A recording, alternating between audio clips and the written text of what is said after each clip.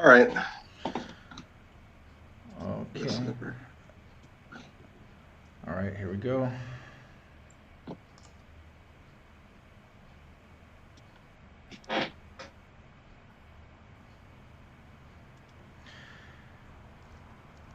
And welcome everyone. Thank you for joining us for the 2022 Texas Chess Association state qualifiers for the National Barber, Denker, Rockefeller, and Haring Championships. I'm Abel Talamantes. And joining me is FIDE Master and International Arbiter Tom Brownscombe. How's it going? It's going well. I'm having a few wonderful weeks of chess here. Last weekend, I was in Chicago for the Chicago Open. Right now, I'm in Vegas, and we'll still be in Vegas next weekend for the Las Vegas International Chess Festival. And today, we're going to have some fun looking at the Texas Chess Association Scholastic Finals, where we have 24 young players trying to qualify to represent Texas in some national championships. And it's always exciting to do these events because a lot of these kids, this is sort of the next generation of players. And so, for those that don't know, these qualifiers are for it's like a state champions tournament that happens at the U.S. Open every year. That'll be in Southern California at the beginning of August. So they are competing for a spot to represent their state to play against the champions of all the other states at the U.S. Open. So we have the elementary championship, a middle school championship, a high school championship, and a girls championship. So pretty exciting. We got the top six in each category uh, playing a tournament, and winner takes all, literally. And the games have started, and the one game that I have up right now is from the Haring. It's I'm pretty sure this one is from the Denker that you're oh, this showing. is the Denker. Yeah, this is the Denker. A FIDE master. He is the highest rated player in the whole tournament. Devi Prasath, Sharvesh, rate, his USCF rating is 2351. Extremely high rated, and he's playing Aparna Yelamaraju, rated 1937. And look at these bishops that he has already along those beautiful diagonals. Look at the way he's controlling the A1 to A8 diagonal and the B1 to H7 diagonal already. Our number one seed here, Sharvesh. And if I mispronounce anybody's name, I do apologize.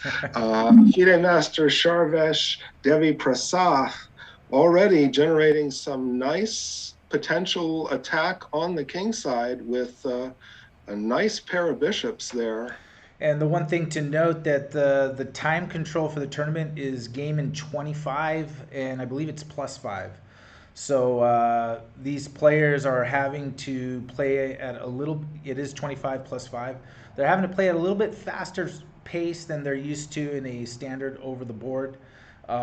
So we will keep that in mind. And from covering similar event in the past, time does tend to be a factor in some games. So we will definitely be keeping an eye on that. And let's take a look at another game in that section. And we have a candidate master, a baby boss, and that's Rohun Trakru, 2186 USCF rated. And Rohun is playing, actually, doesn't have the username, so I'm going to have to look at where the pairing is on there. Venkata Pulabahotla, whose username is Rohith P. Rohith P, 2088 USCF rated. Strong competition in the Denker, as you would expect, because the Denker's the high school. Yeah, and look at these chess.com ratings.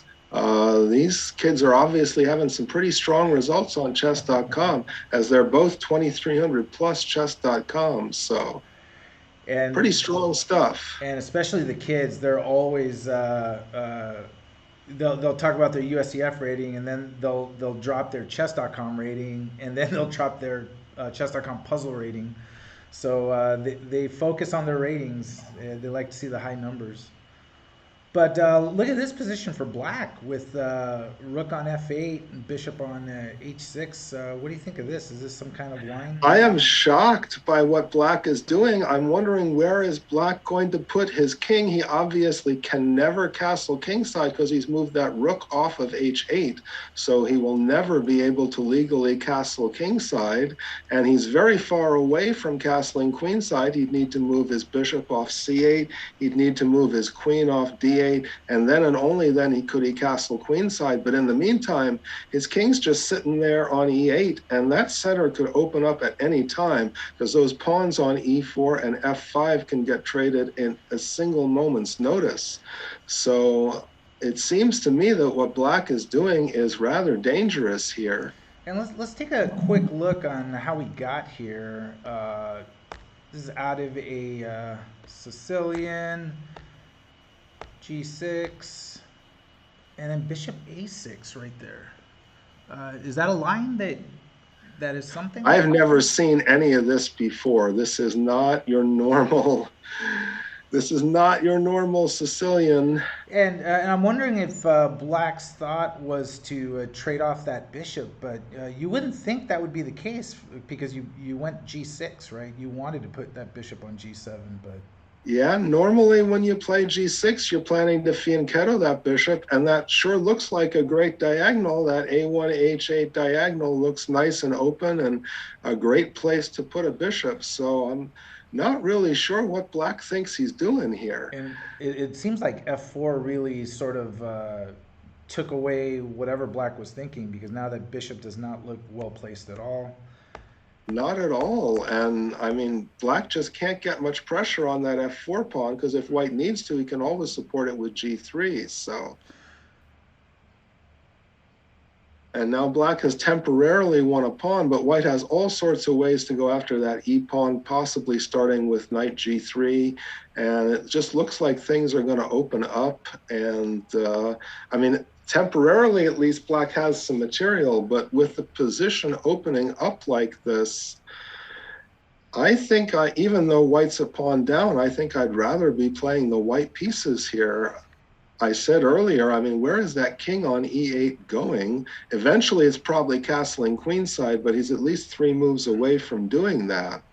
And even if Black castled queenside, it looks like white's got nice development to be able to have some play against the king on that queen side later on. Let's take a look, and we'll keep an eye on this game. Let's take a look at a game from the Barber, and it's this game here. And we are looking at Yakshwag Reddy, 1804 rated. His chess.com user handle is India's Rising Star. Love that. Taking on, yeah, I gotta look at that opponent because Hacker Pro is not the username. So let's see here. Yeah, that's strange. I see this is this is supposed to be Atharva Bis, and his username, according to my information, is SuperPro12. So I'm not quite sure why he's logged in here as Hacker Pro. maybe that's why he hacked in there.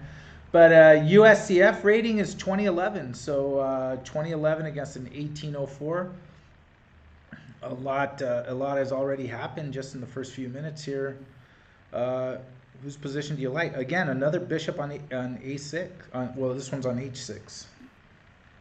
Well, this is a much more calm position than what we were looking at before. And to me, the main feature of this position is that backward pawn on d6. And one of the big issues in this game is, can white keep control of the d5 square, or will black be able to push his pawn to d5? It looks like he might be ready to push his pawn to d5 right now. No, not quite. White has too much control of the d5 square right now. So if white can can maintain control of that d5 square, then positionally, white's going to have a nice game long term against that backward d6 pawn, which will always be a target until the time when black can push it. Do you think a strategy for white would be to put the knight on b4 and then get it to d5, or would that not be? I was considering that, and it has some nice tactical shots because not only are you heading for d5, but along the way with knight b4, you're hitting that totally unprotected a6 pawn. And of course, that a6 pawn is the only thing supporting the b5 pawn. It looks like black has found the other break, though. Black Yeah. is playing f5. Looks like black's ready for some action Jackson chess right here, pushing that pawn and trying to break open there. And there we Yeah, have it. I don't expect white's going to take that. I expect white's going to, well, there it is. I expect white's going to go ahead with knight b4. And played. Yeah, so black needs to do something about that unprotected a6 pawn. You can't let that fall because then you're a pawn down and the b5 pawn becomes super weak. So, And that's the thing. Some players may be thinking they may be so focused on the attack, they're willing to give up that a6 to keep building the attack. But if white's able to hold, then losing that pawn becomes a factor later on. So you got to be careful. yeah, if black gives up that a6 pawn, all endgames are lost for black, and he's totally focused on checkmating in the middle game on the king side, which, I mean, is a fun way to try to play chess, but probably not your best bet for trying to win the game. I expect black's going to protect that pawn on a6 somehow. Although it's not easy. I mean, positionally on the queen side with the weak backward pawn on a6, the weak backward pawn on d6, positionally, black's just not doing well. And if it comes down to queen side play, white's just going to win this game because white is just doing so much better on the queen side. White has the natural lever a4 coming sooner or later. That knight is going to go into d5 whenever it wants to. I'd rather play white. And let's take a look at another strong game from this section in the Barber. We are looking at Eric Liu, 2195 rated, playing white against Lucius Melillo, Mr. Fox, 1963 USCF rated. And before we get into the game, just wanted to give a quick shout out to the Texas Chess Association and its president, Frank Guadalupe, for organizing the event and inviting us. And shout out to the tournament director, Dr. Judith Starry, amazing TD, and she's the one starting the games and in the Zoom. All the players are on a Zoom camera. Yeah, because this is high stakes chess, high stakes scholastic chess. And there's a high stakes knight on f4 that black is rather not subtly threatening to just capture right now. So white needs to do something about that. I don't think he wants to support it with a pawn with g3. So he's going to either have to trade that knight for the bishop on e6 or back off to e2, or maybe go for knight h5. But I'm not sure that knight h5 is quite working there. That may be overly ambitious. And then sort of that knight stuck there if you go to h5, and it's not clear yet how you take advantage of that knight on h5 yet, but you never know. Not yet, but it has no way out. So it's a very committal idea to go to h5. Once it goes to h5, it has no safe squares to retreat to. So I think if I were white, I would just trade the knight for the bishop on e6 and go from there, and probably complete development with a move like rook from f to e1.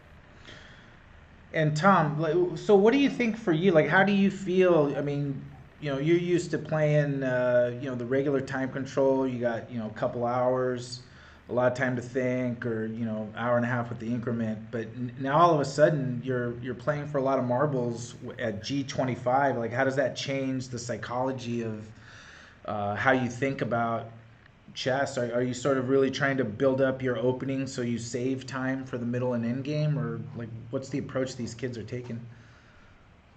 Everybody has their own point of view on this. If you're an experienced tournament chess player, and most of the kids that we're looking at are in fact experienced tournament chess players, especially the older kids playing in the Denker have probably been playing tournament chess for 10 or more years, you have to be able to adjust to the time control. And all these kids have chess.com ratings, and maybe they're playing on other servers as well, who knows. So they're probably used to switching between blitz and rapid and regular classical time controls. It's just something you have to do. The last tournament I played in was the Nevada Senior Championship, and that was a game 25 plus 5 tournament, almost, in fact, exactly the same time control. And yes, I love, personally, I love classical chess. I grew up with classical chess, and there wasn't much rapid or blitz tournament play when I was, a Denker kid. You just have to adjust and go with whatever time control is happening here. And here I've switched to a game from the Rockefeller Championship, the K5. We have Andrew Wu, who's 1930 USCF rated. Imagine that in the K5 section. We have a 1930 rated. Taking on Colin Way, who's 1789 USCF rated. Love his chess.com username. Duolingo is under you. It's always funny to see these chess.com names. But here we got two strong players in the Rockefeller. What do you think? Well, I think it's a pretty strong Rockefeller section. We have four Class A players out of the six players, and the fifth rated player in this section is 1789. I live in the state of Nevada, where our elementary scholastic champion is a 1700 rated player. He would be, if he were in this field, our state scholastic champion would be the sixth rated kid in this field. So this is a pretty strong field of mostly fourth and fifth graders, probably. I don't have the grade information, but generally in this section, can't be above fifth grade because the Rockefeller cutoff is fifth grade. So mostly fourth and fifth graders. And these are some pretty high USCF ratings for such young kids. Yeah, they're coming for us more experienced older older players They in definitely here. are. Also, this is a section where there really is not a big rating difference between the number one rated player in the section and the number five rated player in the section. Only 141 USCF rating point difference between the number one seed in the section and the number five seed in the section. So we should have a lot of close games here. At least according to the USCF ratings, if they're accurate, we should have a lot of close games in this section. And any of those top five players, assuming those USCF ratings are not way off, any of those top five players could potentially win this thing. Definitely a lot of parity in this section. And speaking of parity, let's go to another game in this section.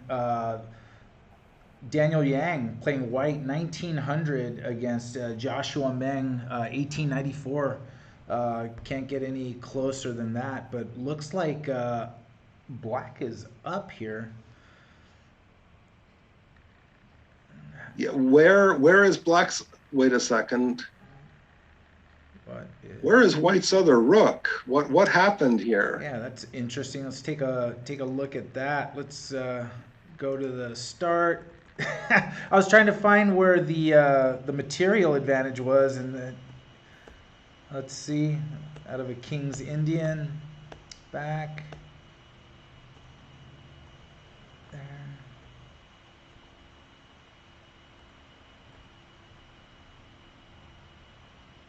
and whoa, right there, right?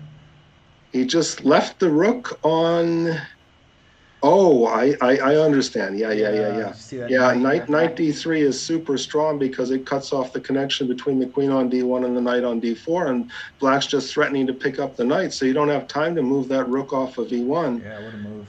Yeah, this is just already a disaster for Daniel Yang, and with good play by Black, Joshua Meng, it looks like Joshua Meng is very likely to start off with a win with the black pieces in this section Yeah, no, because offense. he's an exchange up, rook for a knight, and Tactics. white really has no compensation for that exchange at all. I mean, maybe a little bit of compensation in the form of the weak d6 pawn, but not much.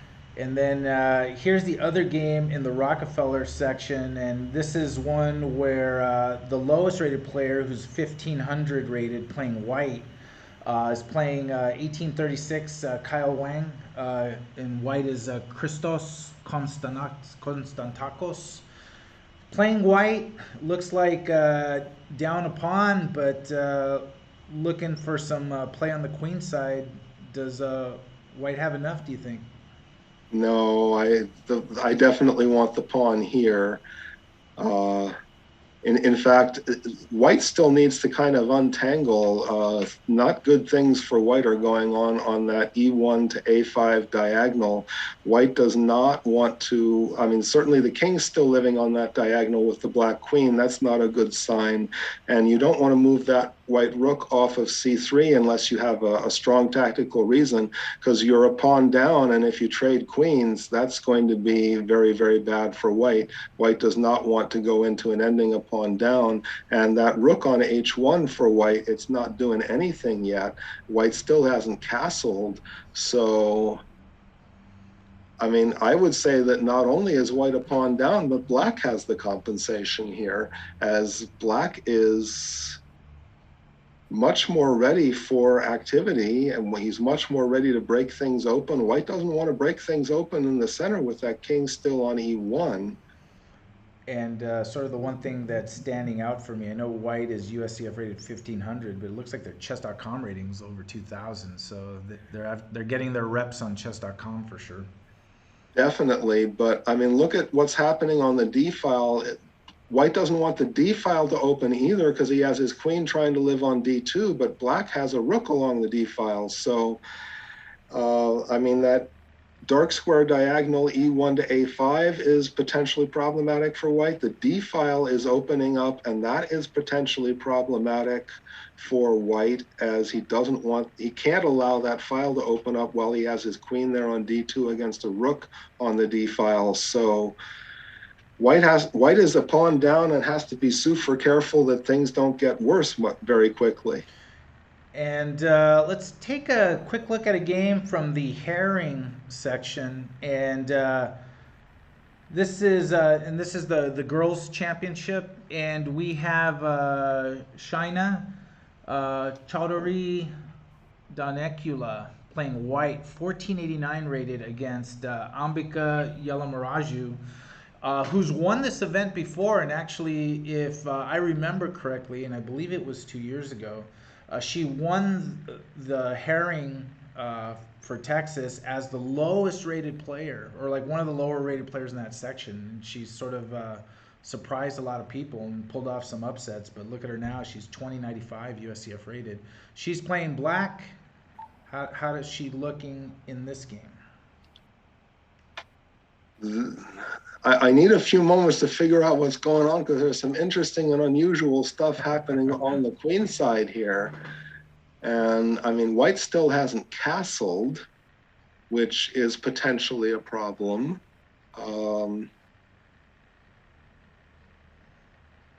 It's kind of I think this is probably looking pretty good for black. Black has a couple good things going. Black has castled and white has not.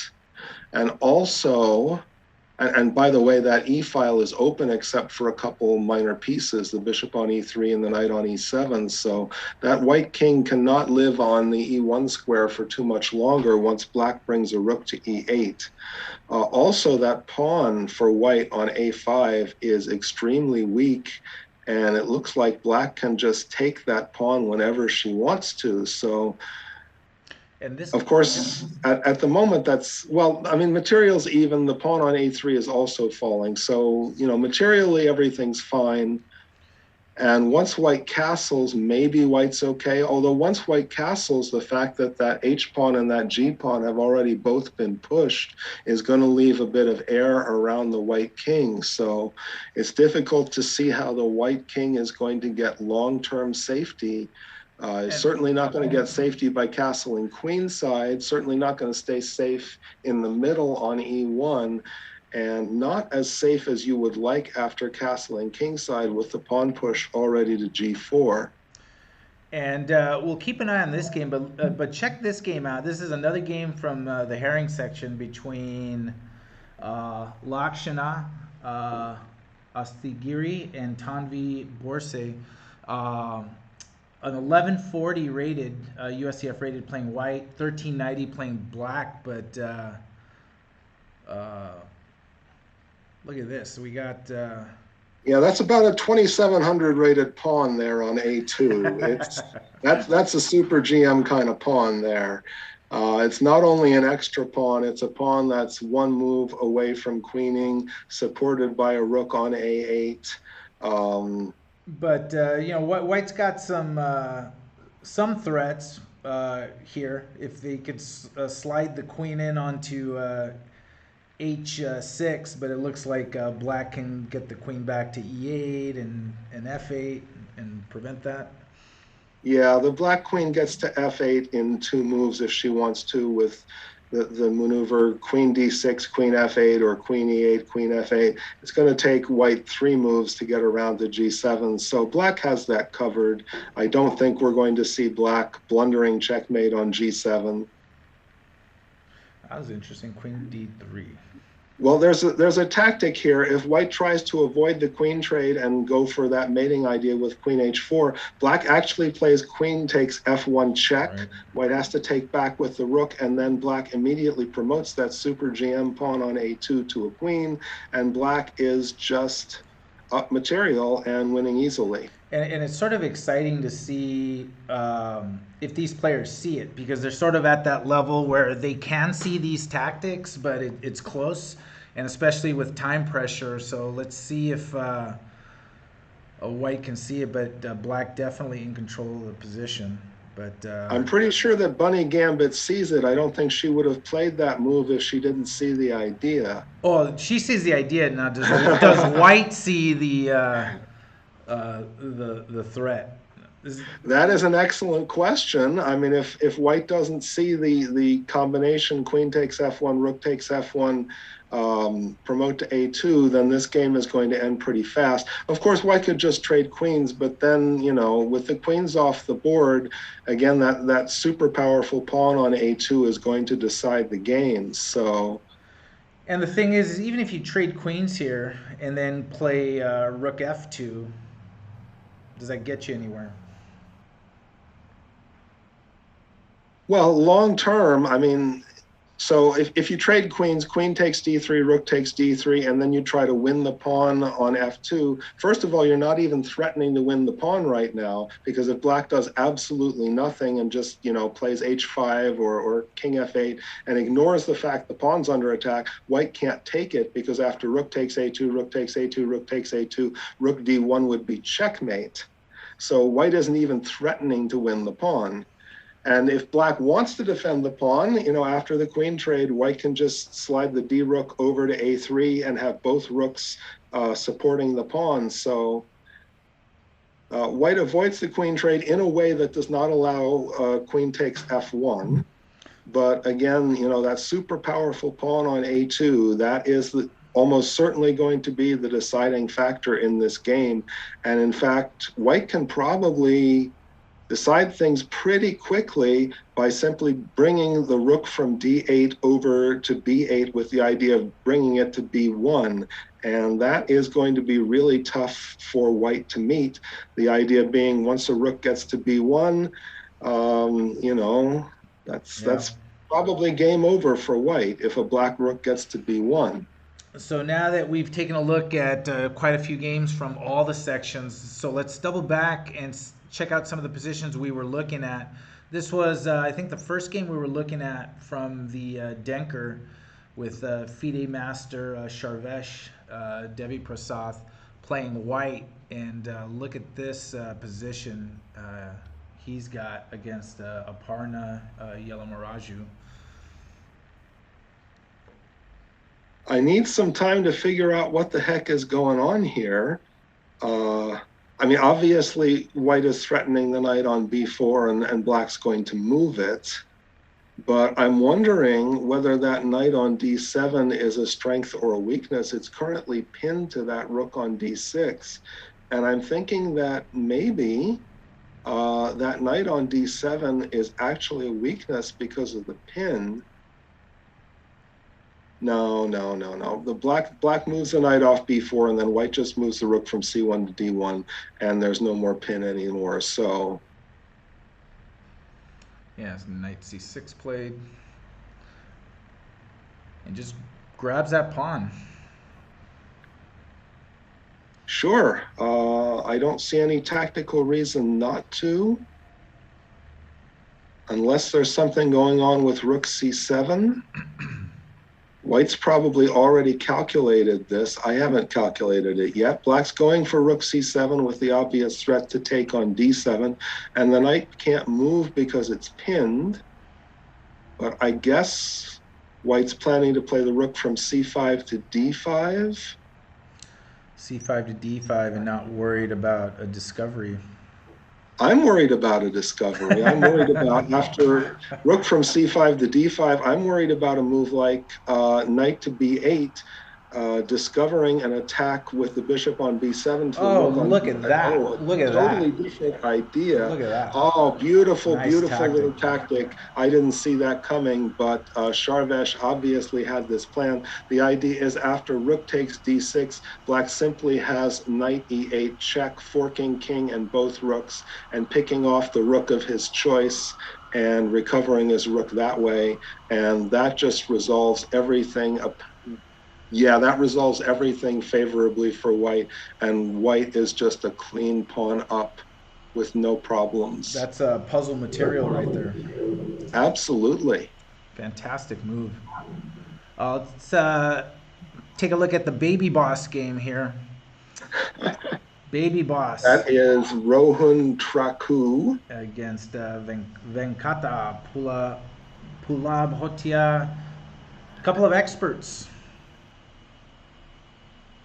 Yeah, the number 2 and number 3, well, number 2 and number 4 rated players in this section. We have 1 FIDE master, 4 experts, and 1 A player in this section. And so we have 2 of the experts, Rohun Trakru against Venkata Pulabhotla. Again, if I mispronounce anybody's name, I apologize. Yeah. What is going on here? And okay, g4 is nothing, forking the bishop and the knight, because black just plays bishop takes e4 and then moves the knight, and in fact would capture the pawn on f4. So white's not threatening to win a piece with g4.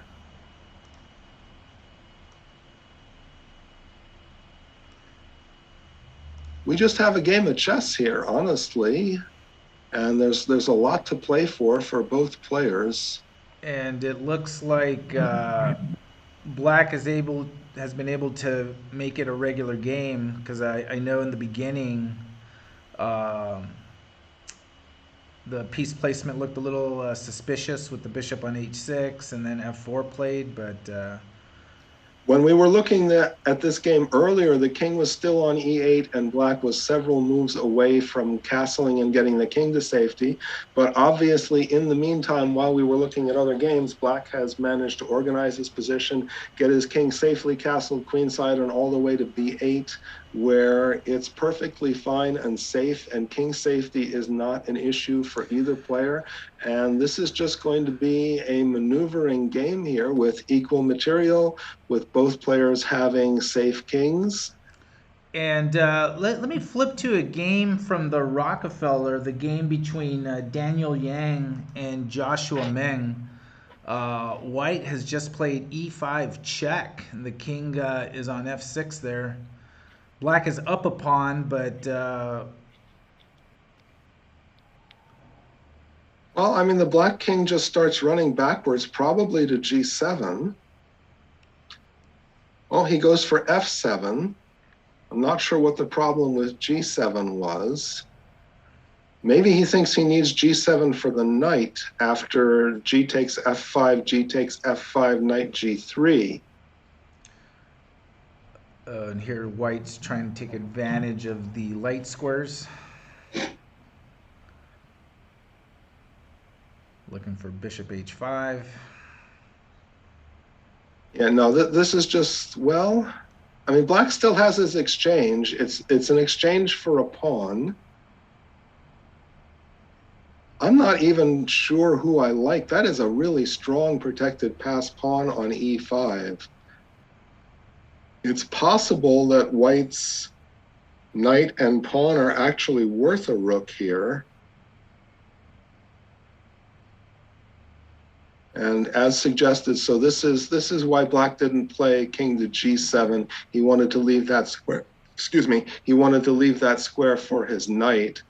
And black just wants to maneuver around, probably put his bishop on e6, offer a rook trade on the d file. Black would love to trade off a pair of rooks, and then he'll have the only rook on the board remaining, and then he can start really using the available open files, the d file, maybe the g file, but mostly the d file. Yeah, I think that black is going to be able to prove that his rook is better than a knight and a pawn. Even though it's a good-looking pawn on e5, black has total control of that e6 square. That e5 pawn is never going anywhere. It's just sitting there looking really, really good. It looks nice. You think, wow, that's a protected pass pawn, must be good. And if white weren't down in exchange, it would be really good. But I think that the exchange is going to prove to be the key element here in this game for black. And just to give a quick update, in the other game we were looking at between uh, Bunny Gambit and the Haring with that pawn on a2, it looks like Lakshana, who's playing white, has been able to trade off the queens. So the drawing chances seem to have increased a little bit for white in this position, or is this pretty? I think they've increased to 0. Black just has an extra pawn. The white rook can never move off of a1, otherwise the black pawn queens immediately. This is guaranteed win for black. If white were Magnus Carlsen, I would still predict an easy win for Bunny Gambit black. This is just a very, very easy win for black. I expect black to play h6 here to prevent the white king from getting to g5, and then he's going to play king e6 and pick off that f pawn and be 2 pawns up. And he has black has a mobile rook. Excuse me, black has a mobile rook. Black will have 2 extra pawns once that f pawn falls, and that f pawn is absolutely falling. Unless that's another way to do it. Black plays rook a5, preventing the white king from ever getting to the 5th rank. Just as good as h6, maybe even better than h6. Maybe black is showing even better technique than my first suggested move, but this is such an easy win for black. I would bet on Bunny Gambit winning this game against anybody in the world, up to and including Magnus Carlsen. That's an extreme level of confidence, but yeah, I mean the king is completely cut. And the other thing for white is white can't even. Well, I mean, the rook is on a5 now, but even on a6, the king can't even move over to f because the rook will take the pawn with check and then just simply move back. So, all right, well, we'll keep an eye on that. Let's see some of the other games. Time is going to start being a factor in some of these games. Let's go over to this one. Being present is also a factor. I'm looking at the results, and it looks like Nethra Vinayagaram has lost by forfeit Yeah, against Kalia Yuke Wang. and she was the lower rated player, but it's still a little bit surprising that you'd go through the qualification process and then. I'm very surprised. But there could be some other factors. It could be something with the internet. Who knows? Who But knows? I mean, she could easily be having technical problems. Maybe her alarm didn't go off. I have no idea.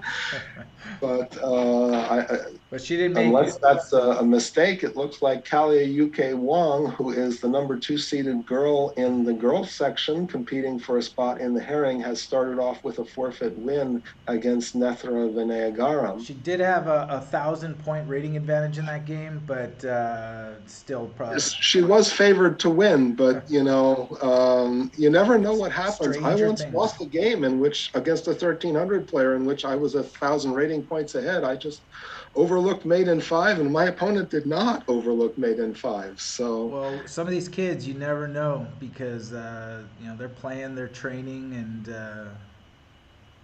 one thing that I've definitely seen, especially in the last 2 3 years, that kids are getting a lot of online practice and training, and they're getting a lot more volume of games under their belt, and they're just learning a lot quicker. So we're back to Hacker Pro, who on my listing was listed as Super Pro. That's Atharva Bist, and he's picked off that pawn on A6. It looks like Black didn't even bother to defend it, and so Black is all in on this kingside pawn. On his kingside attack. All endgames are almost certainly going to be won by Hacker Pro. That's Atharva Bist playing the white pieces with the extra pawn on the queen side. Black has no play on the queen side. The B pawn is weak. Black is totally committed to this attack on the king side. And again, it goes to what we were talking about earlier. It's one thing to load up an attack, but if it's not there, all of a sudden you're left with a queen side where White has all the play and everything and the advantage and the majority, and then it becomes tough. And that's part of next level chess is sort of realizing that, right? That you gain a little advantage on one side, and as long as you hold strong in the other areas, that little advantage is ultimately going to tell the tale. Yeah, I mean, White, when we were looking at this earlier, it was clear that if things came down to what's happening on the queen side, White was winning over there. But Black has put all of his eggs in the king side basket, and he has all of his pieces there. The rook's doubled on the F file, the queen, both bishops are all operating over there, and Black is all in on this king side attack, and maybe it's going to be good enough. I'm not sure. Black certainly has a lot of play. Obviously threatening the queen on g3, that queen will move. F2 or h2, I guess. And in the h2 doesn't look so great. And just to update, Karate Baby, top seed in the Denker, did get that win. Yes, he did. So starting off well for that player.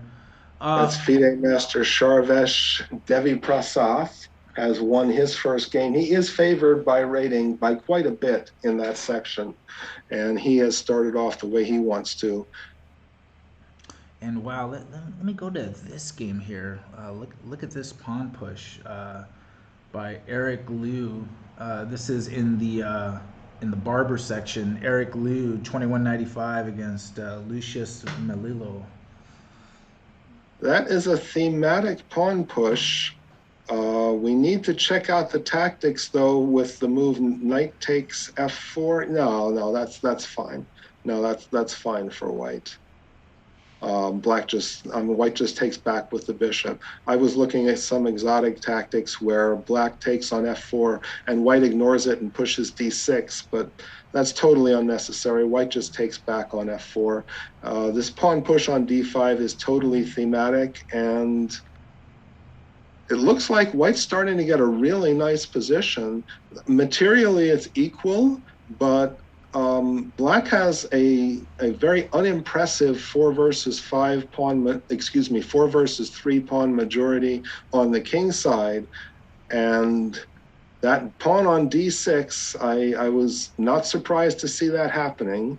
That pawn on d6 looks like a monster, and it's for all practical purposes an extra pawn. It's a protected pass pawn. Things are looking really, really good here for Eric Liu. And by the way, look at his chess.com rating, 2356.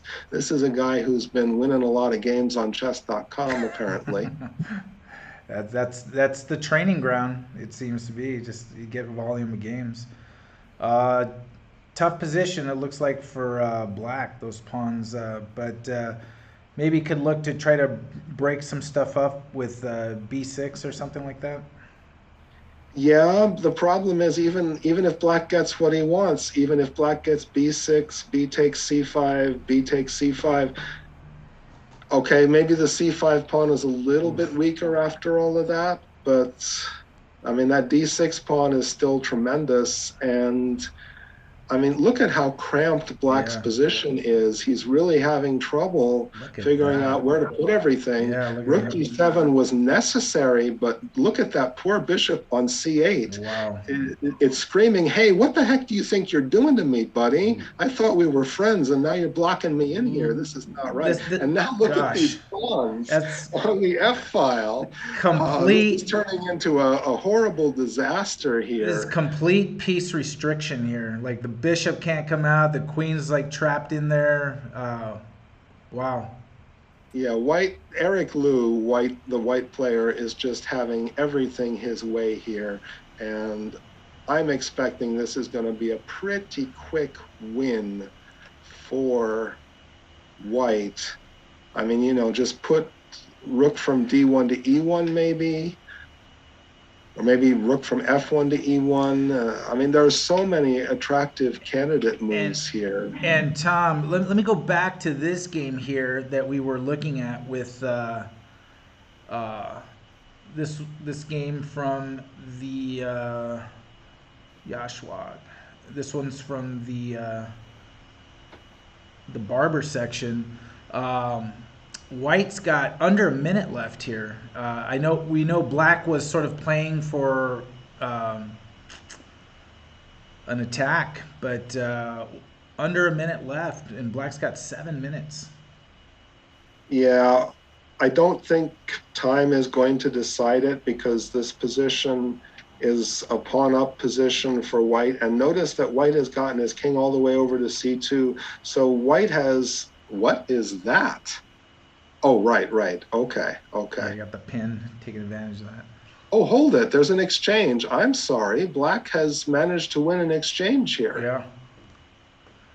And let's go back just a little bit and see where that could have been here. I didn't even notice that. The last time we looked at this game, that was not the case, but it looks like black has picked up an exchange. Oh, look at this.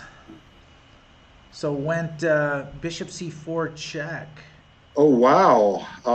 And why could... I'm surprised. Well, white... all right. I understand why white thought that was necessary. The only legal king move here is king e1, but then bishop f4 with the threat of bishop g3 looks super nasty. Ooh, yeah. And, okay, I understand why white felt like he needed to block on d3, and that's how black picked up the exchange. Still, though, in this position, this is the current... even though black has an exchange, notice, by the way, that if black takes that pawn on h5, then the knight on e4 isn't pinned, and the rook on d6 would be hanging.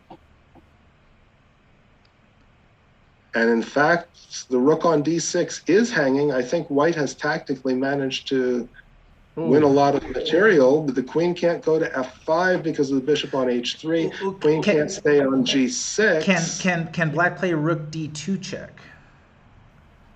No? You can. Oh my. No, because rook d2 check, rook takes d2, rook takes d2, queen takes d2, and after bishop takes d2, h takes g6, and white's just up a bunch of material then.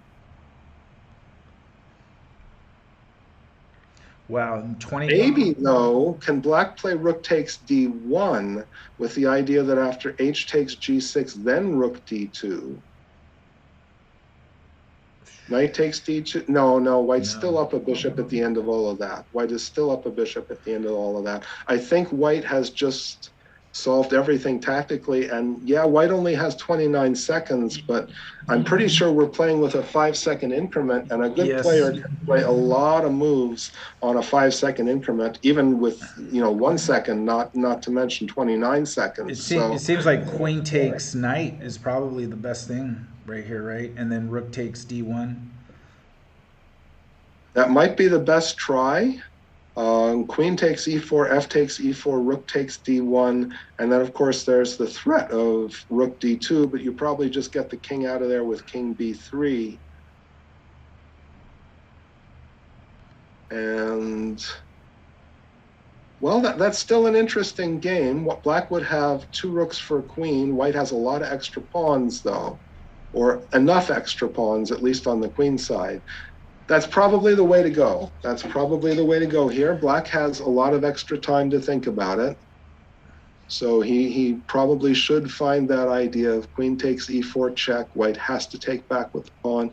Then you take on d1, and it's 2 rooks for a queen and maybe a pawn, depending on what happens with the pawn on g6.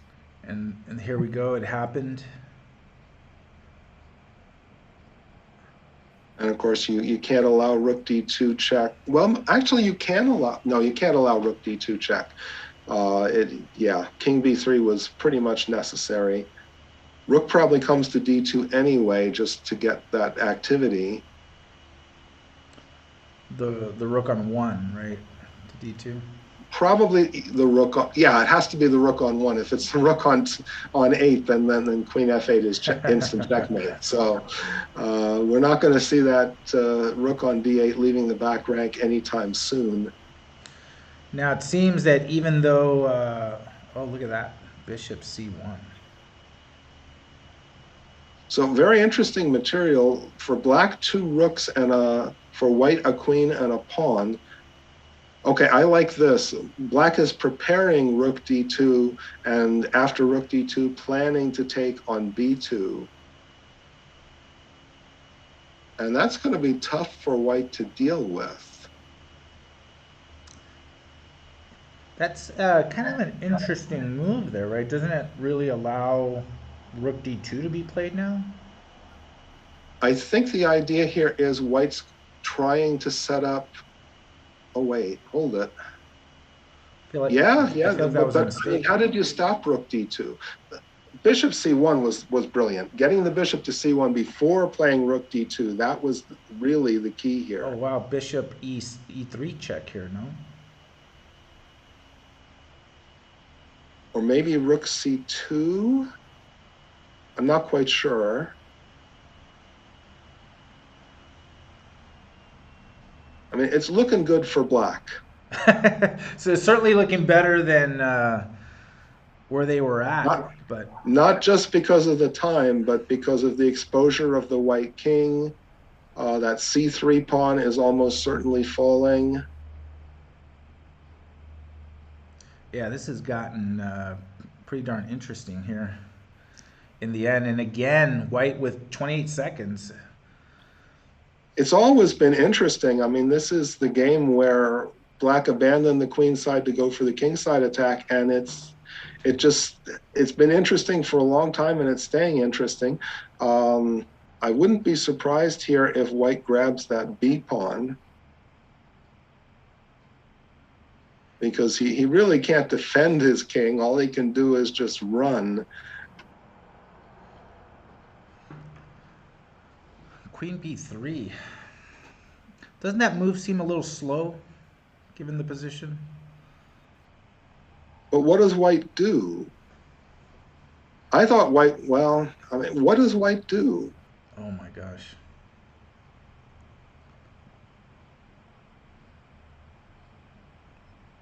This is so scary.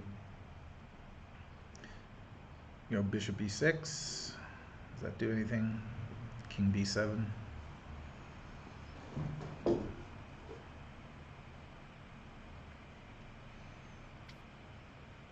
Yeah. Bishop b6, king b7 is forced, and then rook d7 check, the rook on d8.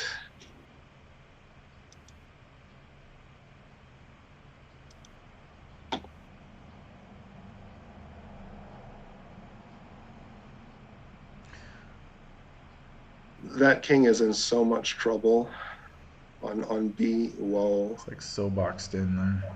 Oh, here. Oof.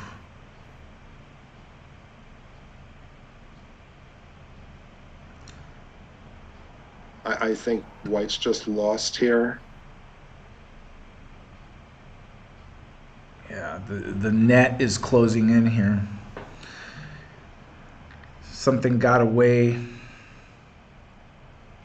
And black has the time.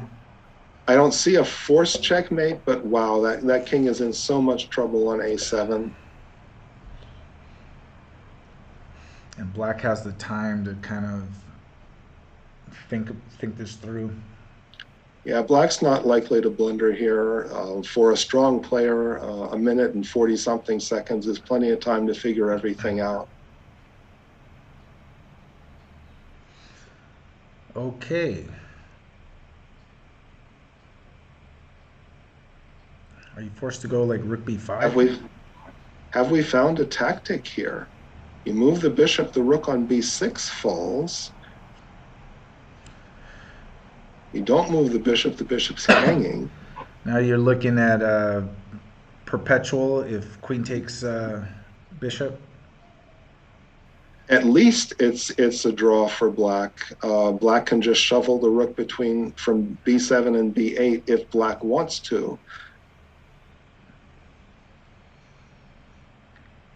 And wow, I don't know why black didn't take the bishop on a5.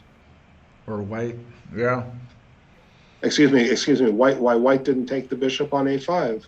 I don't understand. Now black can safely move the bishop, bring it to c3, and then bring it to d4, and that should be the end.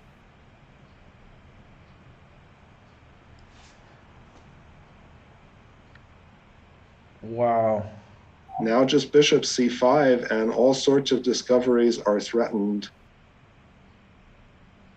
This should be the end. Just bishop d4, so it's protected by the pawn, and I don't know what white does after bishop d4. And played. Bishop d4 has been played.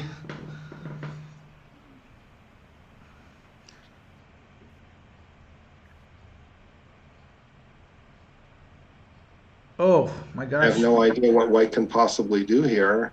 Well, that just loses the queen to rook from b6 to b7 check, and then take the queen is double check. Yeah. That is it. Amazing game played. A lot of drama, but something definitely went wrong there. But nice win by black in that Based game. on what I've seen this round, I would say that was the best game of the round. A lot happened in this game. You talk about a lot happening in a game. Check this game out here. Unbelievable. Let's go back a little bit. This Kyle Wang.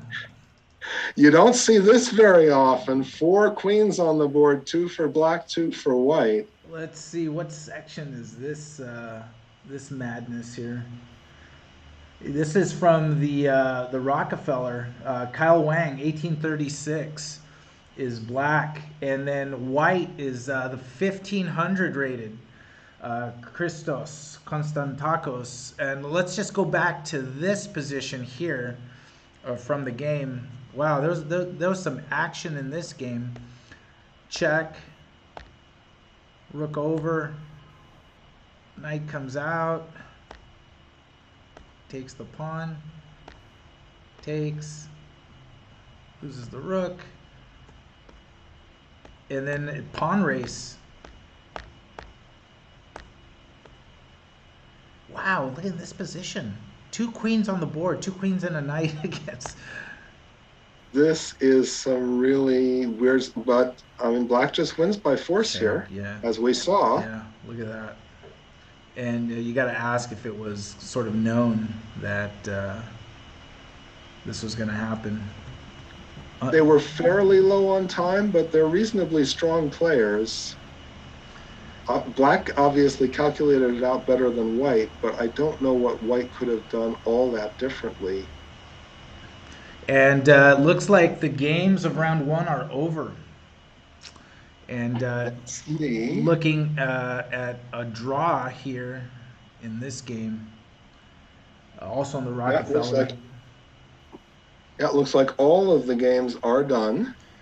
So round one in the books, some great games, and Ambika in the Haring did get that win, and of course Bunny Gambit, as you said, could have beaten Carlson in that position. Did at least did beat Lakshana in that position, so she did convert that one. So Yeah, no, if Magnus came and took over, I would still be betting on Bunny Gambit and offering odds. That position was just too good. so great games and great action and some fighting chess in round one. It looks like round two should be starting in about 20 minutes. All right. 20 minutes. So why don't we take, for the moment, we'll take a 15-minute break. We'll get some water, and then we will be back for the start of round two and get in on all that action. So stay tuned, everyone. Round two in 20 minutes, and we will get back to the action. See you all shortly.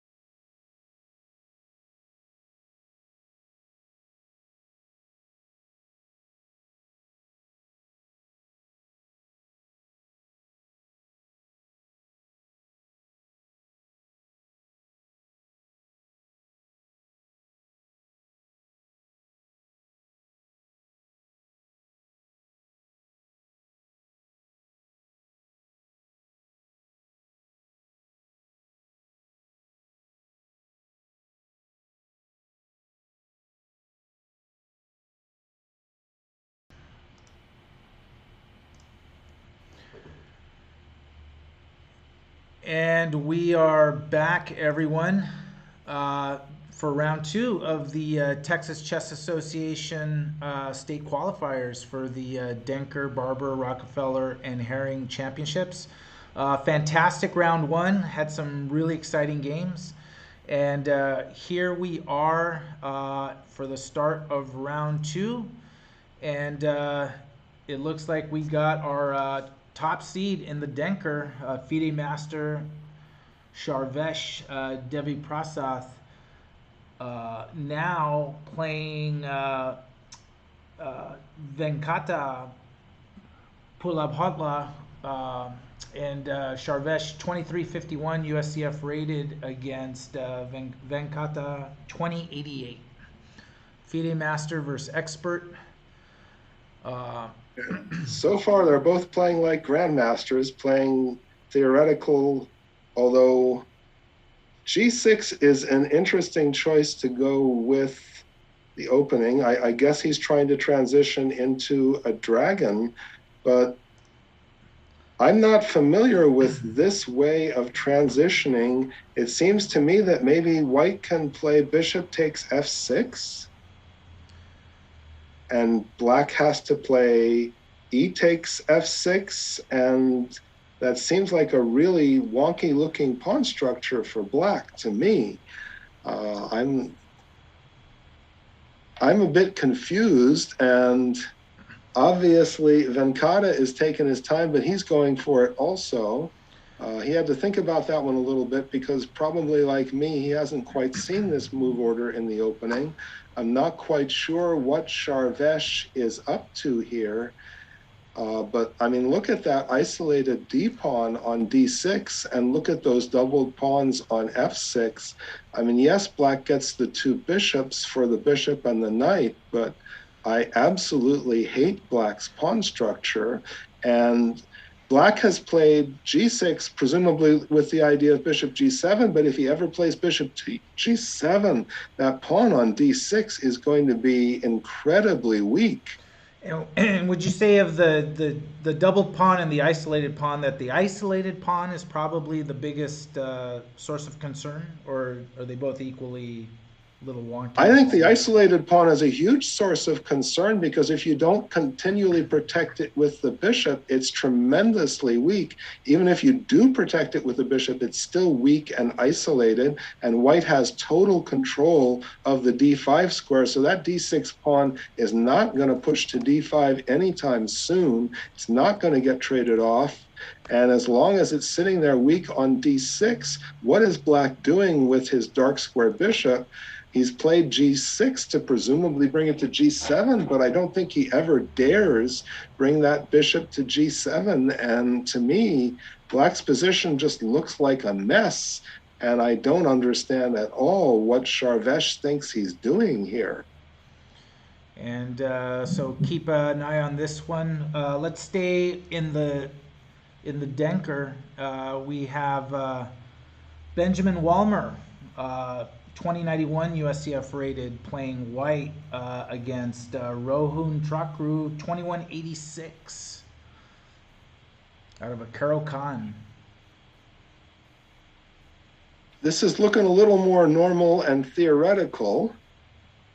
White obviously has the space advantage, but black is able to play around those pawns on d4 and d5 using the light squares, using the f5 square. And I think black is getting a reasonable opening here.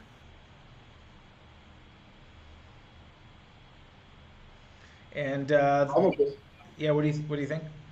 Probably black is getting everything that he wants. I mean, obviously, you know, I don't want to diminish the importance of the space advantage for white. Probably white is a little bit better, but it just looks like, to me, a normal opening advantage for white. And I think black is fine.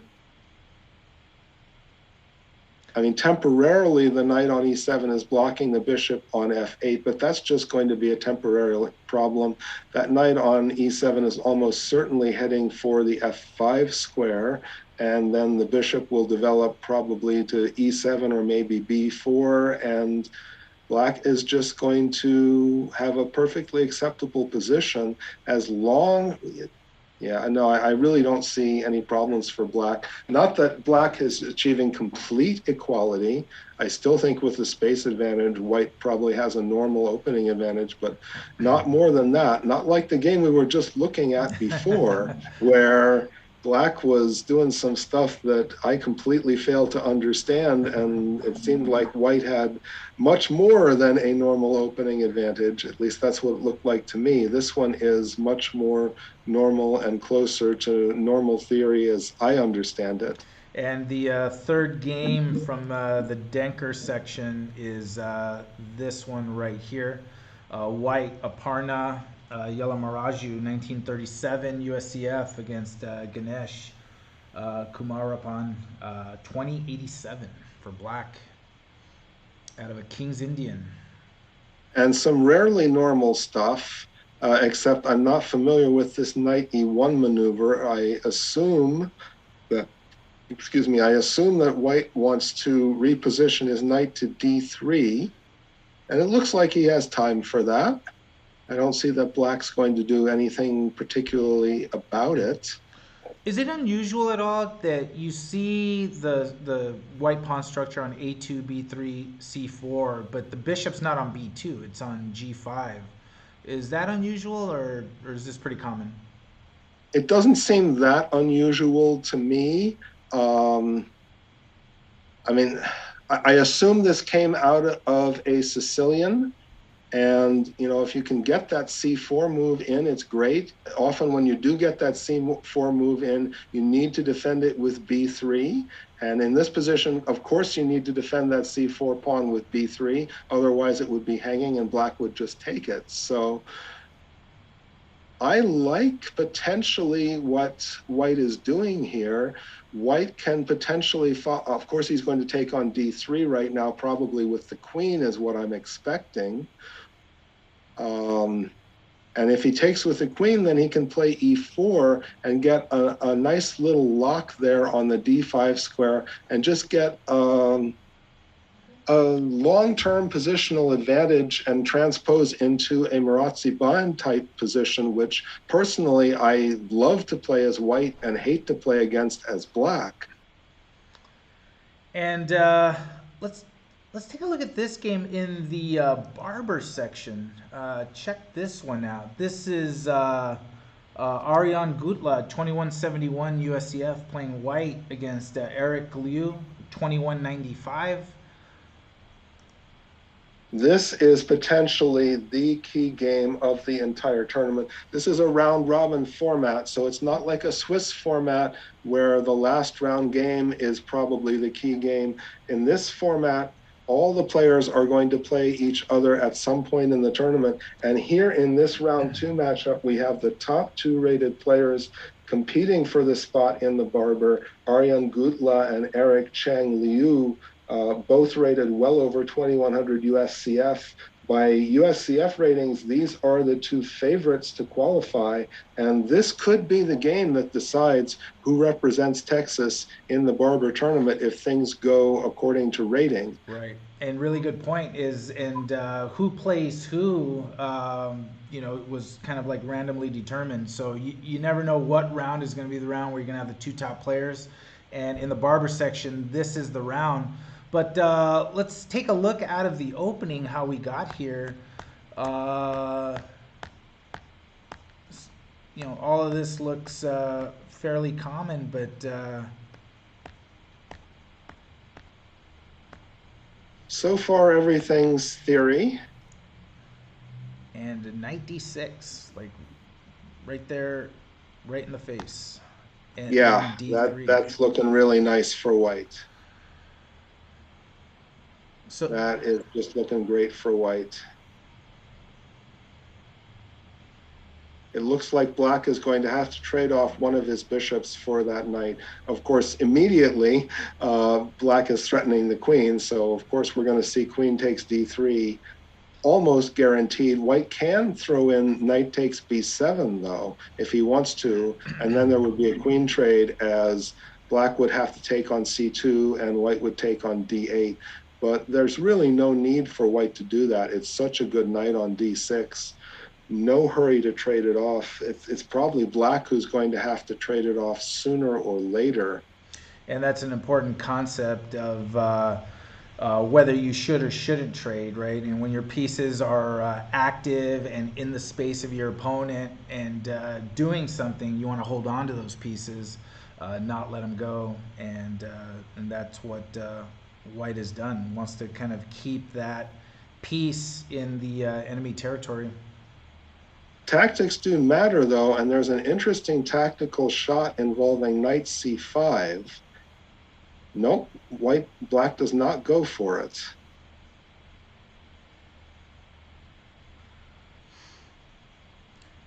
And So we're not going to see the interesting tactical shot, knight c5. It looks like black, Eric Liu, didn't even consider it. Probably he considered it while white was considering what to do about the pawn on d3. And for some reason that I haven't quite figured out yet, black rejected that idea of knight c5. But now so we look. I just think this is better for white. I mean, the bishop on d6 looks great. White has the two bishops against the bishop and the knight. Positionally, I mean, materially, it's slightly advantageous for white, again, because usually two bishops are better than a bishop and a knight, and especially when one of those bishops is that beautiful looking bishop on d6 that is really annoying black's position. Black can play around it, but I mean, black has trouble using the dark squares in his own camp because that white bishop has invaded, and we're almost certainly going to see now, again, I'm still wondering if there are some interesting tactics involving knight c5, though, because the bishop is pinned on d6 after knight c5. So maybe knight c5 is still working here. And let's another game from the Barber section is this one.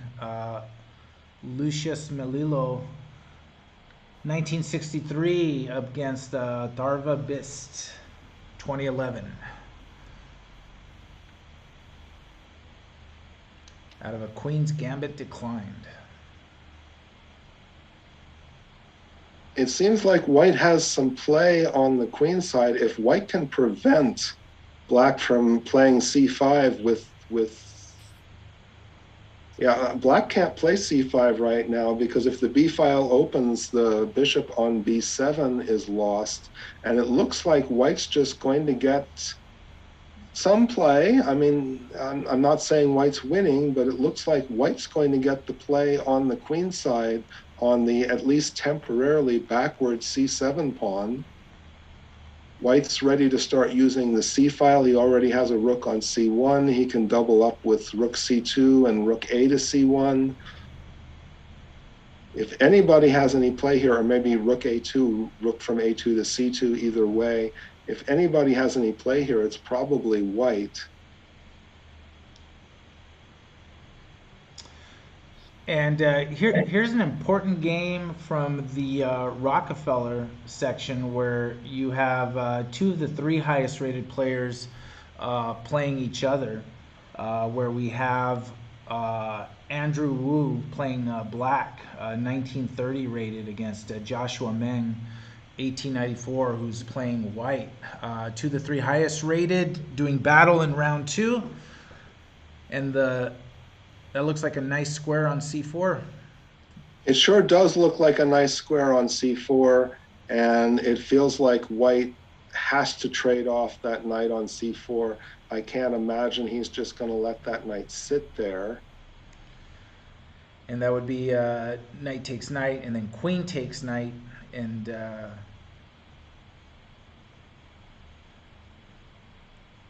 that could result in a queen trade. Queen takes c4, rook takes c4, and maybe black's a little bit better, but I mean, black certainly has a little bit of play along the c file, and eventually he wants to try to play b5, b4, but it doesn't look like much. And since that knight on c4 is so strong, it's hard for me to imagine that white is not going to try to trade it off. I can't imagine that white would even attempt to delay trading it off. So I think we're going to see some trades on c4, and we could be slowly but surely heading. Oh, this surprises me a little bit.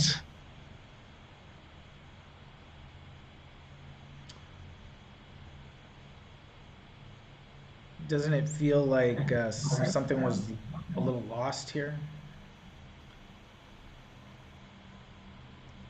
I mean, I think white's not going to have much play. He temporarily had a very minor threat to take on h6, but of course, after king h7, black has that covered. And it seems like black just has long-term play on the queen side on the half-open c file. And I don't know where black is getting his play. So playing it this way, it just seems like black has a slow, long-term pressure along the half-open c file. I expect that black is going to play b5 to try to make it very difficult for white to ever play c4. Right. And just keep trying to, improve the rook on f8 and just try to use the half-open c file and keep pressure on the pawn on c3, which cannot be defended by another pawn if it can't advance to c4. So. And I'm looking at an interesting looking game also here in the Rockefeller. It's this game here between Christos Konstantakos, who's 1513, against Daniel Yang, who is 1900. Daniel Yang playing black. And it looks like we got 3 minor pieces for black and a rook, and then 2 rooks and a bishop. Yeah, it's interesting material. It's effectively bishop and knight for rook and 2 pawns. Bishop and knight, though, is frequently so much better than a rook that even with 2 pawns, my initial reaction is I prefer black here. I mean, if you go with the traditional values for pieces, rook and 2 pawn is worth 7, bishop and knight is maybe worth a little less than 7. If you go by the idea that a pawn is worth 1, a rook is worth 5, a minor piece is only worth 3, but obviously there's a rook trade being offered on the c file, and it's very difficult for black to avoid that rook trade, because if he avoids the rook trade, he's giving up the c file. And he is avoiding the rook trade, trying to keep the rooks on the board. It doesn't just feel like the 3 minor pieces, especially those bishops, like pointing at the king side over there, are going to really influence the game at some point. I would prefer to play black. It just feels to me like black has more potential. I mean, 2 minor pieces against a rook, even though white has a couple extra pawns, those 2 minor pieces should have a lot more potential. Should be a lot more interesting possibilities for black. I don't see anything immediately in the position, and white is probably wisely trying to force some trades here. Yeah, especially one of the bishops at least. This absolutely forces a trade of the dark square bishops.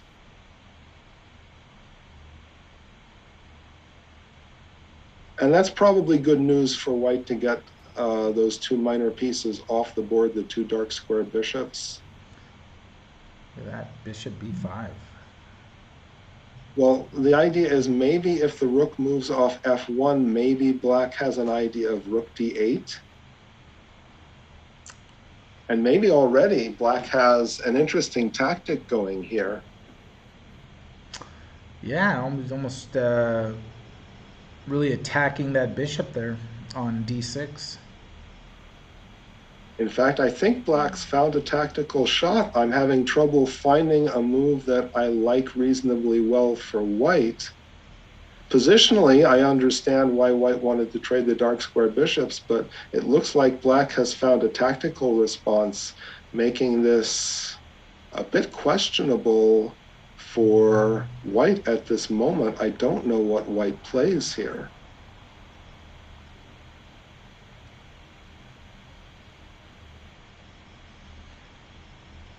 Rook I mean, F1. what if white plays bishop takes b? No, he goes for rook d1, but now there's rook d8 for black, and that bishop on d6 is pinned.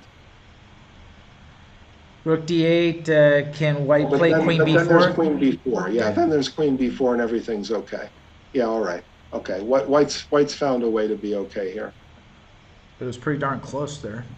There are still interesting and weird things going on because after queen b4, there might be some interesting potential tactics with bishop e2.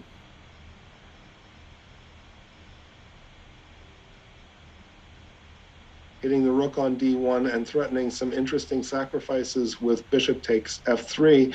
And with the queen on b4, it's not quite defending the king side the way you want it to. It's still laterally defending a little bit along the fourth rank, but it's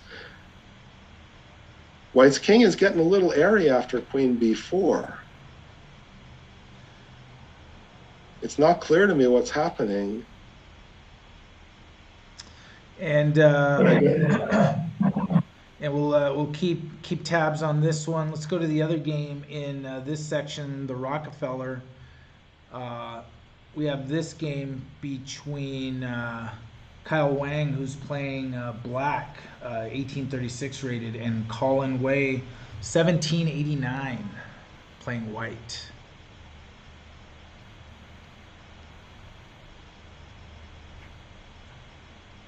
And Colin has, excuse me, yes, Colin has some interesting advantages here. He has the two bishops against the bishop of the knight. Black has some ugly looking double isolated pawns on the b file, and white has a really nice pawn on e5. So it appears to me that white has pretty much everything going his way in this position. Except he doesn't have, well, I was about to say he doesn't have significant material, but I mean, two bishops can really outplay a bishop and a knight in positions like this where you have a lot of pawns, you have pawns on both sides of the board. I think things are looking pretty good for white here. And let's let's go.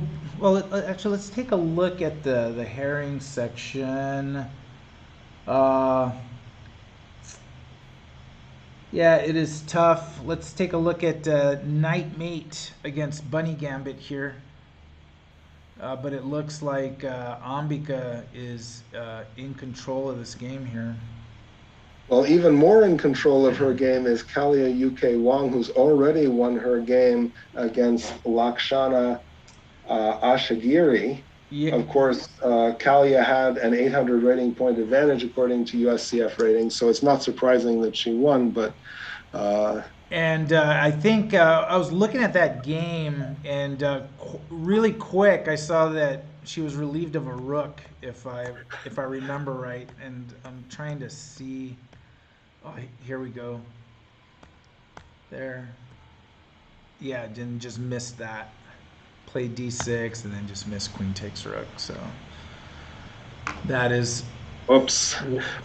That is what. Well, I mean, yeah, but I wouldn't say she missed queen takes rook because both rooks were hanging. So. Oh, that's right. That is right. That's a fork. Classic fork right there. Yep. Tough one there.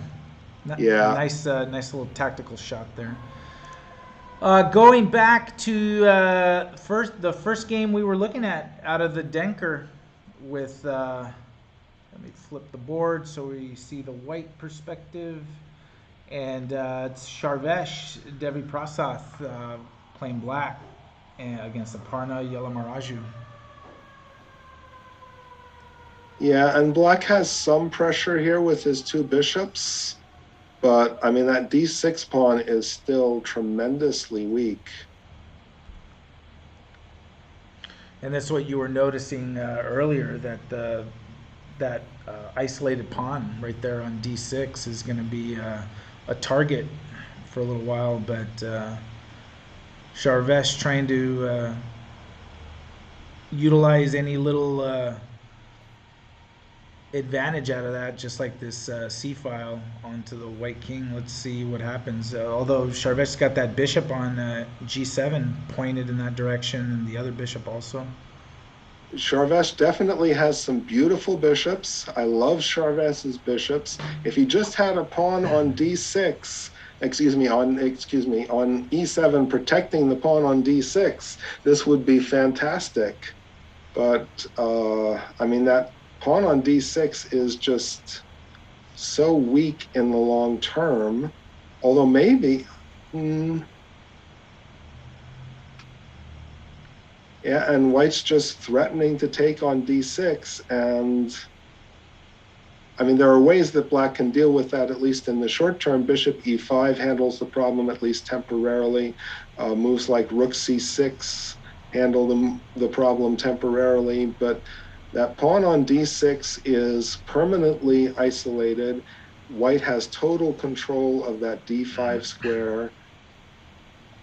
And yes, the bishops are beautiful. I mean, I love Charvesh's bishops. Absolutely, Charvesh's bishops are wonderful and fantastic. But that pawn on d6 is just so weak. I think I prefer to play white here, even though Charvesh has the beautiful bishops. Yeah, and when white's threatening right now. Yeah, nice Now, position. white is certainly threatening rook takes d6 or queen takes d6, either one. No, actually, he's not threatening queen takes d6, because after queen takes d6, queen. No, he is. He is still threatening. Yeah, he's threatening to take it either way. Black probably needs to play either bishop e5 or rook c6 or wow. Yeah, he's trying to take advantage of the fact that the knight can't take the pawn, right? Or else rook takes c2. And if rook takes, I missed this tactic. I thought white had d5 under control. If rook takes d5, rook e1 check. Okay, Charvesh has found a way to just push his pawn. It looked to me like that d5 square was totally under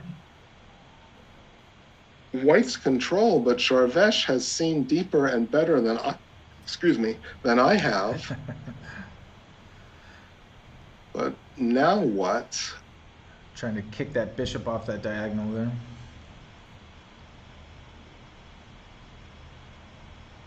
Bishop e6 doesn't look like much fun, because then, I mean, okay, Charvesh has succeeded in playing d5, and I absolutely congratulate him on seeing that tactically that works. But he still has the problem that white has the d4 square under control.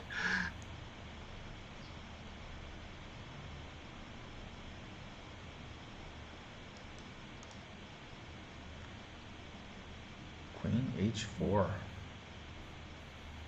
I'm confused.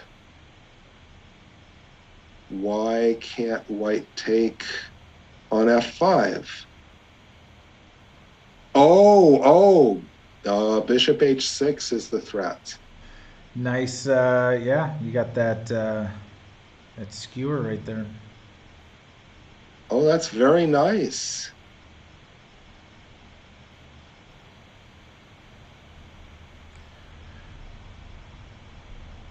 I'm wondering, I mean, white can play g5. That's not what white wanted to do when he played g4, but he can play g5. I'm wondering if there's anything else that white can play besides g5.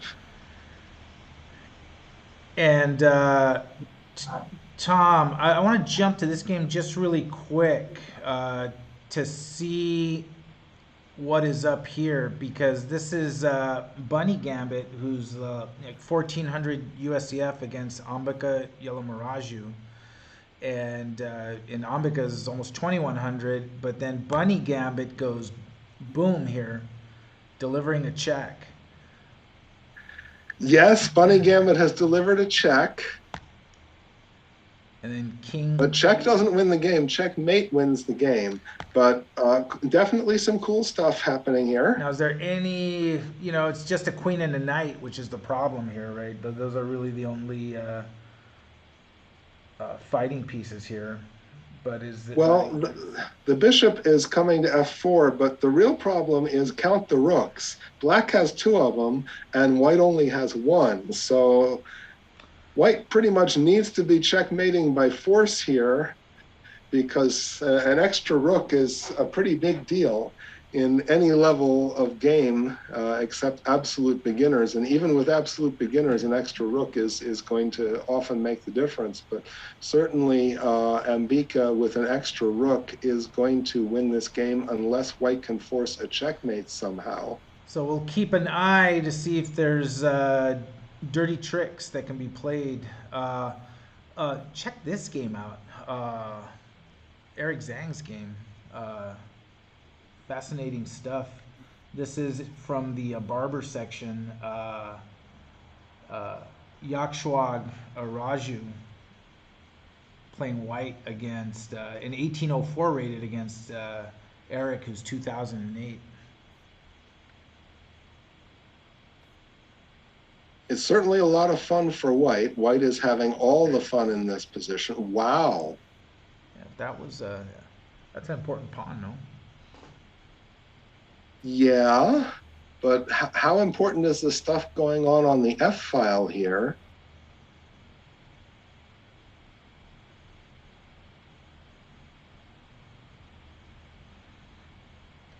I'm trying to figure it all out. I mean, we can have massive rook trades on f7 and then queen f3 check, and that queen is coming into it. I can't calculate it all fast enough. And a reminder, all these games are being played at game in 25 with 5-second increment. G25, 5-second increment. So, and Eric Zhang is already down to 8 minutes left.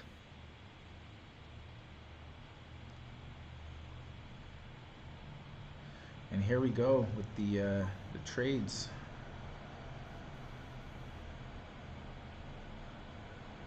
So obviously black has to take back. It's his only move. And of course, black has to take back. And now I expect queen f3.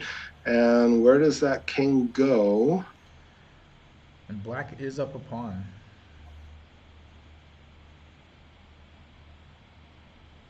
Temporarily.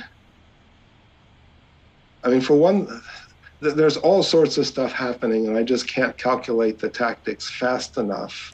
Because it seems like black's got to go to the back rank to avoid any checks.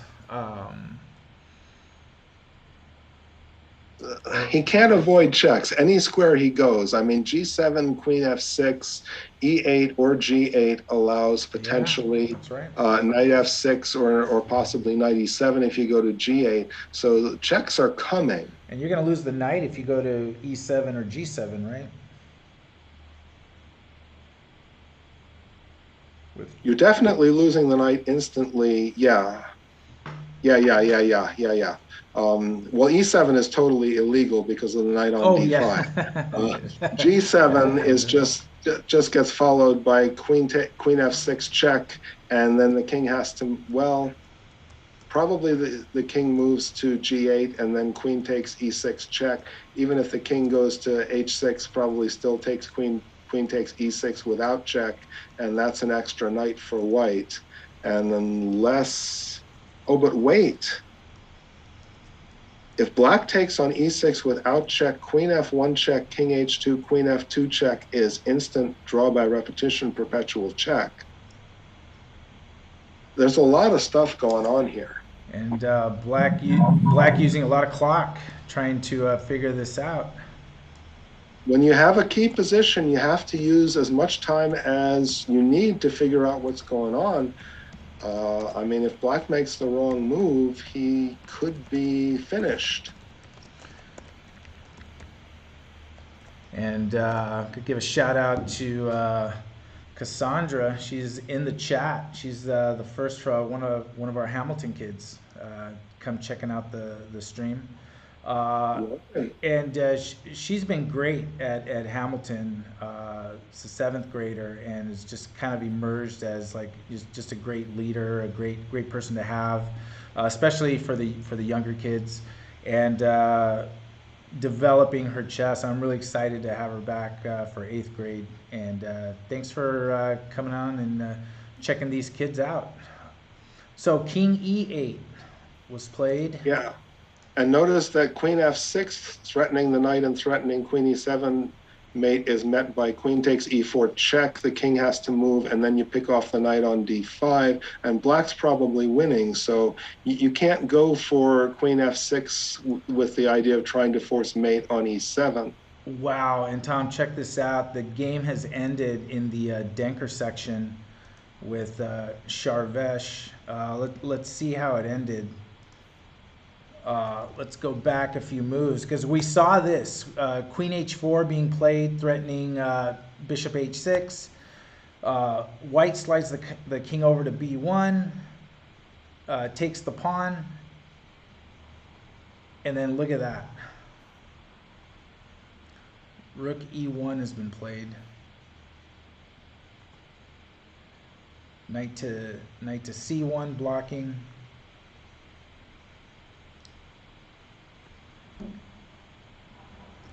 Oh yeah, that's the end of the world. That's just Yeah. universe ends. Right, and Rook's being The threatened. big crunch happens. Existence is destroyed. Just all kinds of negativity coming down. Rook being threatened. If it moves, the rook's gonna mate you right here. So fantastic. Yeah, the rook absolutely cannot move. It just has to sit there and allow itself to be captured because of any rook move allows rook takes C1 checkmate, protected by the bishops. So nice tactics and not a FIDE master for nothing. So very cool. So let's go back to another section here. Actually, no, this is in the same section. The baby boss. This is Benjamin Walmer and Rohan Traku. two experts. Trakru, excuse me. Two experts fighting it out. I think with the number of experts that we have in this section, we're always going to have two experts fighting it out in every single round. Especially in the Denker, yes. Yes, this is almost an all-expert section. Well, 4 out of 6 anyway. So yeah, we're always going to have two experts fighting it out, and at least one game every round. That is certainly a nice-looking knight there on C5. Right, everything on the queen side in this game. That is a knight that is easily worth a bishop, in my humble opinion. Yeah, it looks like white has all the play here. He's going to bring his rook from F1 to C1. He's going to have all the play on the C file. And from the Haring, knight mate did finish the job against Bunny Gambit. Bunny Gambit just did not have enough on that attack.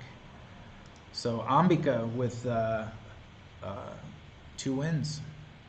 In fact, all of those games are over, and our two favorites, Ambika and Kalia, are looking good so far.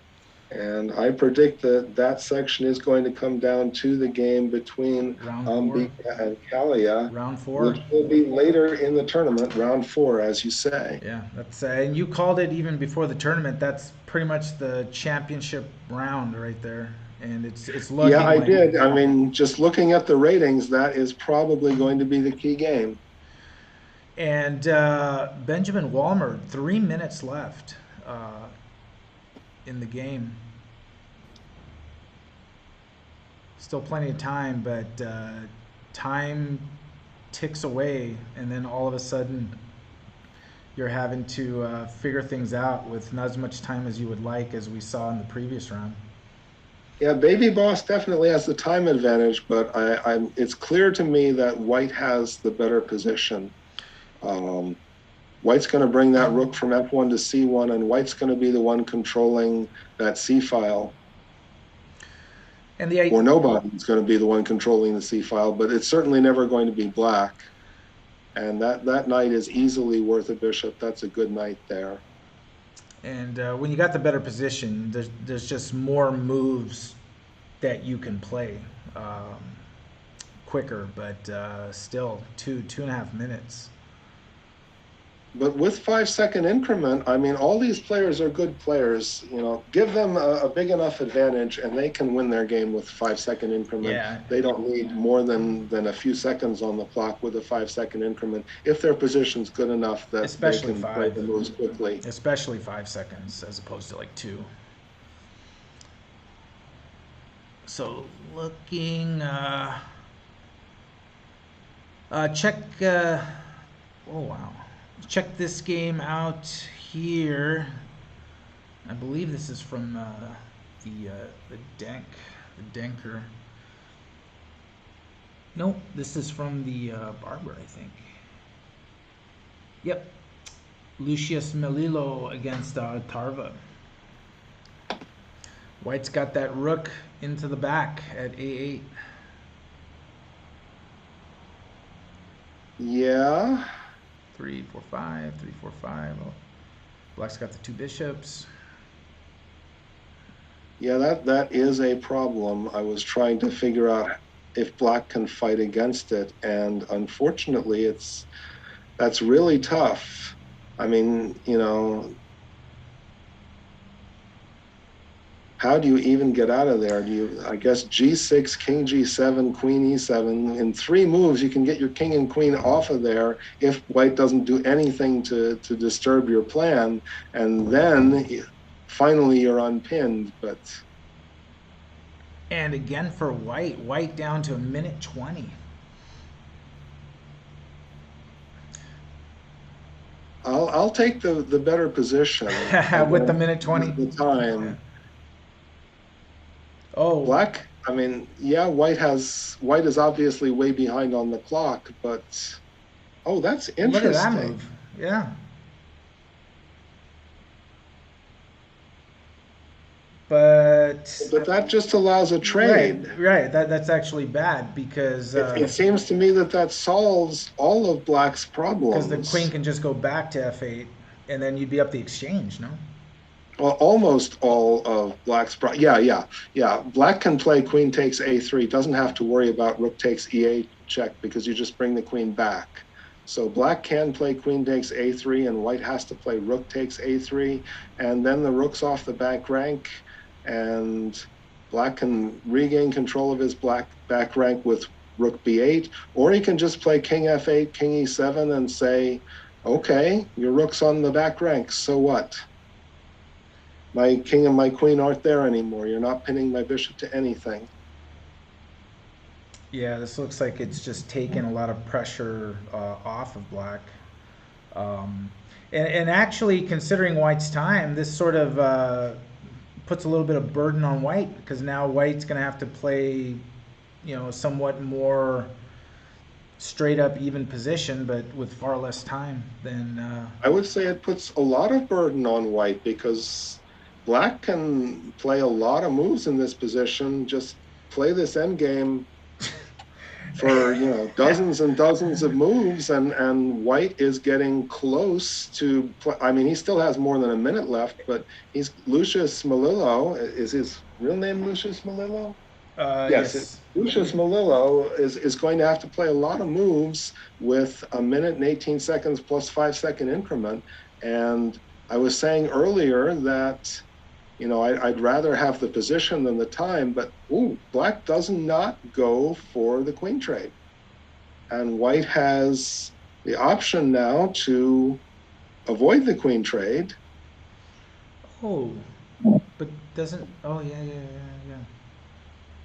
Huh.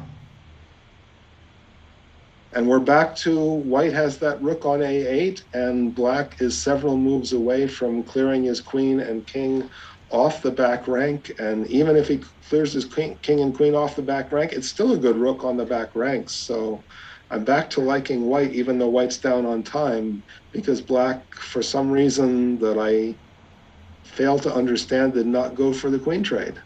And just on a side note, because I'm noticing this Karate Baby, the top seed in the Denker section, uh, is seems to not be too worried, Sharvesh, not to be too worried because he's playing nonstop bullet as in between the rounds. So Oh, I see that. Well, 30-second bullets. So some people have a different point of view on bullet than I do. I play in a league called the States Cup for Team Nevada, uh, and one of my teammates, National Master Mike Zelazny, he deliberately plays bullet before every match. He says it warms him up and helps him get in the right spirit of being ready for time scrambles. And I think he's crazy, but he has great results in the States Cup, so he must be doing something yeah, right. you can't argue with the results. So, well, And, to me, you practice what you're going to play. If you're about to play rapid with, a 15-minute time control, I think it's crazy to warm up with bullet. And I think that what Karate Baby Sharvesh is doing, playing bullet between rounds of game 25, 5-second delay, I think that's kind of crazy. But I can see on my side screen that's what he's doing. And certainly so far, he's doing fine in the tournament. He's playing 30-second games here. and in this position, Eric Zhang, who's black, has declined a draw in this position. Four pawns and a knight. Do you see uh, any player having an advantage here? Black has a very, very slight advantage at the moment because he has the better placed king. Well, now that pawn on b2 can be attacked, right? Because now that black has fixed that pawn on a4, black is threatening knight Oh, d3. yes, yeah, absolutely. There's a tactic there. Oh, wait, this might just be winning for black. Because What does white do? black placing this pawn here does not allow this one to advance if it gets attacked here. And then it looks like if you just push the pawn up with the knight defending, that pawn would push upward. Yeah, but if you play b3, then a3, and that black pawn is getting dangerously close to queening. So I think black's just picking up a pawn, knight d3, and if knight c3 to try to win a4, you take on b2 and you defend a4. And Eric Zhang was correct to decline the draw. Even material, yes, well, still technically even material, but that pawn on b2 is gone, and now that extra pawn is huge. Yeah, because that knight's got to stay in that area to keep that pawn from advancing, and sort of, you know, you're sort of isolating the knight to a certain area, and then black can play the other side of the board. But the black king is closer. Can the black king just rush on in there, c6, c5, c4? I guess the white king maybe just gets there in time. King c6, king f3, king c5, king e3, king c4, king d2. I guess the white king is just kind of getting there in time. But yeah, black just has an extra pawn. He can play it any way he wants. That extra pawn in such a simplified endgame should make the difference. We will definitely keep an eye on this game. Let me switch to the Benjamin Walmer game here and just see where we're at with that. This one's out of the Denker against Rohun Chakru. Looks like black's got the play here on the queen side.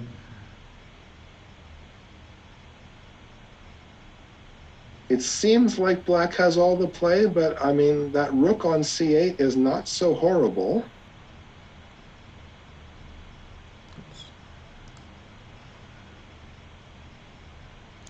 And 7 seconds, Yeah. 8 seconds for white. But with a 5-second increment. 5 second increment.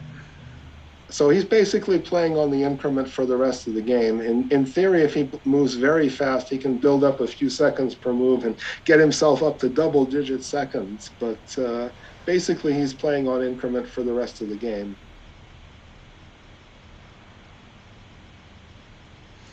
And with these players, although the young players don't seem to do this as much as like the more seasoned players, is you get lost in calculation, um, and you run out of time when you know you should be moving. The clock is a factor.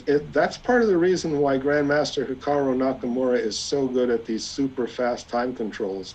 Obviously, the opponents he plays are very strong and also know how to use the clock, but he just uses it better. And Eric Zhang did finish this game.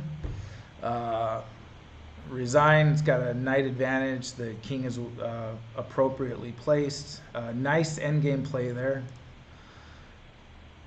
Flipping back to Lucius's game here.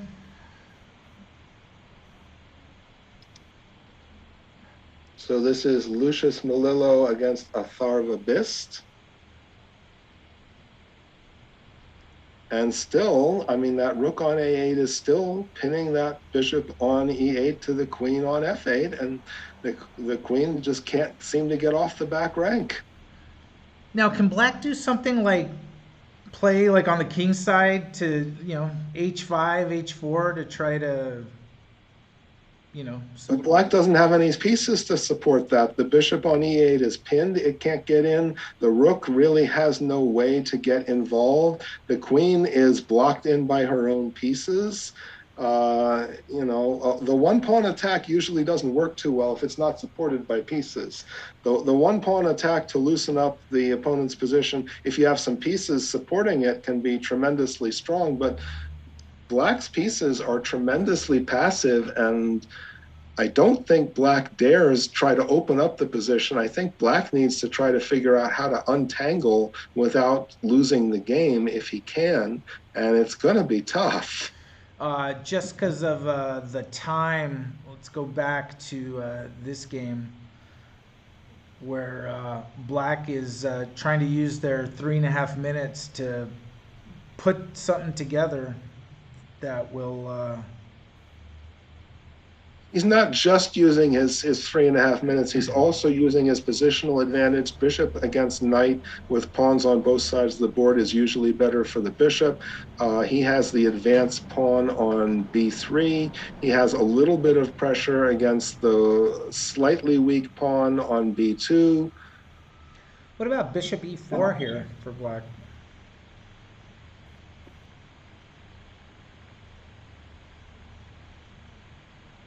Bishop e4, you're looking to get queen d4 at some point. Yeah, I mean, bishop e4 threatening, bishop takes f3 followed by queen takes d4. That's one way to try to win. And you just put pressure on your opponent. You have the big time advantage, you have the positional advantage, and a good player is going to squeeze this one out.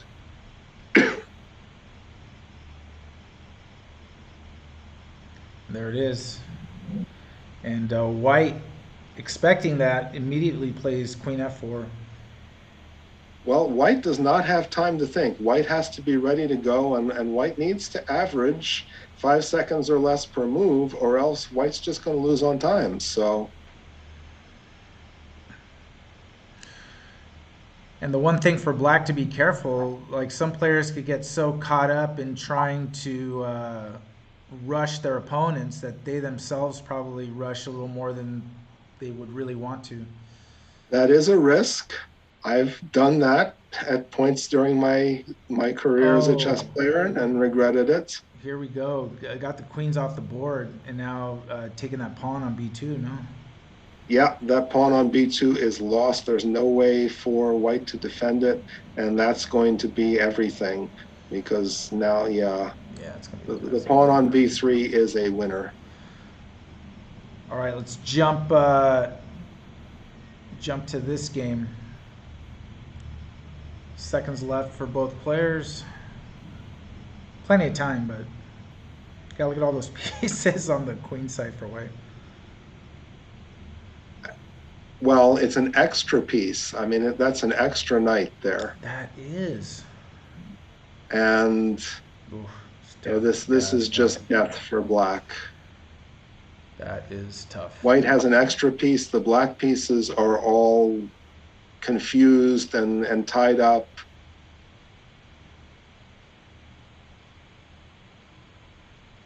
Lucius has everything under control here, even though he only has 25 seconds left.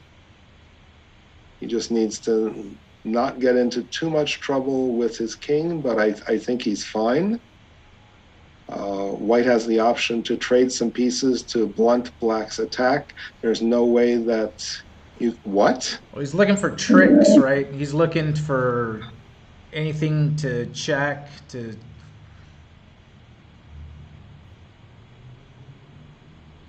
Yeah, no, this white just has extra Because he did. material and is going to defend without any problem. Don't play queen f3 though. That would be a mistake because of rook f1. But just calmly bring your Oh. king back, king to g2, and everything's fine. White's up a knight for a pawn. And white now has his own mating attack going. Uh-oh. Here comes the rook to e7.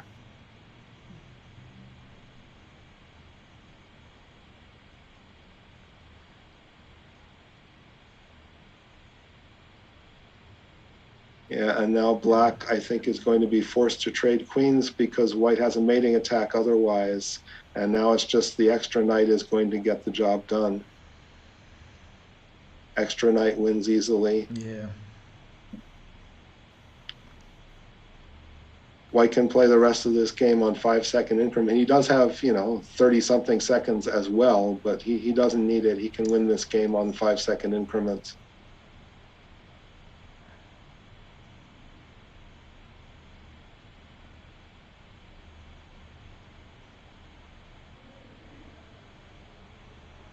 I mean, there's just not a lot to say here. White has a knight, black doesn't. That is the totality of this position. And then this is, I think these are the two last games of the round.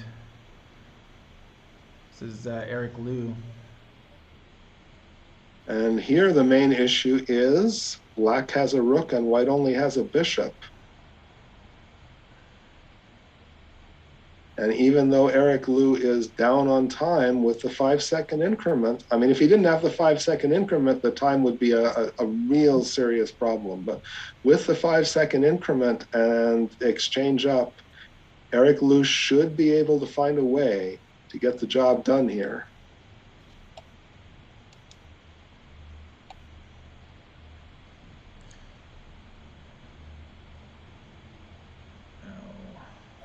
White does not want a queen trade. He needs to try to keep things complicated.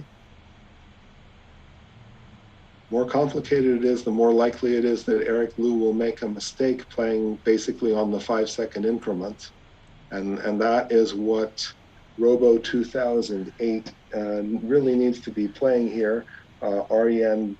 And another thing for players, especially when an online tournament, is you have to be careful that you don't repeat position, because you can sort of forget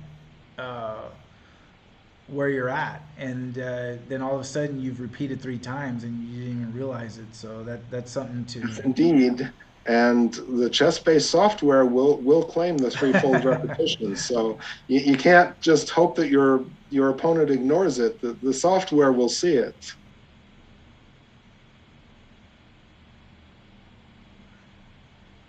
Not sure what black was hoping to gain there with king h8. Now he brings it to g7. But, I mean, black doesn't need to play the most precise moves available. He just needs to not blunder and make sure that he's moving quickly and not give it up on time. He made enough quick moves to sort of accumulate some time. Oh wait, queen f6 drops the b4 pawn, so you can't do that. Oh. And he does it anyway. That's time. Now white has a little something. Now it's a bishop and a pawn for rook, assuming white grabs the b4 pawn. I expect that he will. I don't see any reason not to.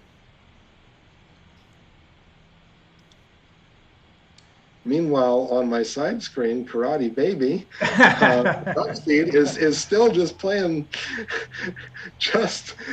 bullet games at 30 Hey, seconds that and they, having a blast. oh wow, did not, huh? He didn't grab the pawn, and I have no idea why he didn't grab the pawn. Oh, wait a second. Now I understand. Queen A1 with the threat of Queen H1. Oh, there you go. Yeah. Actually quite strong.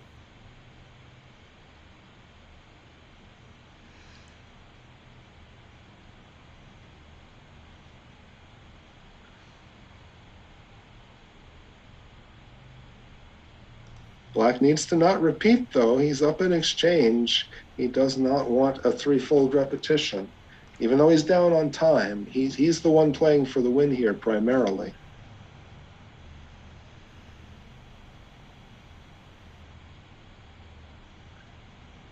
Yeah, it just has the feeling that there's going to be a threefold that they didn't realize.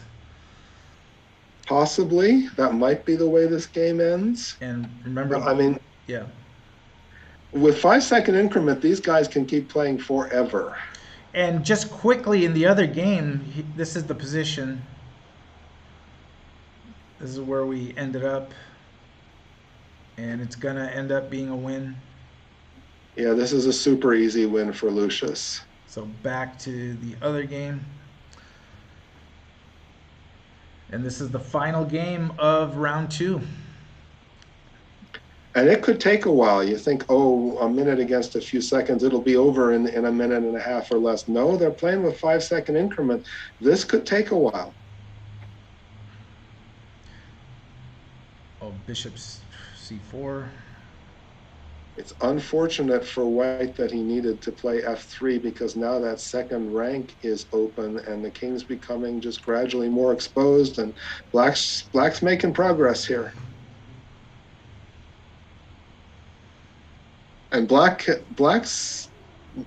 doesn't really have a problem on the 7th rank because he has a rook, so he can cover the 7th rank. And I think there was a force of a trade of queen. Now there definitely is. And this should be very easy. Without the queens on the board, the black king can get involved and the exchange should make the difference.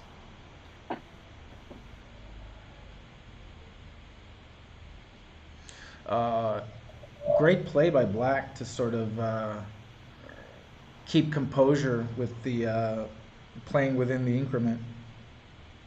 Yeah, he's actually gaining time and slowly rebuilding his time, a few seconds per move. Now the king can come to f6, although maybe you don't want to allow the white king to c5. In fact, I'm sure you don't want to, he does allow the white king to c5. Yeah. I'm surprised by that. Okay, the counterattack.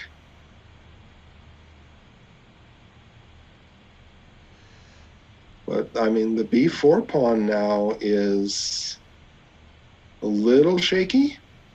Oh, I think black has rook d... Oh, that move. Okay, that works too. But it looks like Black's got to pick off. Yeah, now, well, there goes the... Huh. This should still be a win by black.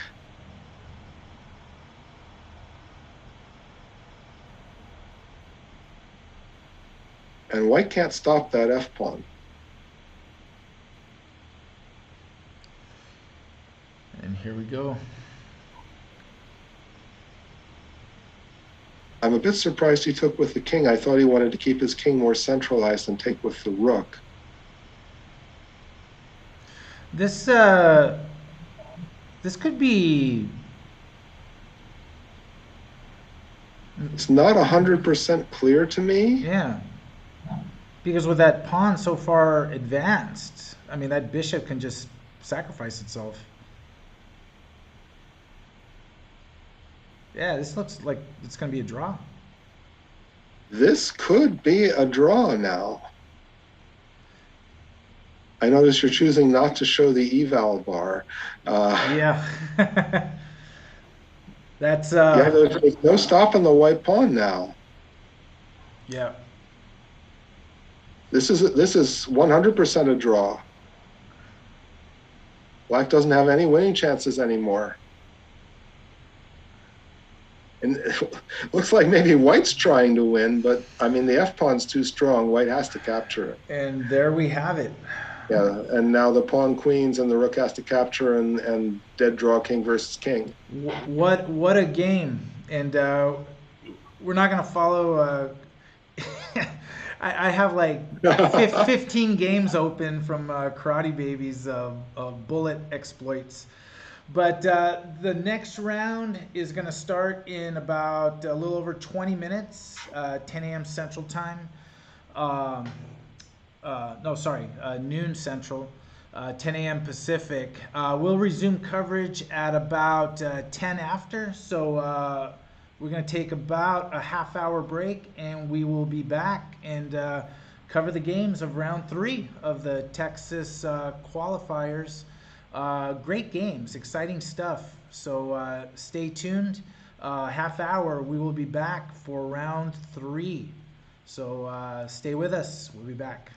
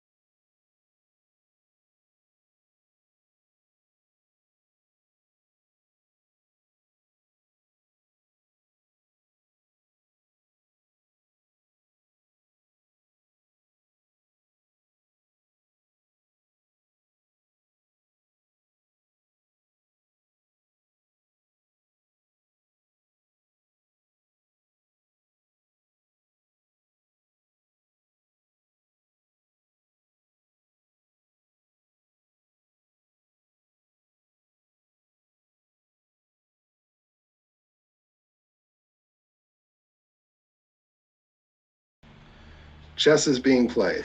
All is good. It is being played. All right.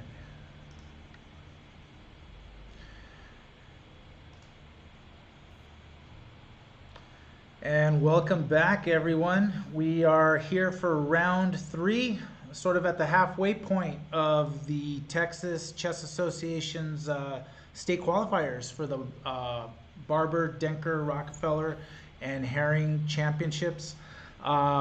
We've had some exciting chess in the first 2 rounds, and it's going to no doubt pick up even more. I'm Abel Telemontes, chess program director at Hamilton Chess in Novato, California, and with me is FIDE master and international arbiter Tom Brownscombe. How's everything going? We're watching chess games. Everything couldn't possibly be any better. How can you go wrong when chess is being played, right? Yeah, what else could you possibly want? And we are here in round 3, and it's picking up because we're sort of at the halfway point of this round robin for each of these sections, and we're going to start with the Denker, and let me pull up the top seed. Karate Baby. It's FIDE Master Sharvesh Devi Prasath, who is playing Game in 25 now, not Bullet, against Benjamin Walmer, rated 2091. And here we are out of a Queen's Gambit declined. If Benjamin's not careful, he will be playing Bullet. He is out of his theory, and he has been spending a lot of time on the last 2 moves. Ooh. And even though we're still in the opening here, he is already 10 minutes behind Sharvesh, who apparently is still in his preparation. Yeah, and especially in a tournament like this is where prep is so important because, time is scarce. And, Sharvesh definitely knows what's going on here and already has a 10-minute advantage in this game. Yeah, he's the only person who knows what's going on here. I don't know what's going on here. I'm not familiar with this opening variation, but obviously Sharvesh is moving quickly, although he's taken a little time here, so maybe bishop a6 is not the move he was expecting. But he does quickly find a takes b5. And of course, black can take back because that knight on c3 is pinned to the king. So the bishop on b5 is temporarily safe. Oh, and look at that check. Yeah, that is going to cause some problems for the black king. The black king is probably never going to castle in this game. If it moves to f8, it's certainly never castling in this game. And if black blocks with queen e7, white has the option to trade queens on e7. And then after black takes on e7, the black king is never castling. So, king f8 immediately. I think white's better here. Well, surprising there. You're not showing the eval bar, but I have the game on my side screen. And actually, the eval bar seems to think that this position is totally equal, which seems a little strange to my positional understanding. Black has played king f8 and can never castle. White can't castle right now, but, after g3, bishop g2, then white is prepared to castle. Yeah, I've been...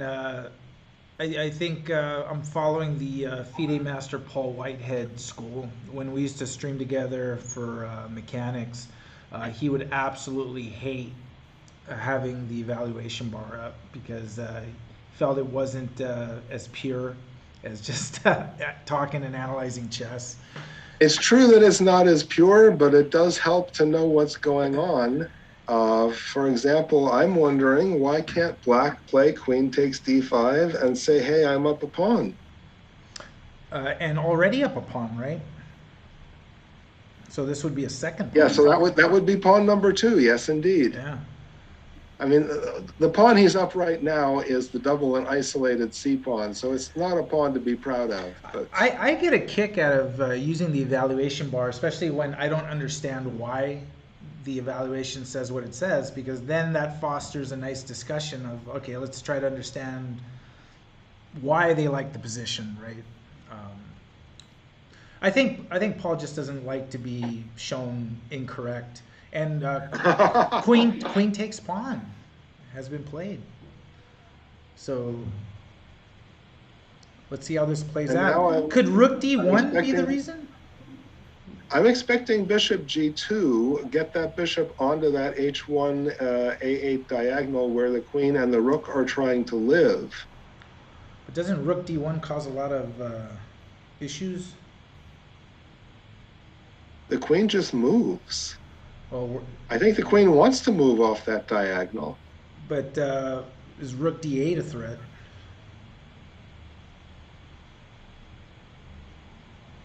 Oh, Especially with the queen on E2.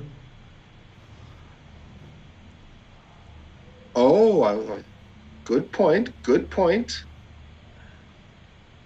Or does it just look bad, but actually be worth getting the 2 pawns?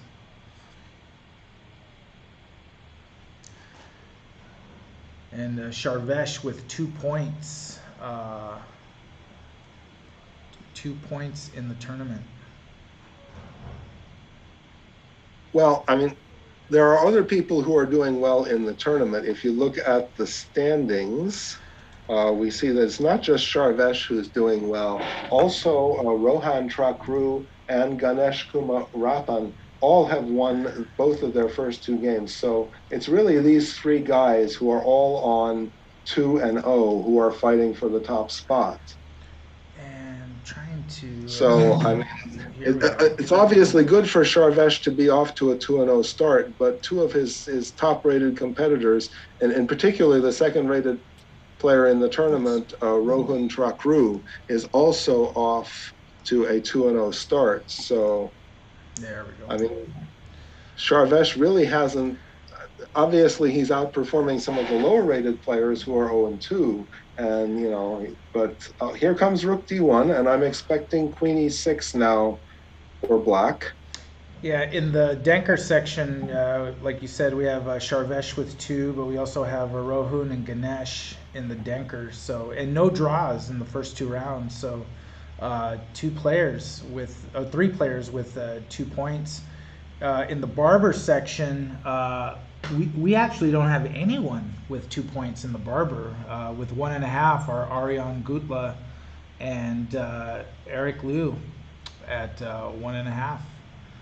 I was expecting things to be close in the Barber. There's no clear favorite. I mean, Sharvesh is obviously a clear favorite as the only FIDE master, the only 2,300 rated player with more than 100, approximately more than 140 rating points ahead of the number 2 player, Rohan Trakru. But in the Barber, you have a bunch of experts and A players, and there's very little difference between the top 2 rated players and the third, fourth, and even 5th rated player not that far behind. So it's really anybody's game in the Barber except for Atharva Bist, who is off to a poor 0-2 start. But as far as everybody else goes, everybody else is on either 1.5 out of 2 or 1 out of 2. So any of the other 5 players other than Atharva still very much in the hunt to represent Texas in the Barber tournaments. So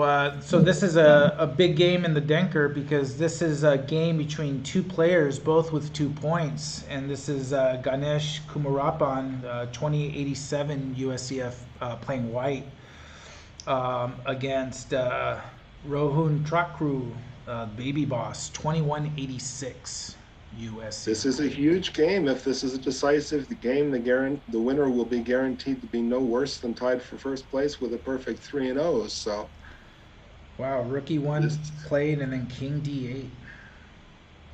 Well, Bishop E7 wasn't very attractive either, and those were the only 2 moves that were at all halfway decent. But Bishop E7, leaving the bishop pinned on E7 to the king on E8 was definitely not at all attractive. So I'm not tremendously surprised by King D8. Obviously, Black is never castling. But It's not entirely clear to me that black never castling is a huge problem. I mean, it's a problem. Don't get me wrong, it is a problem, but I'm not entirely sure it's a huge problem. Uh, Obviously, now white is threatening to capture on d5 with the queen, and black just ignores it. I thought that black would defend his d5 pawn. Now I don't see why white just can't play queen takes d5 and say I'm up a pawn and you have no compensation. unless he wanted to give that pawn more willingly than the f7 pawn, but Oh, that's true. The f7 pawn, yeah. I mean, yeah, I guess knight f6 doesn't work really. wow, look at this position from the Barber section already. Look at this. Um,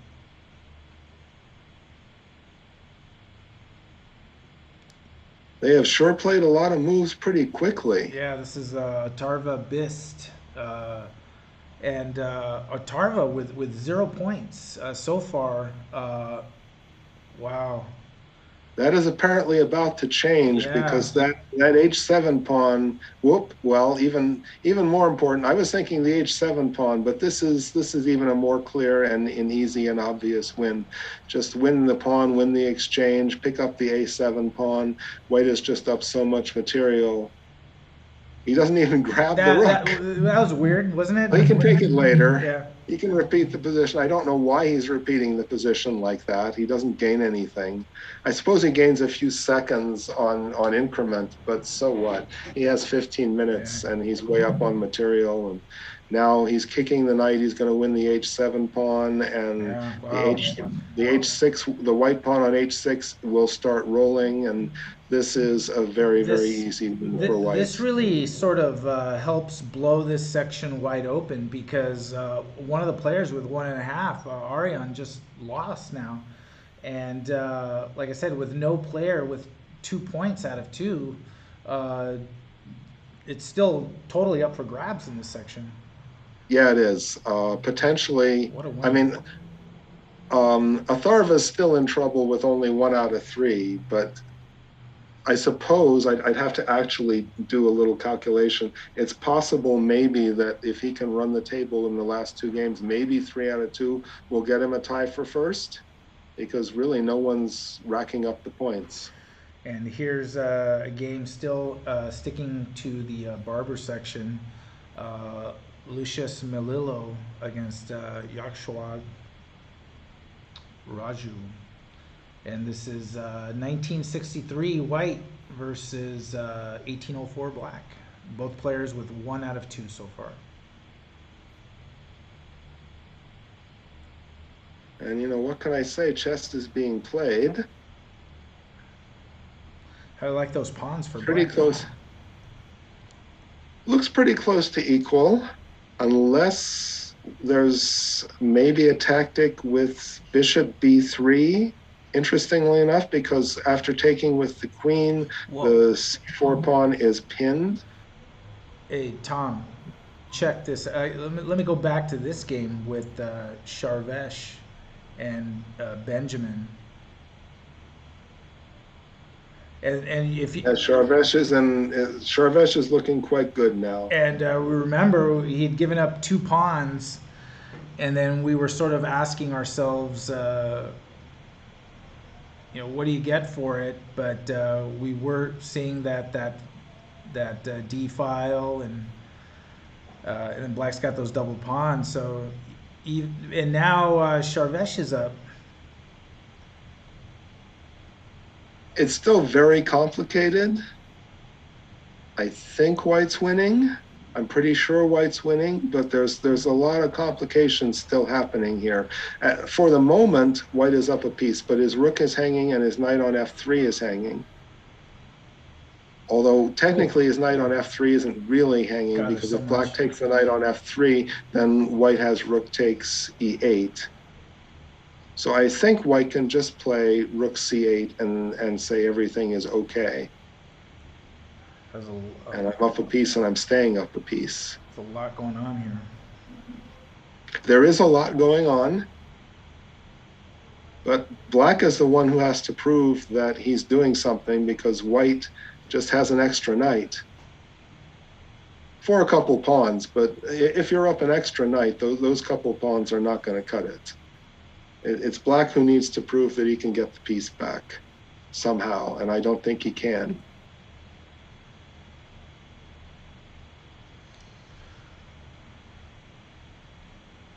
See, these are the types of positions that are fun to cover, especially in in a tournament like this, because it's like, you see this pop up and you just can't help but like stare at it and try to make sense of it.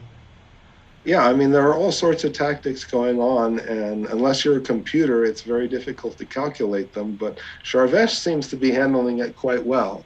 All right, we got this from the Rockefeller. We have this game, and this is Kyle Wang, 1836 USCF against Daniel Yang, 1900.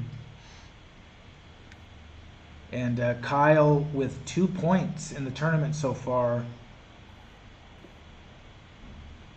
And Daniel with 1.5. So these are battle of two of the leaders in the Rockefeller head to head.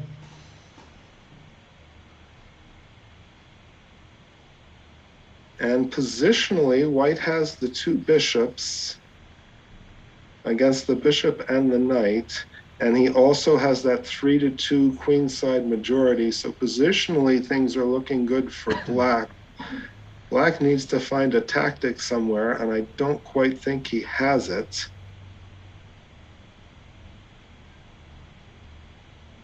I think white can obviously white needs to get out of check. I think he can just safely move his king back to G1 and be okay.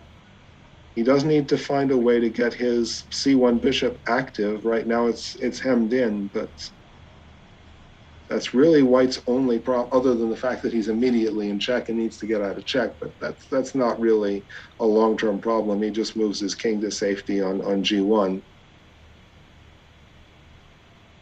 The only long-term issue for white is how do you get that bishop active? And I think he just does it with bishop d2 and bishop e1 after, of course, moving the king.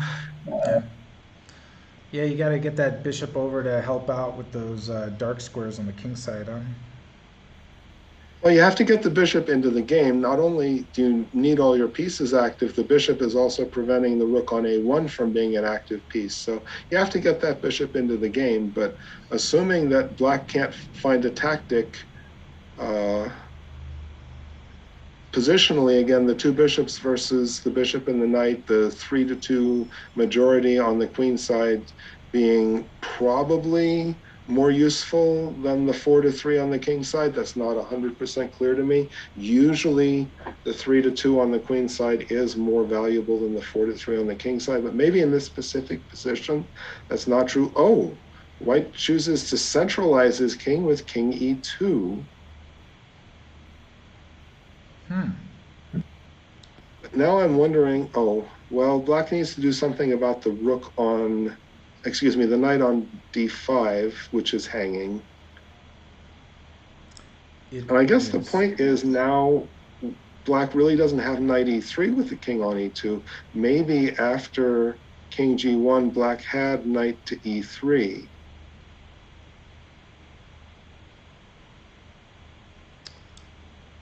Yeah. Okay. Yeah. Well, I'm not sure knight e3 was that big a deal, but knight b6, that's no fun. If you have to play knight b6, how good can your position possibly be? Just in theory or anytime?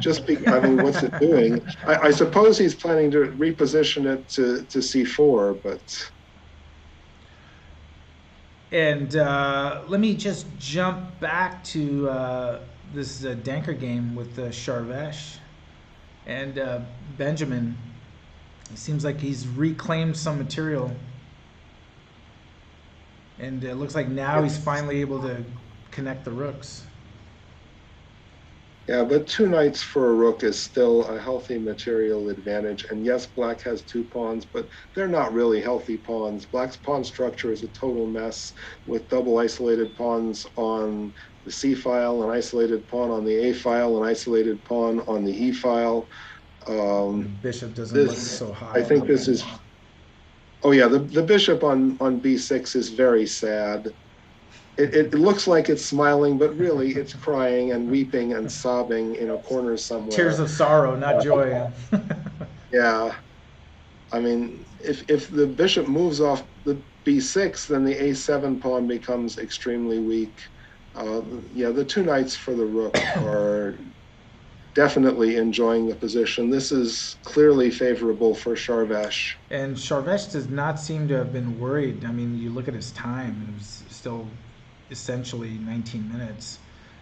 White got most of that time in the opening when clearly he knew what was going on, and Benjamin fell way behind. He fell about 10 minutes behind pretty early in the opening, apparently out of his opening book much quicker than Sharvesh was out of his opening book. So everything going Sharvesh's way. The clock is going his way. The position is going his way, the material is going his way. I mean, some people would technically say rook and two pawns is worth a knight, but not these two pawns. These two pawns are not with the rook are not worth two knights.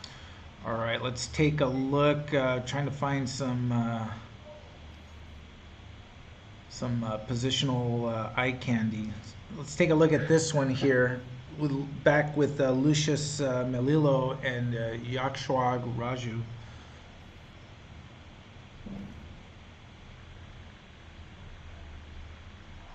And this one out of the Barber.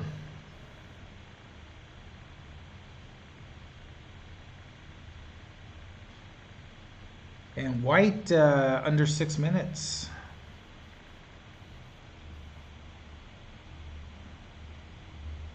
That could be an issue. This is a complicated position, and it's certainly better to have more time on the clock. I think, though, white looks better. That's a very important question. Is that pawn on c3 weak or strong? And to me, it's looking pretty weak. Looks like white is just ready to surround that pawn, and the rook on c1 is going after that pawn. The bishop on e5 is going after that pawn once the rook moves off d4. And I do expect the rook to move off of d4. Yeah, it's interesting that pawn there. It's not like black was up a pawn and then that's a pawn that was going to eventually fall. That's going to be a pawn to grab.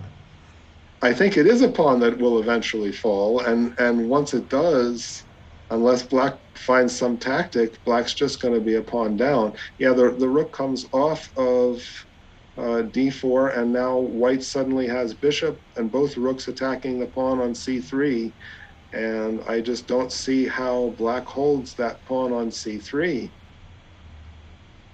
And unless black has some tactic here that I'm missing, this is going to be black's not even trying to do anything. He's just saying, oh well, my pawn on c3 is gone.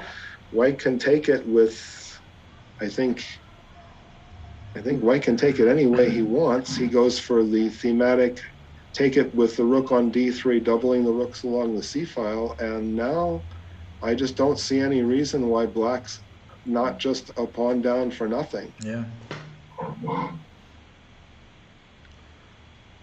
Let's do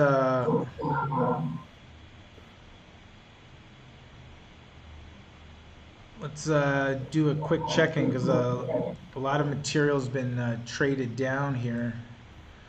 You might want to go back to Sharvesh's game. That game might not last much longer. Yeah, Benjamin that's where we're at here. Is not dying a slow death. He's dying a fast death here. And he's sacrificing a rook on d4 just because that combination of the bishop on c3 and rook on g6 was so strong. And white can just take the rook on d4 and be up a full knight. basically. Yeah, and that's just a full knight, one whole knight. And in fact, it's going to be a knight and a pawn because after bishop takes d4, c takes d4, rook g6 might, yeah, well, all right. Doesn't pick up a pawn Oh, look at because the that. pawn on f4 is hanging, but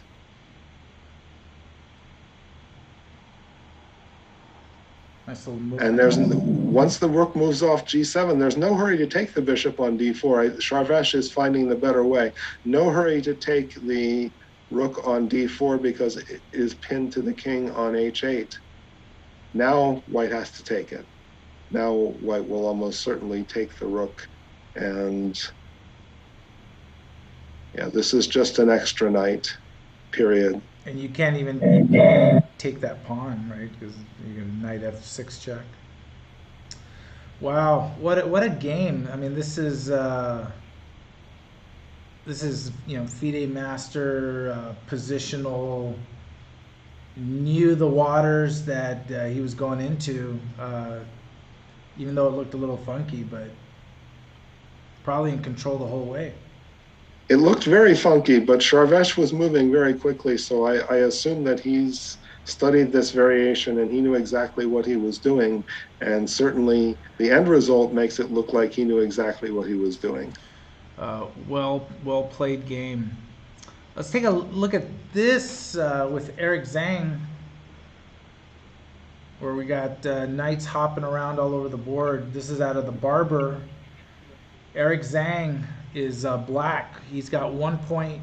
No, Eric Zhang. Yeah, he's white. Eric Zhang is white. Eric Liu is black. And Eric Zhang's got 1 point, and Eric Liu 1.5. Every game in the Barber is important because there's just nobody running away with it. So yeah, every point matters here. And now I expect white to take back with the A pawn, not the C pawn. And why not the C pawn? Because you want to keep your pawns in the center. If you take back with the C pawn, you have a meaningless 3-2 advantage on the queen side. I mean, if you take back with the A pawn, your C pawn is still affecting the center, and it's 3 versus 3 basically, because the C pawn is still fighting against the D pawn. If you take back with the C pawn, then the C pawn has no longer has any effect on the center, and black is almost, for all practical purposes, up a pawn. Right. So even if you take with the C pawn this way, you think you open the file, the pawn not being there and having these pawns storm down the middle of the board is actually pretty powerful. Unless you can do something immediately tactically with that C file, I can't imagine taking with the C pawn. And in fact, black could immediately contest the C file with rook C8. So I can't imagine. And in fact, I'm not quite sure what Eric Zhang is thinking about here. It's so obvious to me that the move is A takes B5. I'm struggling with what other reasonable candidate move does white even have in this position. Eric is apparently thinking about something, but I can't for the life of me imagine what it might be.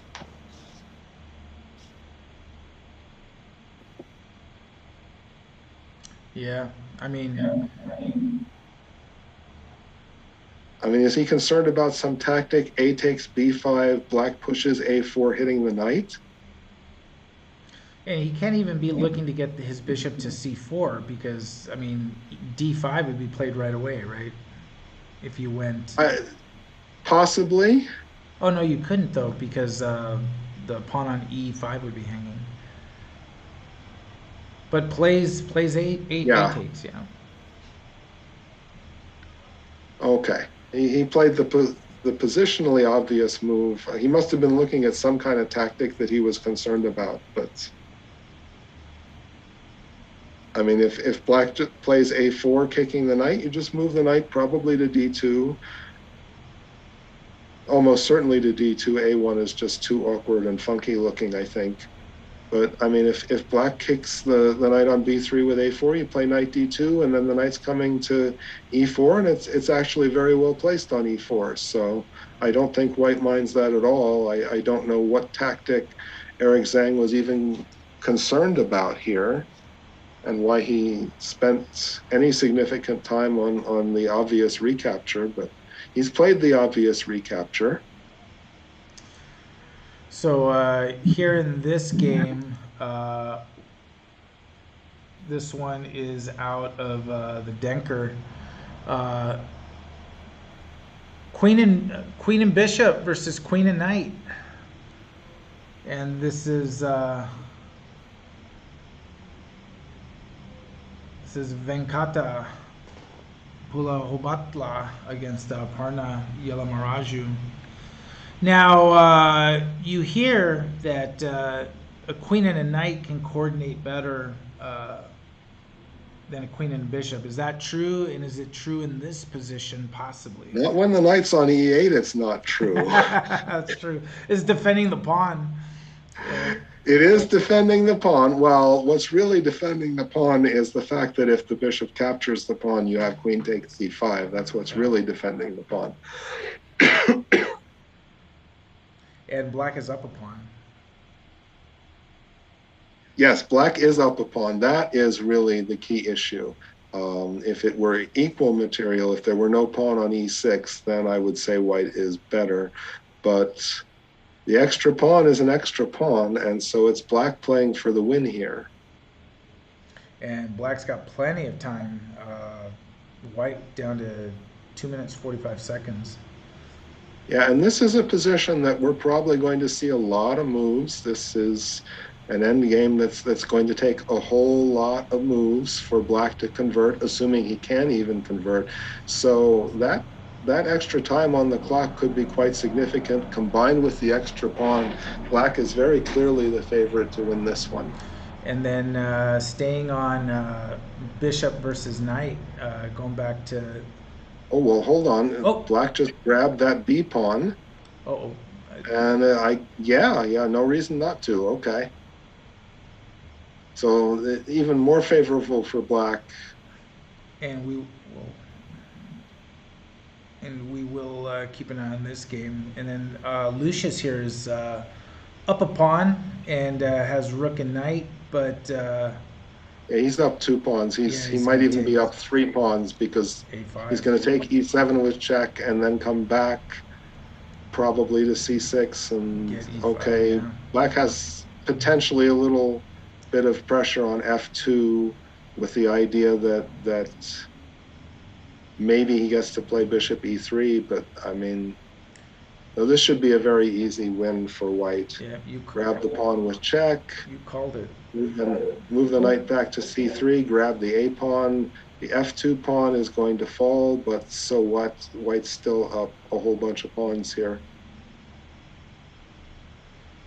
Then you go king f3 here, right? That'd be the move. That's one possibility.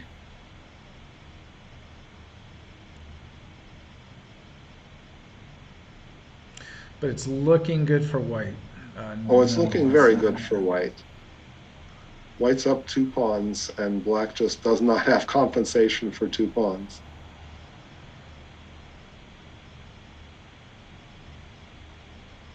All right, let's check in on this one. Love that name, Baby Boss. This is out of the Denker.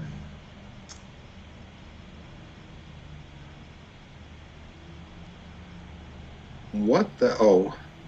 Ganesh. Yeah, white was threatening queen c7 checkmate, so no time to save the bishop on c3.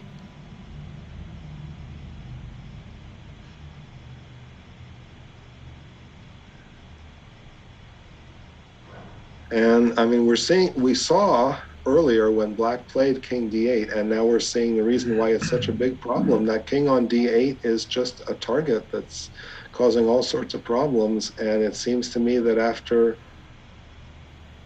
a trade of rooks on the e file, White can play rook takes c6 and looking pretty good for white. The black king is still very, very exposed. The white king is so much safer on g1 than the black king on e8. This almost looks like so tough. I mean, queen d6. Queen d6 is dangerous looking. It's all, oh my Rook e3. gosh. I'm just beginning to appreciate how dangerous queen d6 is. It's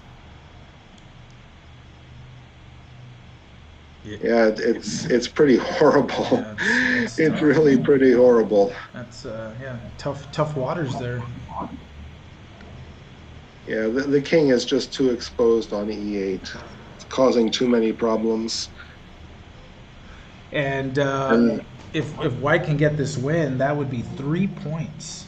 3 points. yes, it would. But there's somebody else who has 3 points. So, it's On a still collision a course. two-person race.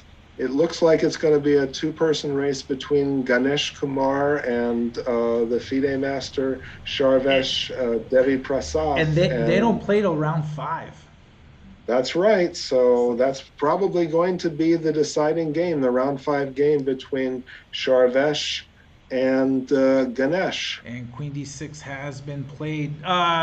Quick check in here. Look at this. What happened here? Wow, I was looking for checkmate here, so I had to play rook g3. Yeah. Rook takes h2 was threatened.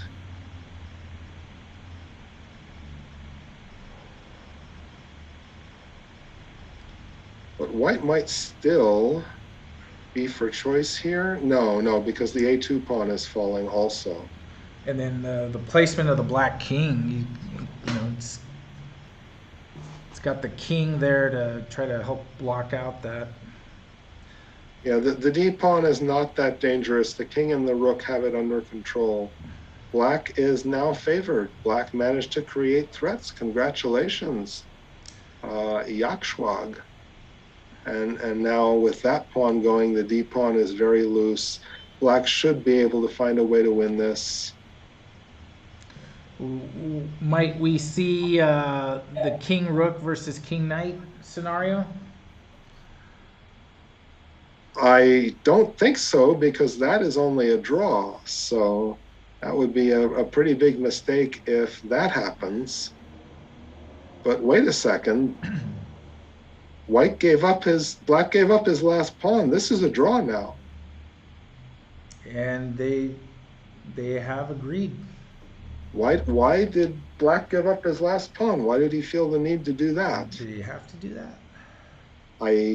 It happened so fast. I didn't see. Oh, it was via. Yeah, but why didn't? Like, I guess. I'm wondering if Black was thinking that if played e7 or e8, that. Well, no. He could have played e7. I mean, king e8 doesn't look great, but I think it needs to be played here if you want to maintain any winning chances. But I'm wondering if the fear was that the pawn would advance d6 and then d7. I understand they're dangerous-looking pawns. Maybe Black needed to do this. I can't figure it out quickly enough, but I mean, if I'm Black, I'm up material. I'm trying to win this, and trying to win this absolutely means not giving away that pawn on f7. And especially with a player with 30 seconds left, right? That is another factor to consider. So, I mean, you have 11 minutes. You should be able to take your time and think about it. Yakshwag did all of this so quickly with 11 minutes still on his clock. I mean, why did he not at least take some time to figure it out? And I mean, did he so quickly calculate that he can't save his pawn and he has to acquiesce to a draw? It's not clear to me he should be acquiescing to a draw here. Yeah, that was kind of an unusual decision. All right, the game between the Erics.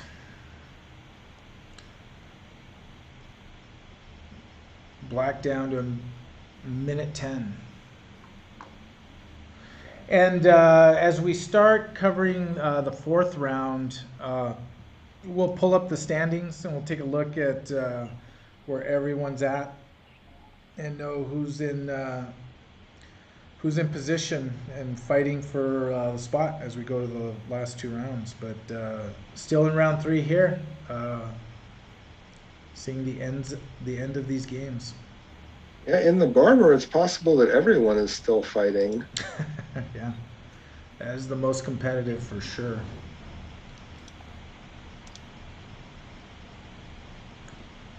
I thought that Atharva was out of it, but he got that win against one of the leaders. And So holy cow, I'm just noticing this now. If it looks correct in the Haring, Tanvi Borsi Bunny Gambit defeated Kalia, who's 1900, and Tanvi's 1390. apparently, yes. So, That is a huge setback for Kalia, and it makes that next round, that fourth round game against Ambika, even more important. Kalia has to win against Ambika to keep her hopes alive. wow, that was surprising. Let's well, you know what? Let's see here.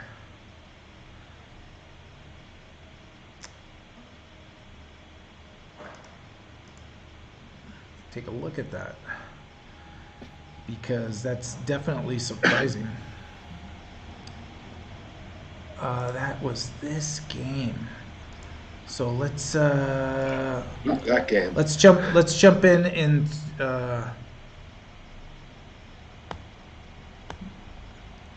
so we're taking a look at the Kalia Wang Tanvi Borsi game. Tanvi, the lower rated player, 1400, is playing black. And everything looks good so far for Kalia. She's up a little bit of material. Yeah, So, she's up in exchange for a pawn. She should be winning this. What the heck happened? let's see.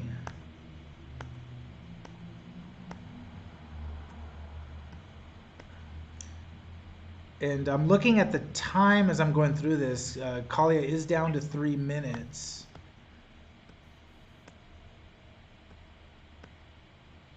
Oh, I mean, okay, that C pawn is a little bit look at dangerous. that. That's what happened right there. You see that fork? Oh, oops. Oh, King F2, big blunder. Yeah, yeah. I'm not sure what the right move was, but King F2 is definitely a big blunder there. Maybe the right move was Yeah, look at was that. to play Rook A2. Yeah, now it's just Yeah, and this is sort yeah. of kind of Yeah, blip. Kaya just blundered Yeah, with King F2. That's all there is to it. yeah, and then the rest. Easy. Wow, what an upset in the Haring. But it's actually, if Kalia can get the victory, um, over Ambika, then they would be tied. And I don't know what the tiebreakers are, and I don't know if Judith's listening. Will the head-to-head become a factor? Because even with this loss, if Kalia is able to win her final round game, but it's able to beat Ambika, that head-to-head may factor, and so she might still be okay, but certainly a tough loss there for her. Yeah, no, this is very big. I mean, if Kaya wins this game, that she's a huge rating favorite to win, and that she was winning until she blundered with King F2, then she's even with Ambika. A draw is probably okay, and a win, of course, would be fantastic. Now Kaya absolutely needs a win next round against Ambika just to keep her hopes alive. A draw is not going to be good enough, and even a win might not be good enough depending on what happens in the final round and exactly what the rules are for tie breaks. Probably, if we're using the traditional tie breaks for a round robin, probably if Kalia wins, she should have the better tie breaks over Ambika. So Kalia's probably still okay with a win against Ambika, but a draw against Ambika now is not acceptable for Talia in the next game. She needs to play for the win and only the win in the next round. And here we have the finale of these games, and we got Aparna Yalamaraju here. It's looking tough for Aparna. I don't see how he stops h7, h8. And yes, he has his own c-pawn, but white is currently controlling the c1 square, and I don't see how black does anything to prevent h7, h8 becomes a queen, and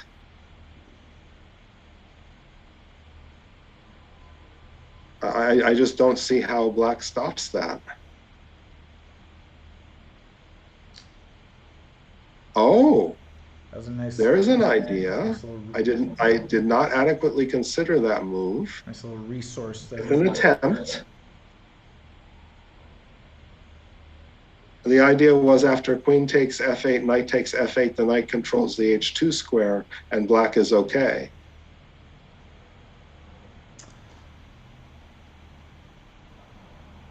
But now just h7 should be winning, I think, for white.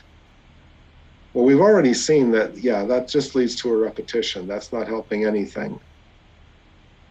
I don't know why white didn't play h7. Well, maybe he'll get another chance here. He should not be repeating anymore. h7 shouldn't. I don't understand why h7 wasn't the move. But this move is looking pretty good to pick off the c-pawn.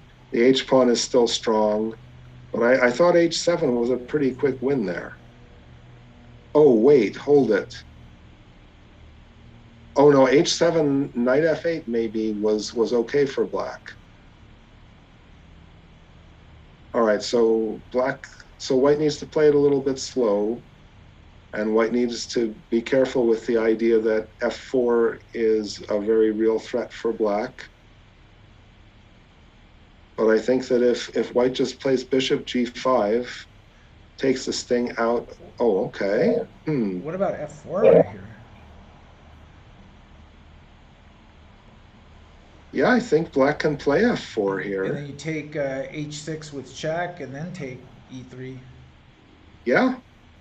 So we're looking at f4, queen takes d7, queen takes h6, check. And remember, white under 10 seconds, or white at 10 seconds. Plus the increment, of course. Plus the increment. Doesn't mean white's going to flag just because he has 10 seconds and has to make a lot of moves. He can make a lot of moves with a 5-second increment. I always leave the increment out for a dramatic effect. And then, but it is an important thing. It is an important thing to. Oh, it makes all the difference in the world. Without the increment, white would be extremely likely to just flag and lose. But with the increments, he gets to keep playing chess. 5 seconds a move. So I think we're going to see the variation that we discussed here. Yeah.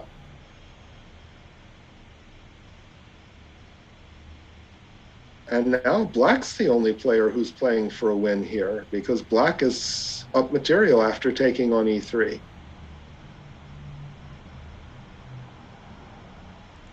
Yeah. So it looked like white was the only person playing for a win with that h-pawn, but this is a complete reversal. Yeah, it just feels like just something changed, right? I mean,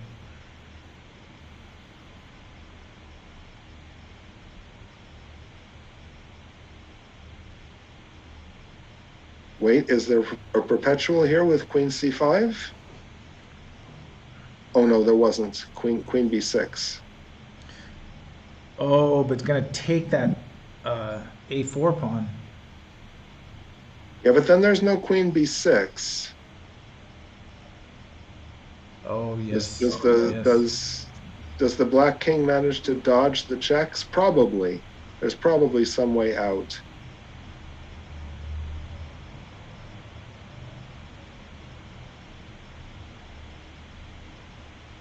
King B8. Just don't.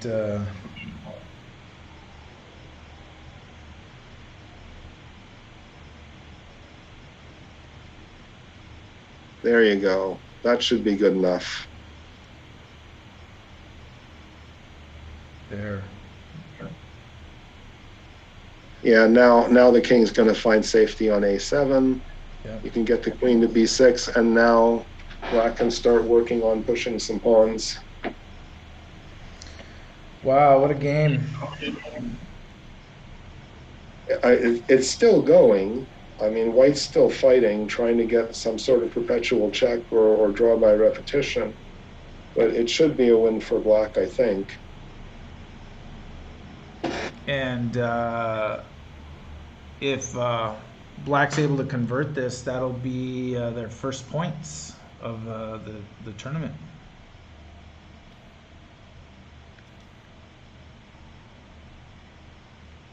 Let's see. This is Arna and Venkata. Black's just slowly making a little progress here. So it was two players both looking to get on the scoreboard.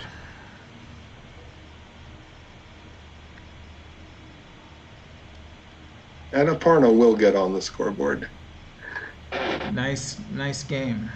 Nice game. All right, let's take a look at these end games we got here.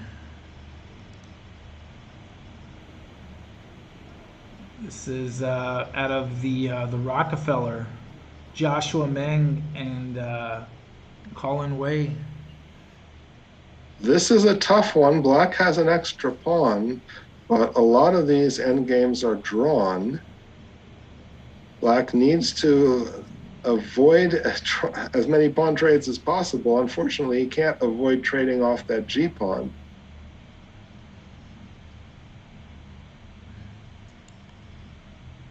Uh-oh.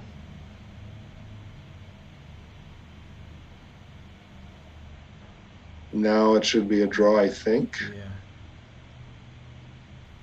Yeah. This is a draw. The extra pawn is not enough to win. And I think this is the last game of the third round.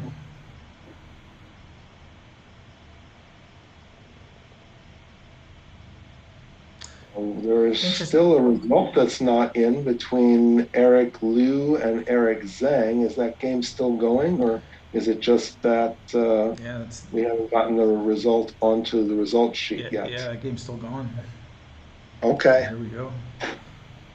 Oh, you can't do that. Yeah, can't take the pawn there, right? Because no.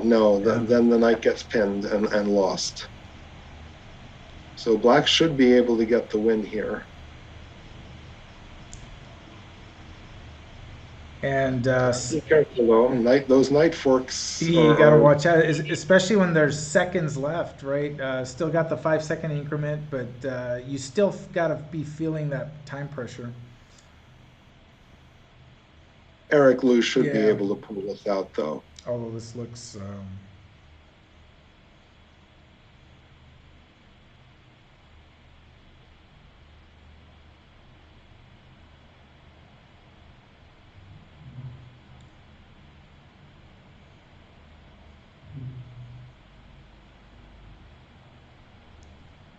Just gotta watch out for driving the knight further away. That knight hopping around.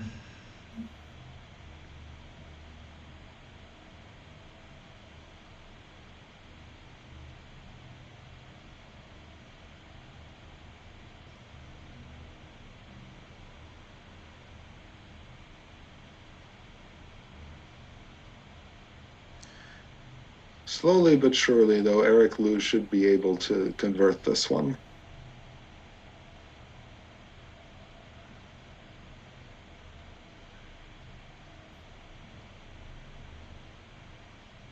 I was thinking rook e1 with the idea of threatening rook h1, and now it's going to be a little Don't you more just difficult to drive that king out of there. isn't the are you dropping a pawn now?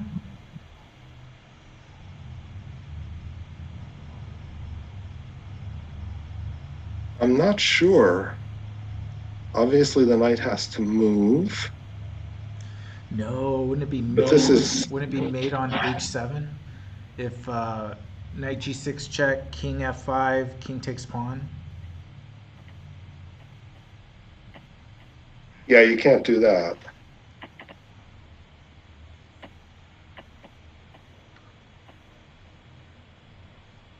Oh my gosh. I just, oh, Okay. look at that. Oh, no, no, you can't take like that. You're losing the knight. You Yeah, can't take like that. yeah, yeah. Wow. Mistake by Eric Zhang. Can't take that pawn. What a what an ending of the round. Uh, well, it looked like might pull a rabbit out of a hat there and figure something out. I was actually wondering if we were going to see a position repeating, but uh, found that little tricky resource, utilized the pin, and got the piece and got the game. Nice job by Black in that round. All right, I think they've scheduled a little lunch break because the next round doesn't start for about an hour. So I think we're gonna do the same. And what we're gonna do is when we come back, we'll take a look at the standings. We'll see who's in prime position, who's fighting for the seat at the U.S. Open. And so we will be back right at noon Pacific. 2 p.m. Central Time, and the final two rounds of the Texas qualifiers. We're going to see some great games and a really important game in a couple of sections. The Haring with the two highest rated players. They'll be doing battle in round four. And I think there was another game in another section where, well, the Barber, every game is going to be important. So, Well, the Barber is becoming more clear with this win by Eric Liu. He moves into clear first place in the Barber now, and he is the person to beat. And if people can't beat him, he will go on to win and qualify for the Barber. But still 2 games to go. If some people can beat him, then that can change everything. So exciting chess. The final two rounds coming up in about an hour, and we will be back to give coverage of these very important games. So stick with us. We will be back shortly. Enjoy lunch, everyone, and we'll do the same.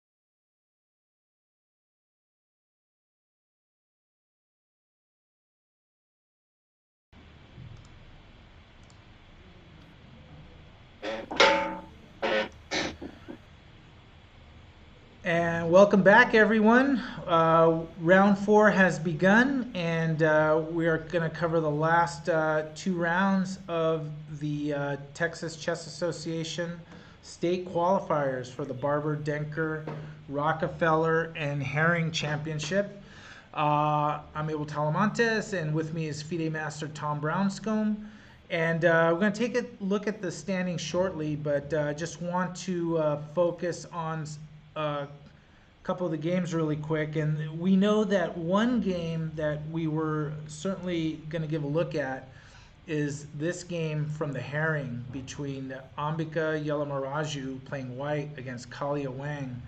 And Kalia was upset in the last round, but she's actually still in a position to possibly get the Haring seat, but she needs to get this victory against the top seeded player.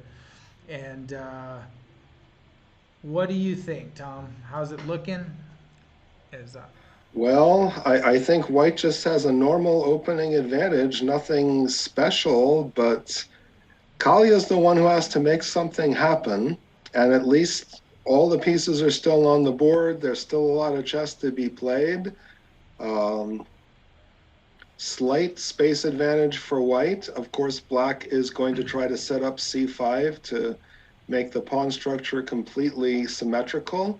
But, completely symmetrical is just the starting point. Because of what happened in last round with Kalia blundering and losing, this is a must-win game for her if she wants to have a chance to represent the state of Texas in the Haring Tournament of Girls State Champions. And let me, might take a few seconds, but let me pull up the standings here, and then we'll take a look, because I think it'll help us sort of follow what is going on here. And here we go.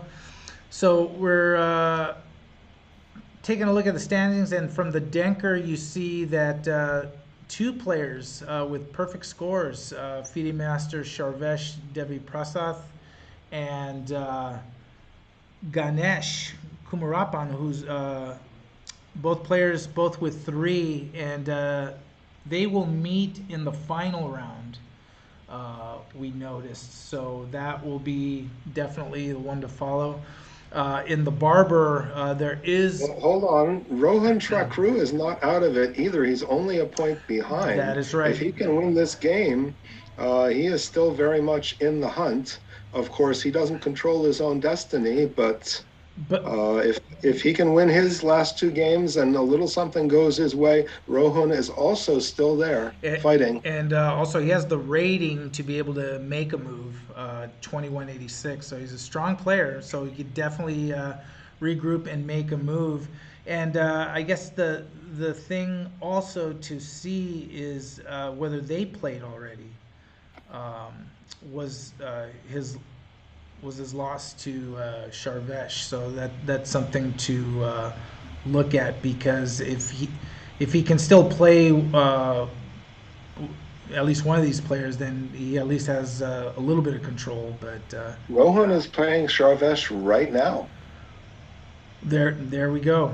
So pretty much a must-win game for Rohan. That would definitely be a must-win game. So, and then we'll check in on that game shortly. The Barber, there is one clear leader, Eric Liu at 2.5. 3 players just a point behind at 1.5, with Yakshwag, Aryan, and Lucius at 1.5, and then 2 players at 1. In the Rockefeller, that'll be coming up shortly. We have we have one player with 3 points, Kyle Wang, rated 1836, and then at 2.5, just a half point behind, is Andrew Wu, followed by Daniel Yang and Joshua Meng at 1.5, and Christos still looking to get on the board.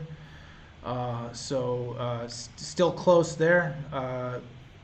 Kyle and Andrew, their scores suggest that they'll be meeting. They're either playing in this round or the final round, and that they're playing the final round.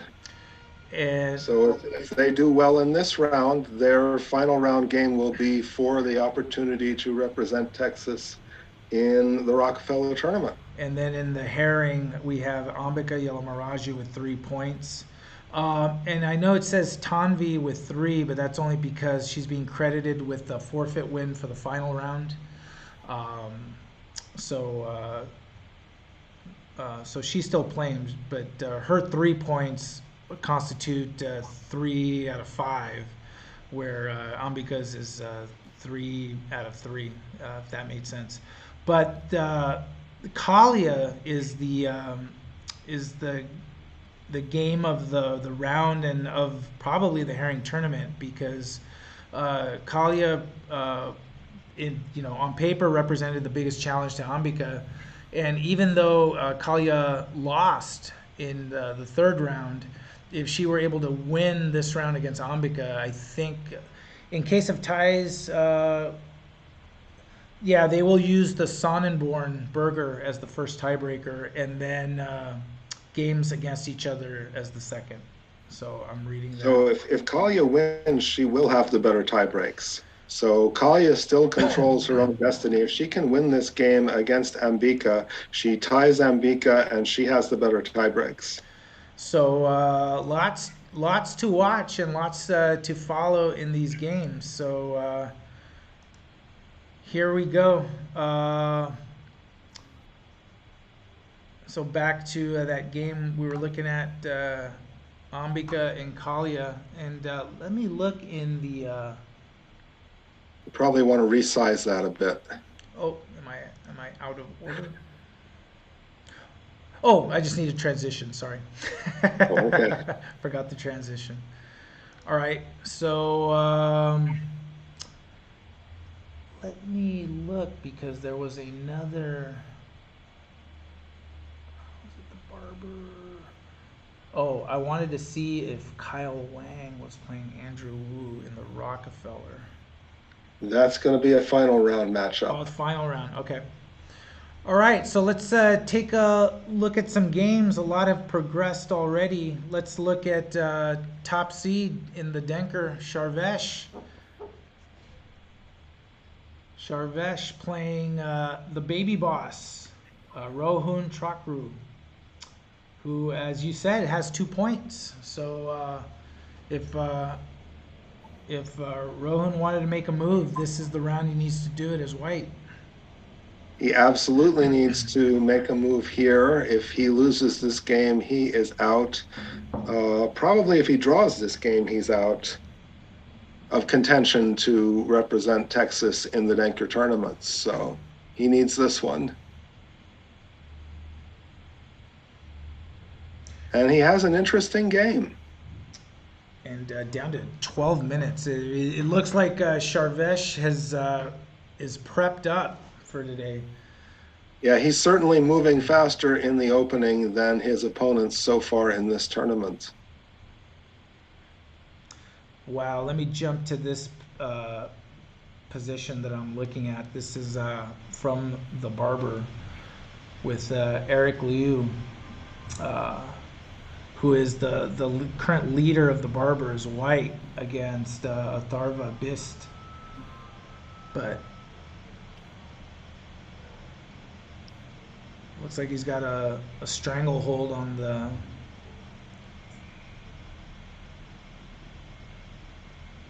position. How's that looking to you? It's looking like that e6 pawn is extremely weak.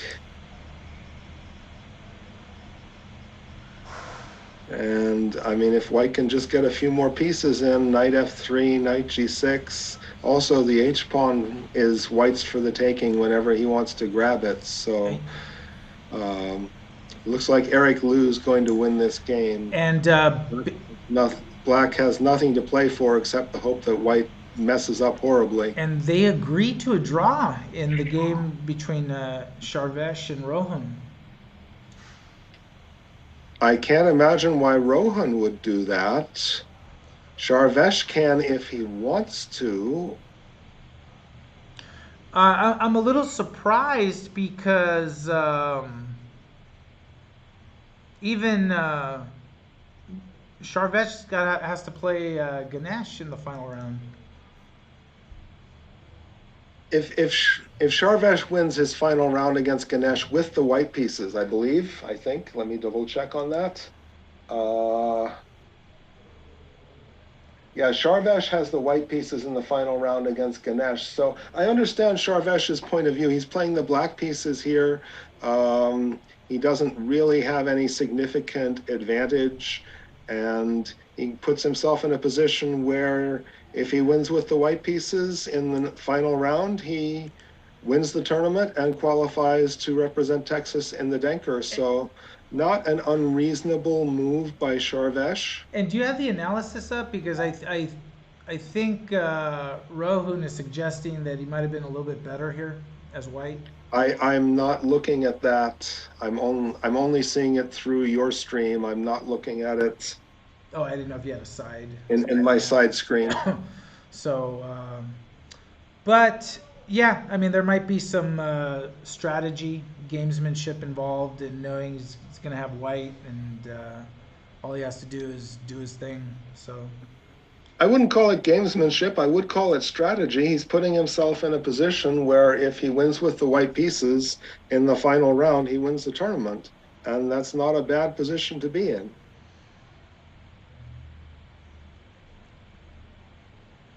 but then what if you draw then, and then Well, then that's not so good. all right, so Depending on the position that Ganesh has, and that is what I'm looking at in my side screen. Depending on what Ganesh does, a draw might be bad for Sharvesh in the last round. He may be giving Ganesh draw odds if Ganesh can win this game that he's playing right now against Venkata Pulabotla.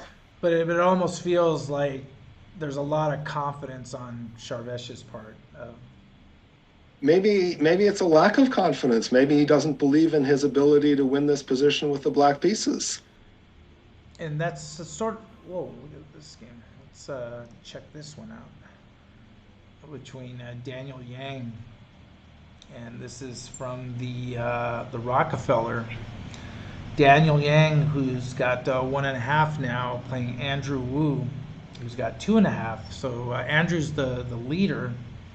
No, he's in second. He's the leader is Kyle Wang with 3, but Andrew Wu's got 2.5. So he's playing black, and this is the position. And he's a pawn down, and I don't have faith in black's compensation. That's a nice bishop on b2 for white.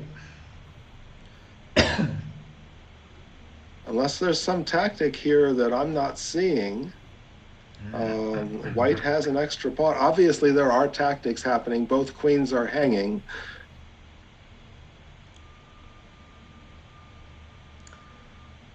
But I don't think black wants to take the queen on d2 because then the queen on e7 hangs with check. With check, very important.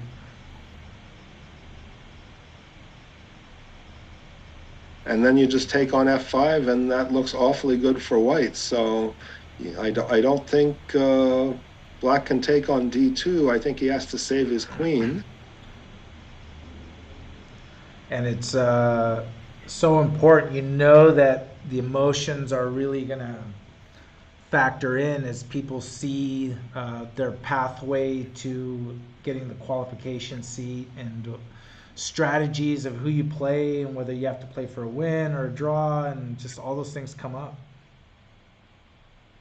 I remember back in 1985, yes, I'm that old, I was playing in the final round of my state high school championship for first place, and my opponent offered me a draw, and I went over to the cross table and I calculated the tie breaks, and I said, nope, don't want to draw. Yeah. Nope, let's keep playing. Yep. It wasn't emotions, it was just calculate the tie breaks. Nope, can't do that, sorry. Let's keep playing chess here. Yeah, and that's some of the fun parts about when you're playing in something like this versus just casual play, where like these games not only mean something, but whether you win or draw means something, and then you have to do the calculations of whether you think you're going to come out on top, right? Because a lot of players, they feel like they're rolling the dice when you can actually predict this stuff if you sort of know what to look at. I mean, the tie breaks are published. If the players know how to calculate the tie breaks, then they know whether the tie breaks favor them or not. I became a USCF certified tournament director when I was in high school as a teenager, and I knew the tie breaks. Obviously, white was threatening queen takes g7 checkmate, so black is stopping that and making sure that nonsense does not happen. Oh, seems. But now, what happens after queen c4? Bishop e6. Can that happen? But then queen takes c7. Oh yeah. Oh. Is white just winning here by force? Wow, that would be nasty. I don't see a defense for black after queen c4. Nice little tactic right there. You're threatening all sorts of you're threatening to immediately take on c7, and you're threatening all sorts of discoveries with the knight moving off in d5 to knight takes f6, double check, among other things. I don't know how black defends. And white's already up a pawn, so black needs to not only just defend, but black needs to defend in a way that gives him some reasonable compensation for being down a pawn, and I just don't see it for black. So this is big trouble for Andrew Wu. This might be it. There. Let me double check those standards again. But what if queen c4, bishop e6, and then queen takes c7, but then, oh yeah, I was gonna say just bishop takes d5. Trade queens on d7. You can actually play rook takes d5 and then bishop c4, and you're just up a pawn. Trading a whole bunch of stuff up, and you're just up a pawn. Yeah, just at least simplify your life. Maybe there's something better that I have failed to calculate, but at least that much is happening. So it's looking good for Daniel. We'll see how it plays out, but we're gonna take a peek at the big game in the Haring section now, with Ambika Yelamaraju as white against Kalia Wang.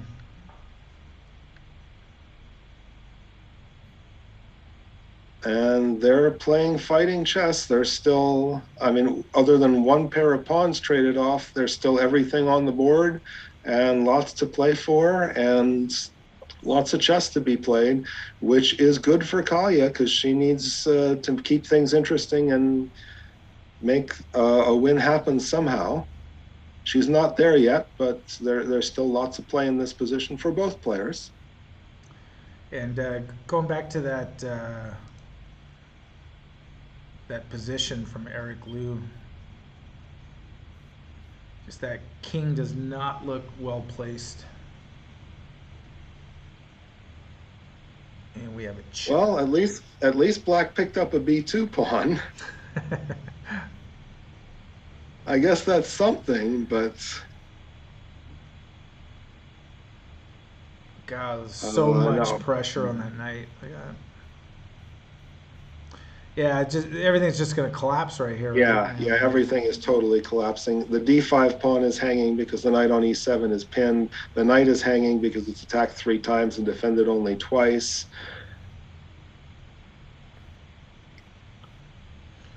I think white just wins this by force. Yeah, here we go. White's already up material. White's already up in exchange in this position, and white's winning more material by force. Yeah, so look at these just... Queen e6, queen d5, all good, all working.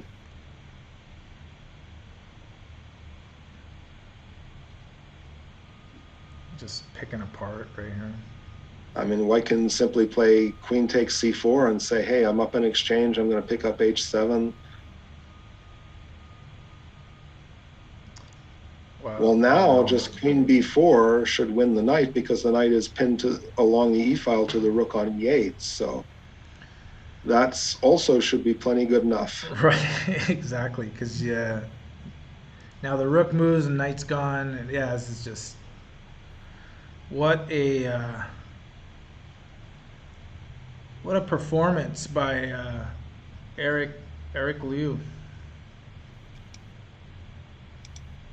So Eric will go to 3.5 points after 4 rounds, and he's looking pretty strong. And then Depending on results of other games, it's possible he might even have things clinched with 1 round to go. He will definitely be leading the tournament with 1 round to go. the thing about that result is that the person that's chasing him, Andrew Wu, uh, this is his game. He's playing black.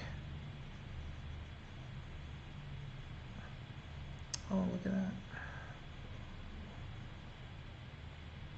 Oh, look at this That was position. another section.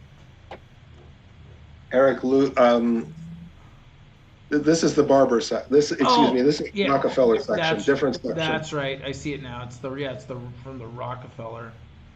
Uh,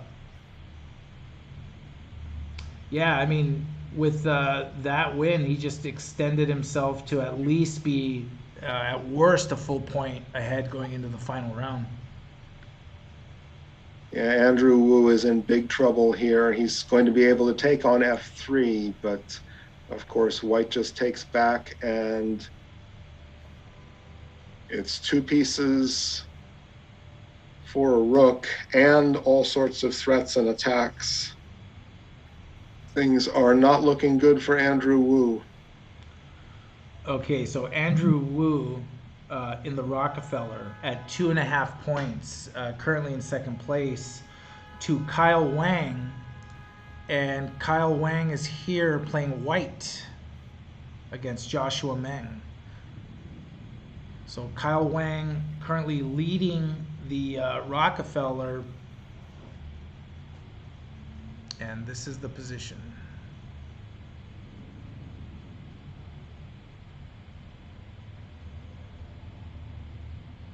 Trying to figure this one out. Yeah, Black cannot take on e2 because the bishop on c4 is pinned to the rook on c8.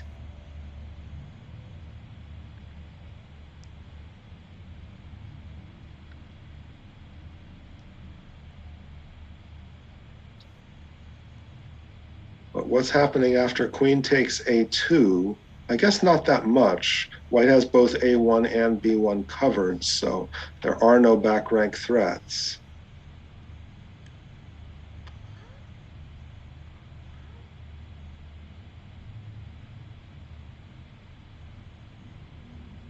Okay, that looks solid. Kyle might be in some trouble here. Black's king side is completely solid. The pawn on c2 is falling. And it looks like Joshua is going to be up a pawn, perhaps? Although maybe white gets enough pressure against a6. Oh, okay, that way. But then the pawn on a2 falls. I think it's only black who's playing for a win here. Yeah. I'm not saying that Kyle's going to lose, but I don't see how. I mean, after the rook trade on c7 and capturing on a2, I don't see how Kyle can possibly play for a win here.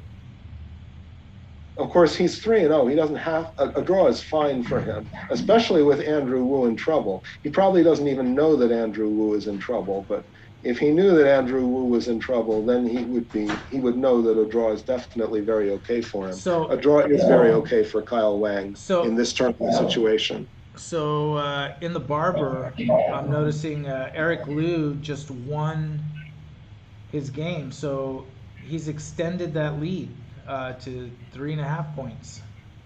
Hold on here. Joshua just found a tactic that I overlooked. He's threatening queen c1, which would lead to checkmate if it happens, and he's also threatening to take on c7. So I think Joshua Meng has just won this game. We'll talk about that. Talking with the tournament director, Judith Starry, real quick.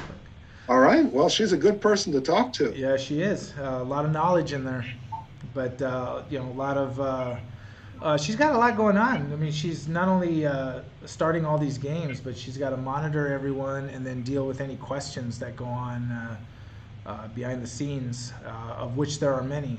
As you know, Tom, because I know you've done Yes. done a lot of these. Well, for her, this is a relatively small and simple tournament. I've worked with her many times on some much larger online tournaments. For her, I mean, she has so much experience and so much skill. For Judith, this tournament is a walk in the park. But I can tell you some of some of the questions she gets asked never feel like a walk in the park because you feel like they should know better. And Black has won.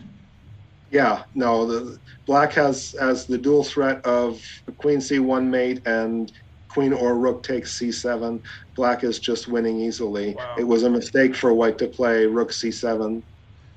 And well, our two tournament leaders are both losing, apparently. Andrew Wu is in trouble, and Kyle Wang has lost. So that's true. going to make the last round much more interesting as the leaders are falling back and other players are catching up, and almost anything can happen. Is there anybody who is out of it? Possibly not.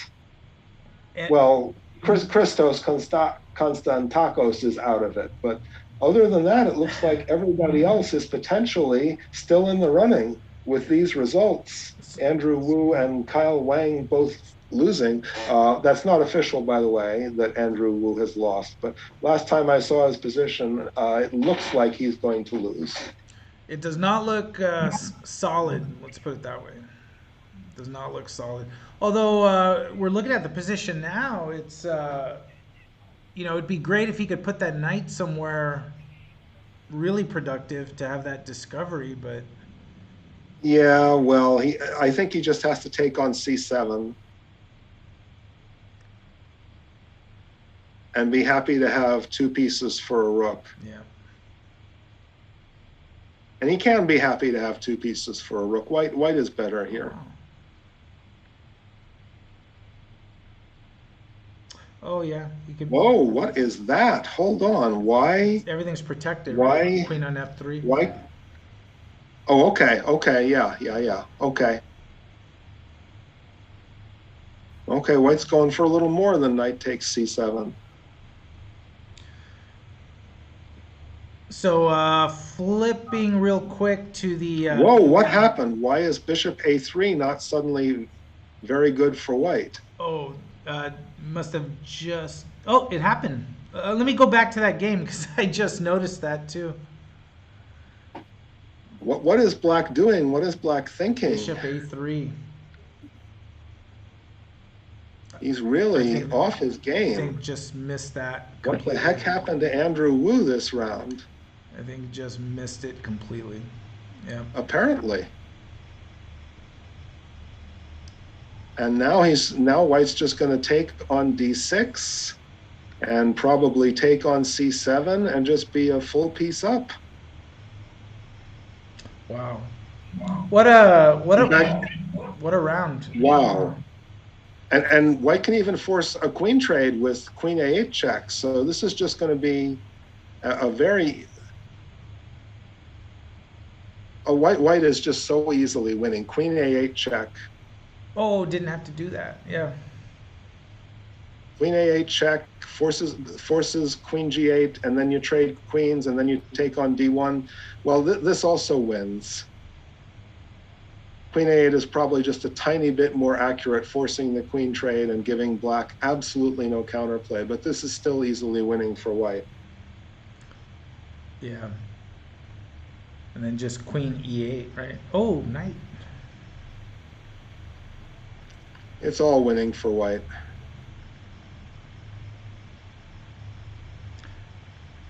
I feel like there's going to be tactics here.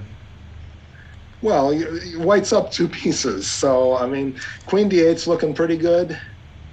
It's all looking pretty good. I mean, let's be real. White could blunder a piece and still be easily winning. So, All right, let's.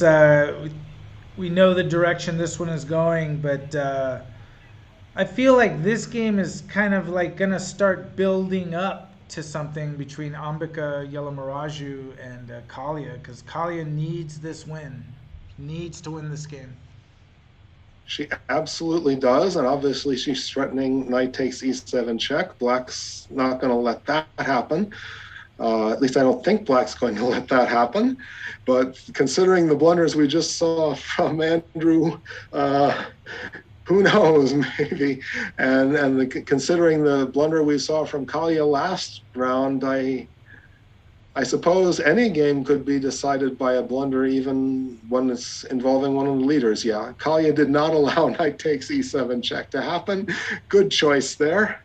Still, I think that white has the better placed pieces. Bishop d8 is not a happy move. It's a move you make because you need to, not because you want to. And things are looking dicey already for Kalia as that knight on c5 is pinned.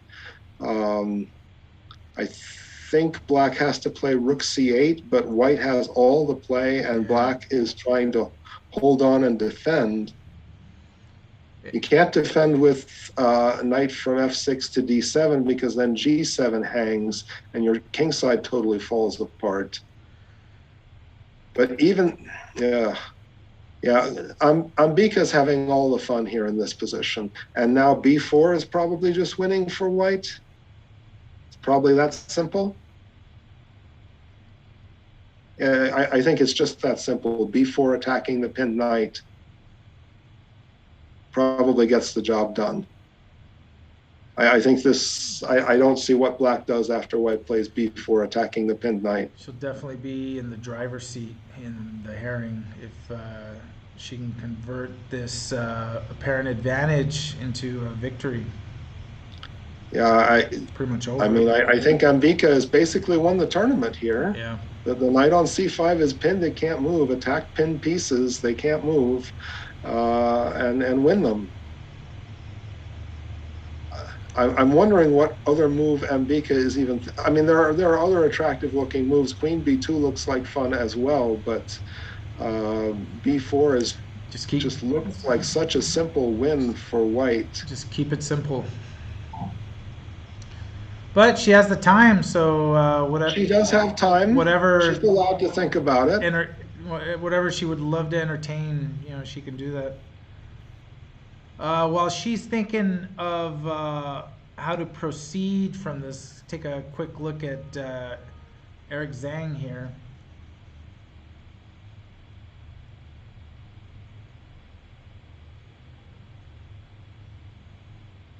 This game from the Barber.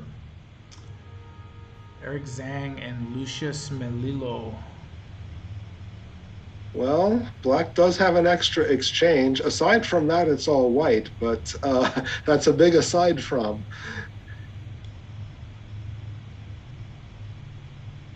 It should be black playing for the win here with the extra exchange. And the importance of this game is if Lucius can convert this victory, you would have 2.5 to Eric's 3.5. He would be the only person that would be able to catch up to Eric. What are the last round pairings there?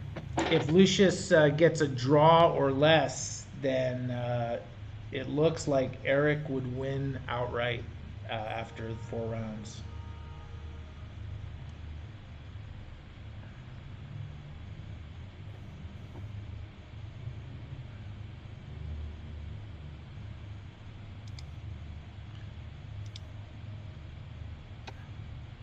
Well, I certainly like Lucius's chances here. Yeah, just and looks better there.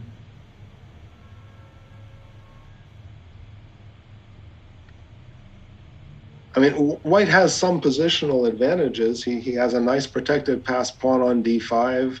His knight on f5 will be pretty good, and Black doesn't really want to trade it because he doesn't want to give up the blockade on d6. But I think Black can trade on f5 and then play rook to d8 if he wants to, and he probably wants to. So, I mean, slowly but surely, with an extra exchange, Black should be able to convert this. Yeah, position looks good to play. And interesting, going back to okay, b4 has just been played by Ambika.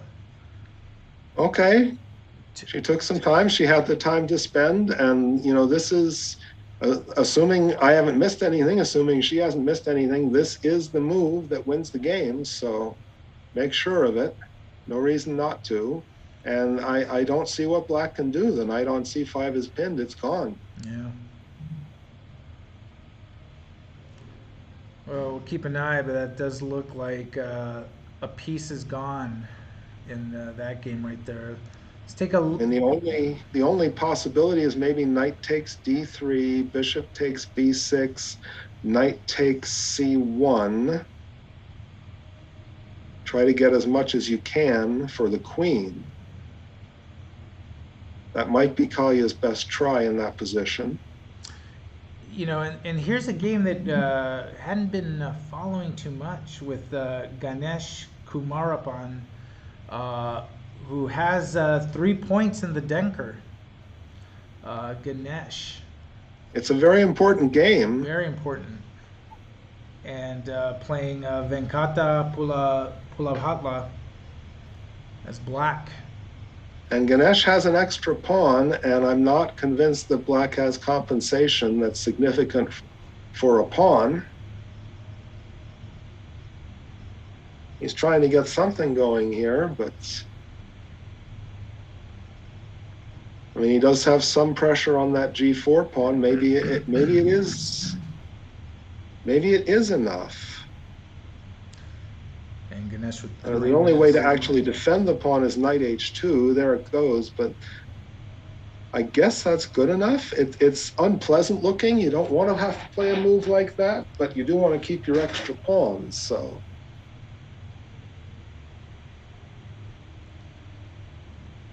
And the next really unpleasant move after a move like bishop c8 might even be f3, which is going to make that bishop on h3 look pretty silly. But again, White wants to keep his extra pawn. That's big game. Lots. It is a big game, yes. Lots at stake. Although regardless of the result of this game, the game between Ganesh and Sharvesh will be the big game of the tournament. This game that Ganesh is playing is to determine who has draw odds or whether anybody has draw odds in that final round game coming up between Sharvesh and Ganesh.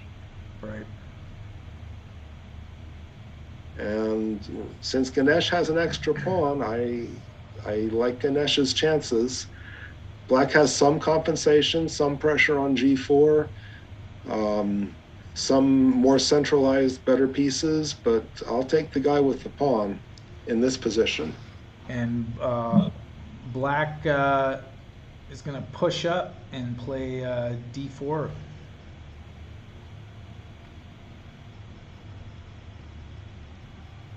Opens up that diagonal. Black has play. I mean, Black certainly has play, and there is compensation. Is it a full pawn's worth of compensation? Maybe it is. Yeah, look at that move, though. Bishop g2.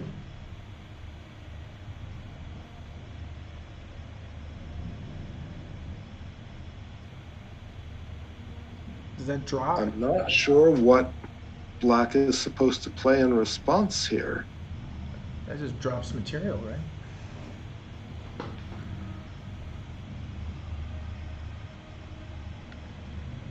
Well, I'm looking at it. I have the benefit of the eval bar, so something's going on that I haven't seen yet. Is it saying all's okay? It's saying all is okay, Hmm. but I don't see how all is okay. And, if Ganesh's opponent was that screen name isn't helping me any. My my If my. Venkata, if Venkata doesn't find the move, then all is What very okay for Ganesh and not okay for Venkata. But what the eval bar says there's something what here. about Queen C6?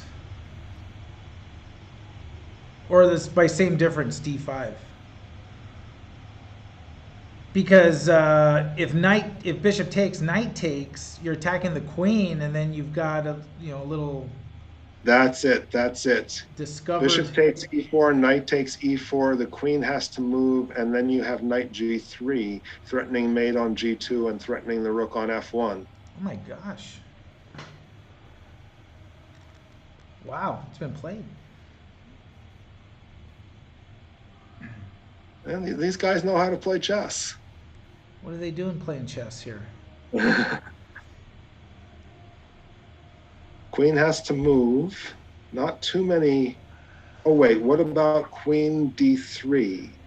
What's happening after queen Well, d3? why can't you go knight? Oh yeah, no, I guess can't you go Oh, knight takes no, f2? you can still go knight g3 because you're not just threatening queen g2 mate, you're also threatening queen h1 mate. So I guess if you go knight takes f2, you can take because your king can run to e1. potentially, I think knight g3 is the move. And white has to block the diagonal with a move like f3, and then black gets to take on f1. But still, Wow, this is kind of a scary looking.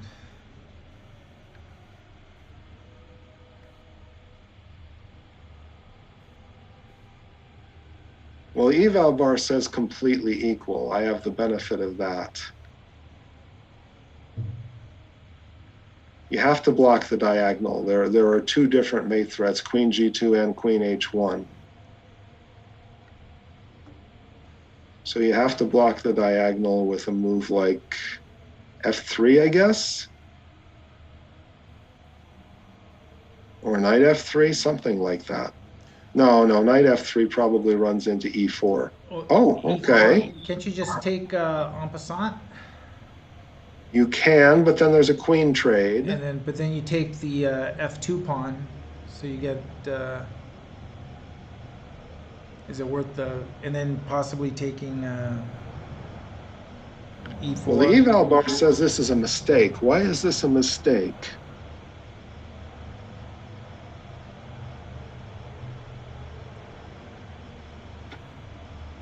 The eval bar thinks that black is better now.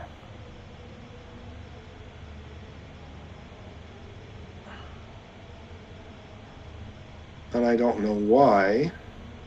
So what if knight takes e4? Takes e4. Queen f. Queen f3 maybe.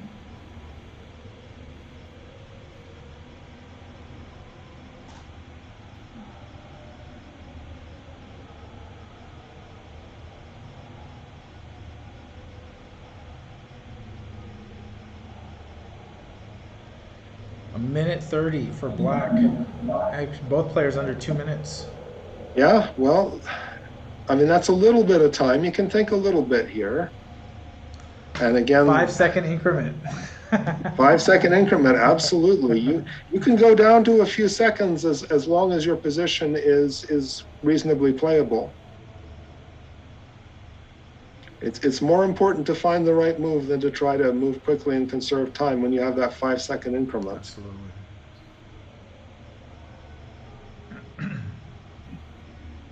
I think you have to play knight takes e4. I'm having trouble finding another candidate move for black.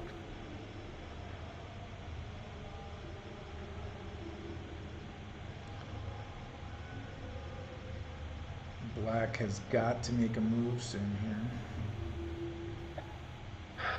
You need to find the right one, though, but I don't even know what other move black is considering.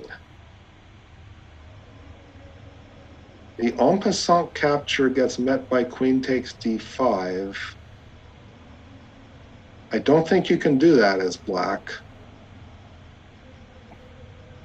But black did it. Oh, went check And the first. eval bar doesn't like black's move. Went check first because it's thinking bishop takes with check.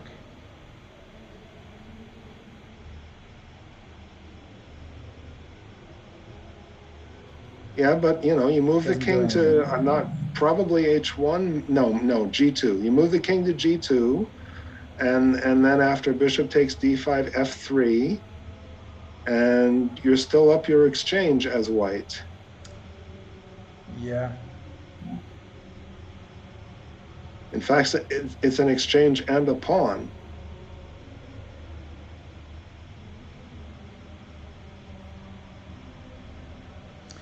So you're gonna go king h3. I was planning to play f3, but maybe king h3. I'm not sure what's going on after king at h3, knight f4 check. That looks kind of dangerous. Excuse me.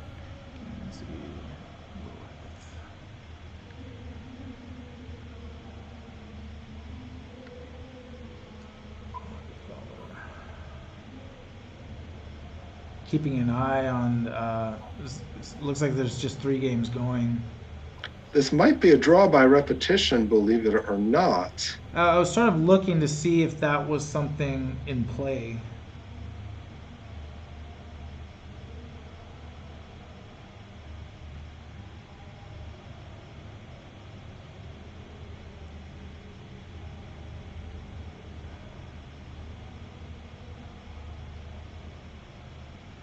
And probably both players okay with a draw by repetition, and that just seems to be what the position calls for at this point.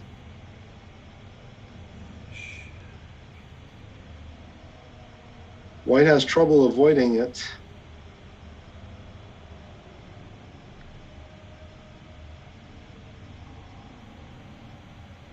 And we have draw. Oh, he goes for king h4. And we got drama in another game going. And Ambika Yellow Miraju won her game. And That's it. She's won the tournament. now Even if she loses next round, she has the better tie breaks. Yeah, so even Tanvi, who is at 4, you're saying even if Ambika loses the final round, just the tie breaks alone are enough that despite a loss, if she were to have it, should qualify. But gosh, there's the other game from the Denker is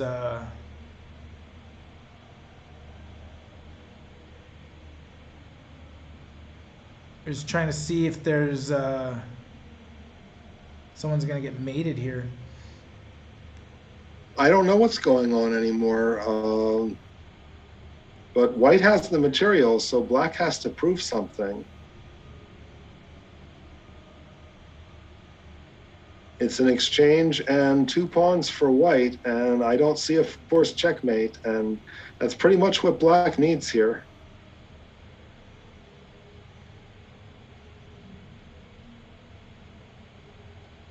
No, there's no forced checkmate.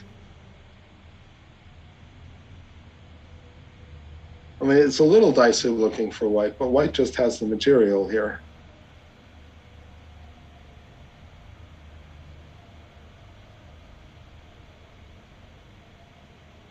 I think white can take on f3.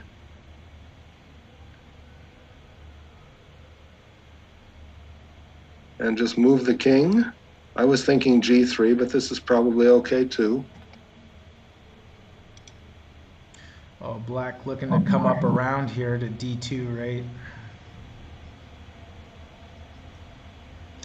But can't really... Even if black wanted to come to d2, you're just going to get met with... yeah, there we go. Or d7 check, and the king starts running to g6, and... Uh-oh. Oh my gosh.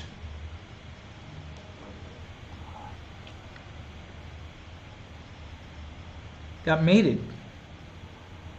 Oh my gosh. Oops.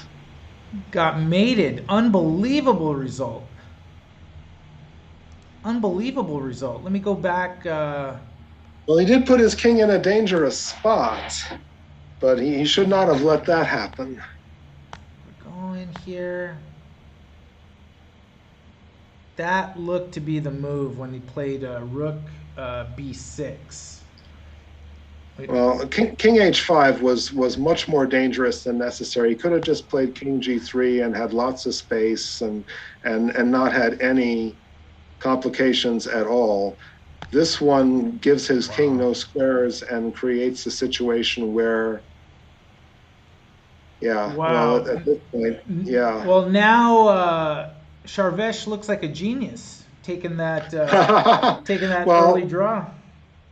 Charvesh Charvesh still can't afford to lose in the final round, but Charvesh goes into the final round now with the draw odds. Right. It's got some breathing room, but we got one last game still going here with Lucius trying to convert the win, but getting harassed by Eric with checks. Yeah, both kings are very exposed. And the question is, can Lucius ever find any safety? He's going to start running now.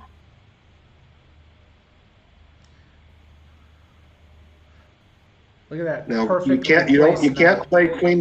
play queen takes f4 because queen f5 forces a queen trade, and that's it. White appears to be out of checks, and now black can start organizing things. And there it is. Yeah. Fantastic. Nice closeout by Lucius. And incredible results from this round. Let's take a quick look at the results board here. And this is great that Judith is updating the results so we can take a look at it. So after 4 rounds in the Denker, we have Charvesh, David Prasath, 3.5 points, 1 full point ahead of Rohun Trakru, and they will be playing in the round. But Charvesh definitely has a little bit of breathing room. The important thing is Ganesh is at 3 and Charvesh is playing Ganesh. If Ganesh wins, he wins the tournament. If Charvesh wins or draws, he wins the tournament. And who's going to be white? Charvesh has white. Charvesh has white. So Charvesh has all the advantages. He has draw odds, he has the white pieces, and he has the higher ratings. So things are looking good for Charvesh. He does have to play the game and not lose it, but it's and then and then in the Barber we have Eric Liu with 3.5 full point ahead of Lucius Melillo. Yeah, all Lucius can do is win his game and hope. But Eric is in total control of that situation. And then the Rockefeller is just completely wide open because Kyle Wang is leading with 3, but then there's 3 players at 2.5: Daniel Yang, Joshua Meng, and Andrew Wu. And Andrew Wu is playing Kyle Wang. So if Andrew Wu wins, it will probably come down to tie breaks. If Kyle Wang wins, then he's just clear first. If that game between Andrew Wu and Kyle Wang is drawn, it also again probably comes down to tie breaks. And and then Ambika Yelamaraju with 4 points. Tanvi, it shows 4, but they've already credited her with the forfeit win for the final round. Um, so we have like 4 or 5 games that are gonna decide everything. So fifth round, we'll keep an eye on those important games and follow the drama of the qualification for the Denker, Barber, Rockefeller, and Haring championships. Next round starts in 25 minutes, I believe, and we'll take a break and catch beginning to end the 5th and final round of the Texas Chess Association state qualifiers. We will see everyone shortly. Exciting stuff in the final round, and we'll be covering it start to finish. We'll be back shortly, 25 minutes.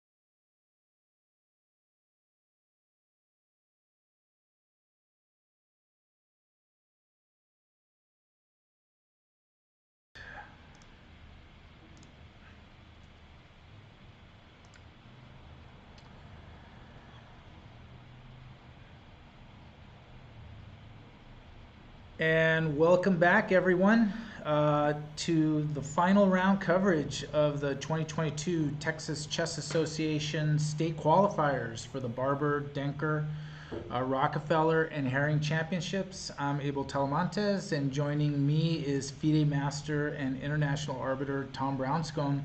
And here we go. We've been following the games, following the results, and we've arrived at that moment where we know what people need to do in the final round. And before the games start, maybe we can take a look at where the standings are right now and go from there. Starting with the Denker.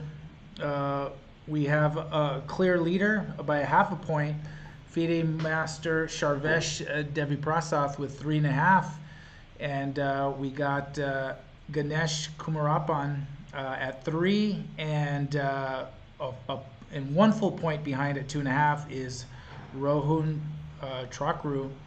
But it looks like from your calculations in the tie breaks that it's Sharvesh's tournament to lose. Well, not because of tie breaks, but because of points. He has 3.5 points. Ganesh has 3 points. So, Sharvesh wins or draws. It's his tournament. He wins it. But Ganesh also controls his own destiny. If he wins this game, it's his tournament. So that is the game. The game between the two leaders, and that will decide. And it's always nice when and who plays who in which round was predetermined before, but it's kind of nice that we have this final round drama that we can look at. And for the Denker, in terms of the Barber, we have a player a full point ahead of the field. That's Eric Liu with 3.5. He was the top seed in the Barber section at 21.95 USCF. 1 point behind is Lucius Melillo, who won his 4th round game. So Eric in first, and then Lucius at 2.5, and those are the only two that can win the seat.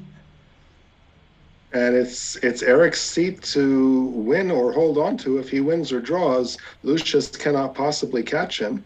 If Eric blows it and loses the game, then Lucius has a shot to create a tie for first, and it's unclear what the tie breaks will be at the end if that scenario comes out to play. But Eric can clinch it with a win or a draw.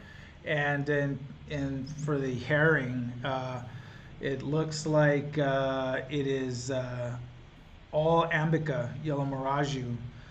She's a perfect score so far with 4 out of 4. Tanvi Borsi has 4 points, but she got her 4th point via 5th round forfeit. So so she's tied with Ambika, but it looks like regardless, Ambika's already got the tiebreaker, so even if Ambika loses, she clearly has the tiebreaker. There's no way that doesn't happen.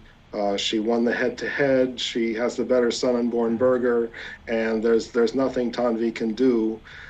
She's won her game by forfeit, of course, but that's all she can do. And obviously, if Ambika wins or draws, she gets clear first. But even if she loses, which I'm not predicting and don't think is particularly likely, it's still Ambika on tie breaks.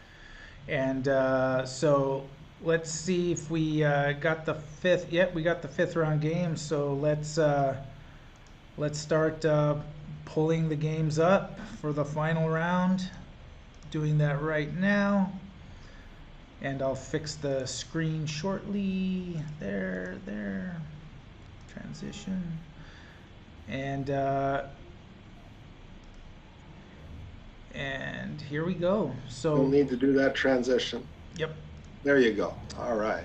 And so let's start off here with the Denker and Sharvesh Devi Prasad and Ganesh. And as we've been noting in the games earlier, it looks like Sharvesh, his preparation for this tournament is really solid. Well, Ganesh is also moving quickly, which is usually an indication that he's still in his preparation.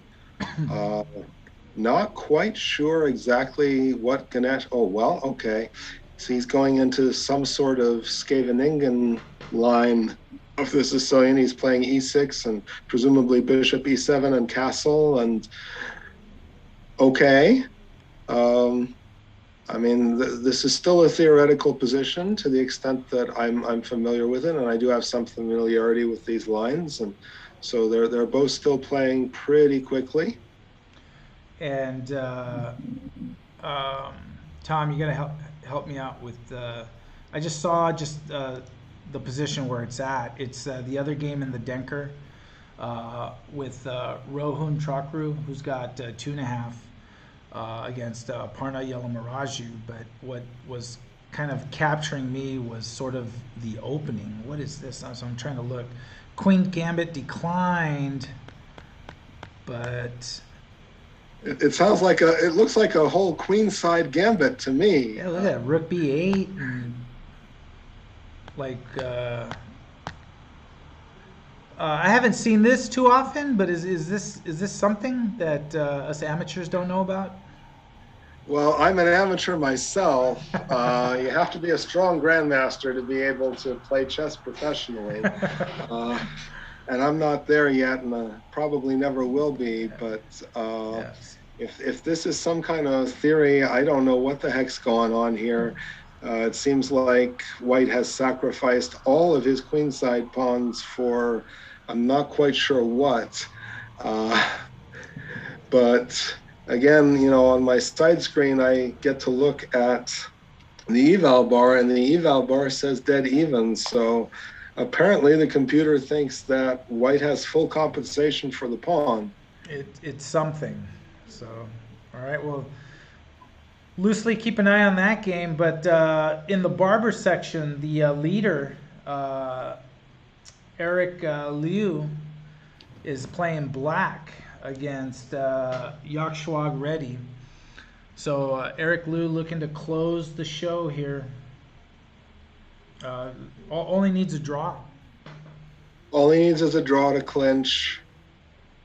Even if he loses, there's a fair chance he'll still win the tournament, but a draw absolutely clinches, no question about it.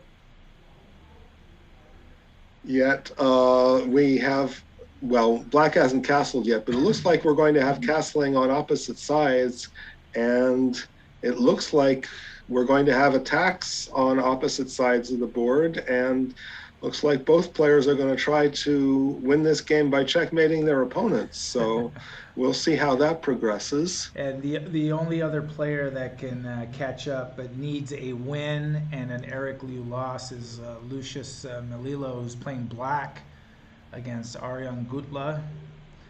And Lucius has got the pawn all the way to h3 already. Well, not such a great thing if you're castled kingside. That's true too. Out of a Carol Khan, this came out of.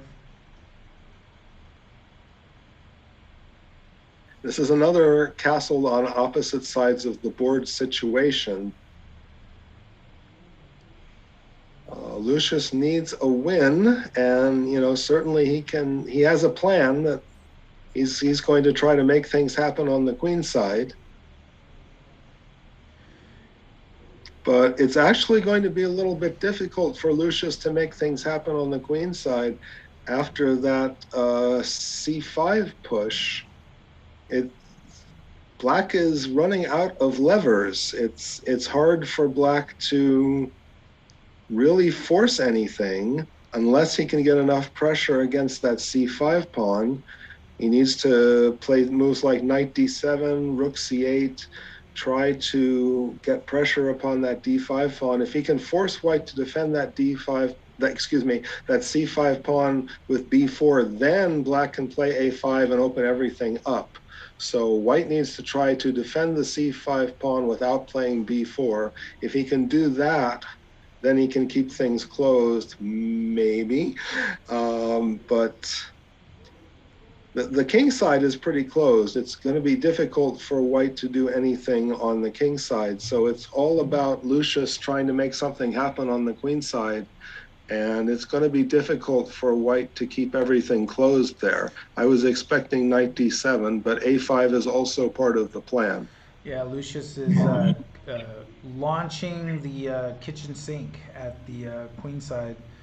And now the Rockefeller is the tournament where pretty much every game has value because there's not a whole ton of separation between the players. But the tournament leader in the Rockefeller is Kyle Wang, is playing black right here against with 3 points against one of the people chasing him, only a half point behind, Andrew Wu, playing white. If Kyle Wang can win this game, he is the champion of the tournament and he will represent Texas in the Rockefeller. But I don't like what Kyle Wang is doing. He still has his king on e8 and he can't castle now because his knight on c6 is hit. And it looks like stuff is going to happen before black has time to castle. And that could be very bad news for Kyle Wang. Yeah, it's looking pretty sharp right away out of Yoko Piano. So he's going to play, what, knight e7? Maybe knight a5? Knight a5, yeah, knight a5. I mean, knight e7, I think, has tactical problems. White can just play h3 and say, well, if your knight moves, I'm going to take on e5. So black has to get involved in these tactics of knight a5 hitting the bishop on c4, but that's going to start to open things up. I expect here bishop b5 check. And probably black needs to block with c6. Oh, Queen a4. Queen a5. That's interesting. Oh, right. The bishop on b4 is hanging. Uh-oh. Excuse me. Uh-oh. Let's note it. Let's not miss the obvious. The bishop on b4 is hanging. Queen a4 check picks up the bishop on b4, and that should be the game. Oh my goodness. What a quick reversal here. Wow, just that should be it. Just did not pick that up, huh? I mean, Kyle just didn't castle and got messed around. I don't know why his knight ever went to g4. I don't know. I didn't see how that happened, well, but take a look here. I mean, took the pawn and then pushed e5. And then knight g, takes the pawn, check. Gosh, like what do you do here? this is probably still theory, but I don't know it. Yeah, but probably should not have taken the pawn. Probably should have just castled there, maybe. I don't know.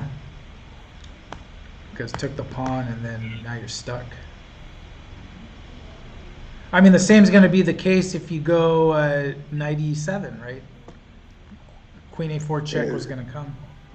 You can't take the pawn. I guess you have to castle. Yeah. I used to be more interested in these positions when I was younger and played double king pawn regularly, but it's been a while since I've done that.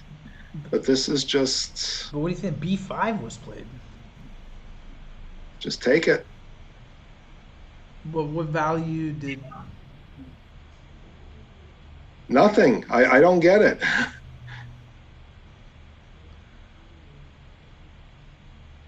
I have no idea what Black thinks he's accomplishing by... The knight's hanging. The knight's still hanging. Even after this. Like, what is going on here? Is the...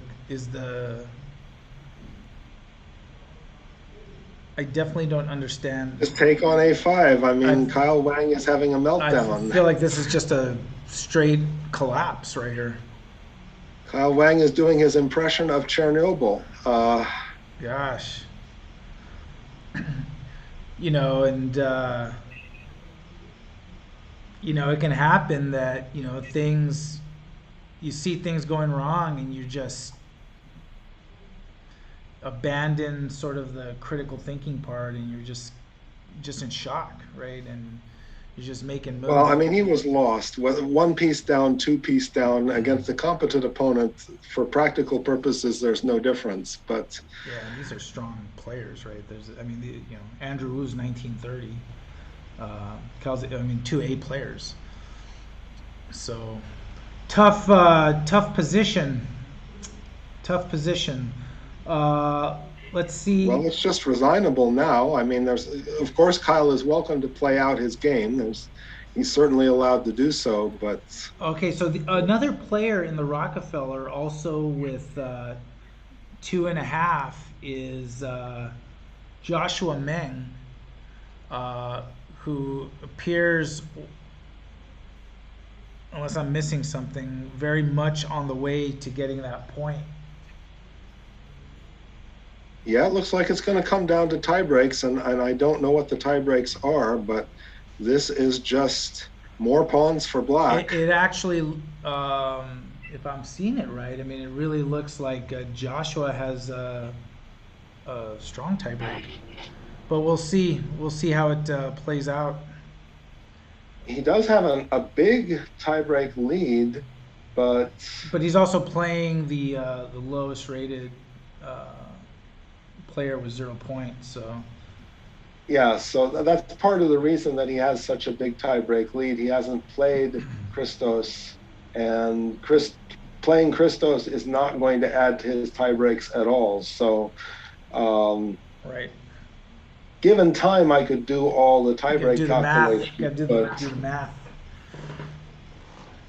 I don't think that's what I want to be doing at this moment. No, I think we're definitely just going not. to let it happen and see. But it will come down. It looks like it will come down to tie breaks with Kyle Wang definitely losing and Joshua easily winning this position. And Daniel Yang, who's playing black, is another player also with 2.5 points. And black is looking like they're on their way. Black is looking like he's up a whole bunch of material, an exchange and a pawn. Excuse me, an exchange and two pawns. So So this is pretty for Kyle Wang's game. Very necessary to take the point because you got two players at 2.5 that already scored points, and well, I mean, we looked at Kyle Wang's game. Uh, it's not a game.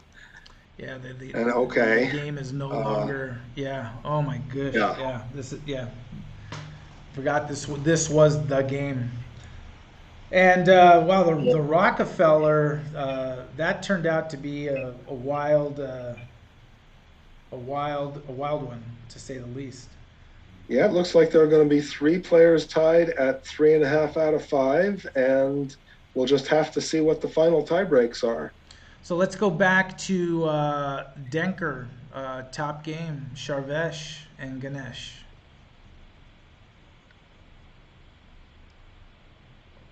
Some fast games here ending. Well, White has gotten in the thematic And E5 break, and, but and Tom, it looks like Eric Liu has won the Barber. He just won his game with this move right here, winning the queen. oh yeah, that's a winning move. That is Can't let that happen. that is a Barber winning move. Yeah, We will have 4.5, and he will be the Barber representative from the state of Texas. And major oops by Yak Schwab, but yeah, congratulations to Eric oh Liu. my gosh, Who, just straight missed that. Look at that. Oh, just straight missed it. Did not can't do that. did not see Well, that. you can do that, but now you need to play King B1 or yeah. Oh, that's just blundering a queen. Yeah, and that's probably possibly a little bit of fatigue setting in. But all right, congratulations. And I don't know. When I was a young kid, I didn't feel fatigued playing chess. I felt wonderful playing chess. you don't feel that until once you get past 30 or 49 like me, where Even 40s. I had my, oh, gee, I need to slow down a little bit moment when I was, gosh, 46 or so. Uh, I get tired. Now I'm one of those players that if I'm going to play a 4 round tournament, got to take a bye in the last round.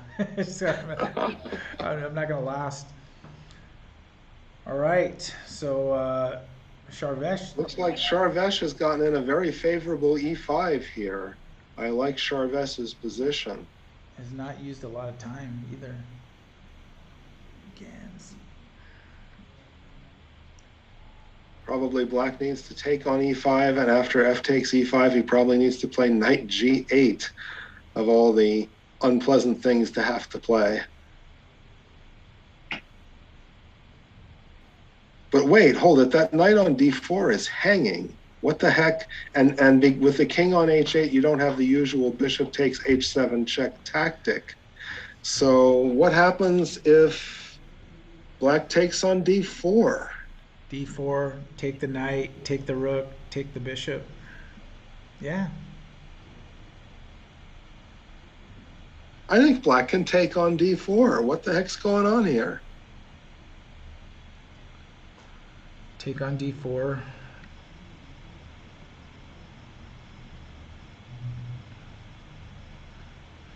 Now, is there anything with? Oh,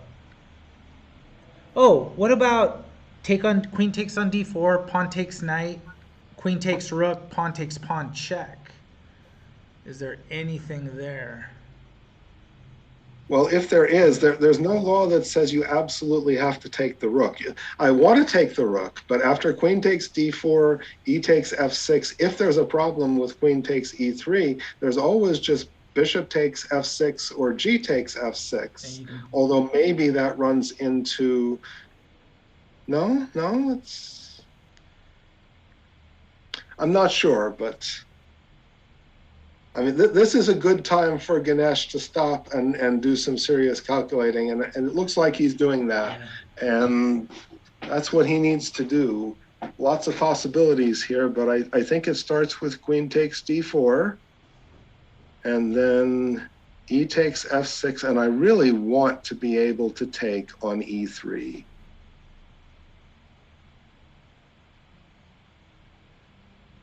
And Ganesh is like... almost feels like it's bait to a fish. Just take this right here, and you gotta monitor the dangers. I think he can take it, though. Queen takes knight, pawn takes knight. I want to take on e3. Prove to me I can't. Takes one, check.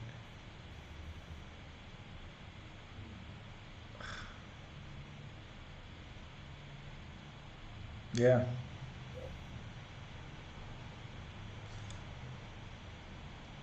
Deep in thought, as should be. Yeah, well, this is probably the moment of the tournament for both players. Decision point is now. And notice Charvesh has used less than 4 minutes. Well, with increment, he's used a little more than 4 minutes, but he did not go into deep thought before offering all of this stuff up. And maybe he just calculates a lot more quickly and easily than I do, but... Well, this will be fun to see, just because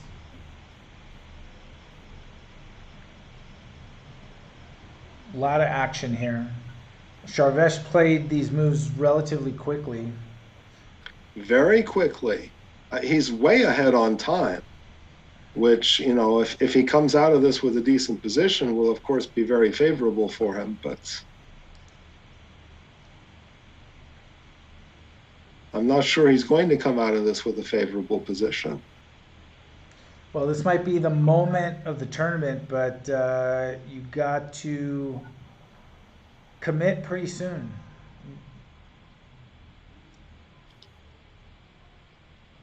you don't want to leave yourself with too little time. This is still very early in the game. There's still a whole 13. middle game to be played. Usually after the middle game comes the end game. Whole lot of chess to be played, and he's leaving himself with less than 7 minutes, plus the increment, of course. I mean, if he really can get a clearly winning position, he doesn't need a whole lot of time to finish it. But if he can't calculate this to a clearly winning position, he's going to need some time later. Down almost 6 minutes. And just a quick check-in on Ambika's game. We know she's winning it already, but she's up a pawn. Position looks really good, so we expect her to close the show as she would have anyway. So that's looking good. But yeah, this appears to be Ambika's day. It appears to be Ambika's game to win or lose with the extra pawn, bishop for the knight, better piece placement, especially along the e-file. Oh, here we go. What? So it looks like he didn't take on d4. I am in shock. And then played, wow, rook h3.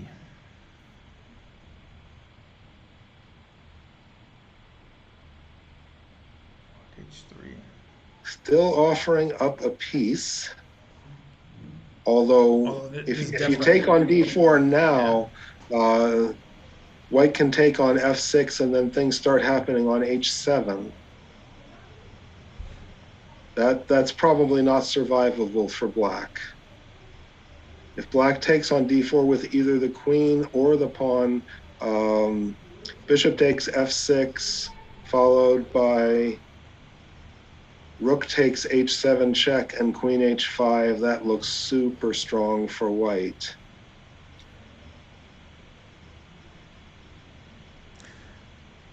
I still don't know what was wrong with queen takes d4.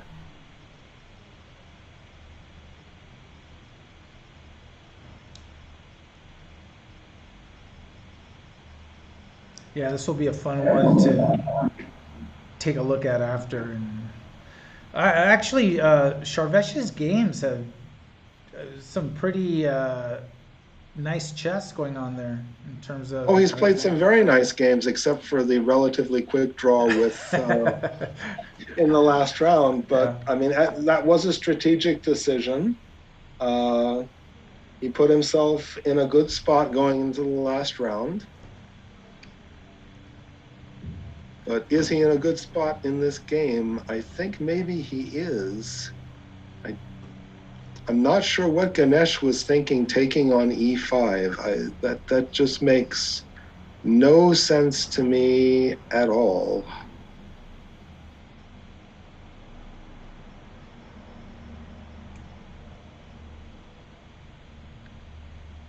Yeah, and it is confirmed. Eric Liu, 4.5, wins the Barber. Well, congratulations, Eric Liu. He earned it. And you are correct. But you saw this already that Ambika's tiebreaks, regardless, is higher, so she wins the Haring. And then the Rockefeller. Rockefeller is not clear. Oh, wait, all the games are over in the Rockefeller. It is clear. Okay. It looks like Joshua Meng, right? No, Joshua Meng. No, wait a minute. Tied with Andrew Wu. Judith is updating those tie breaks, so give her a few moments.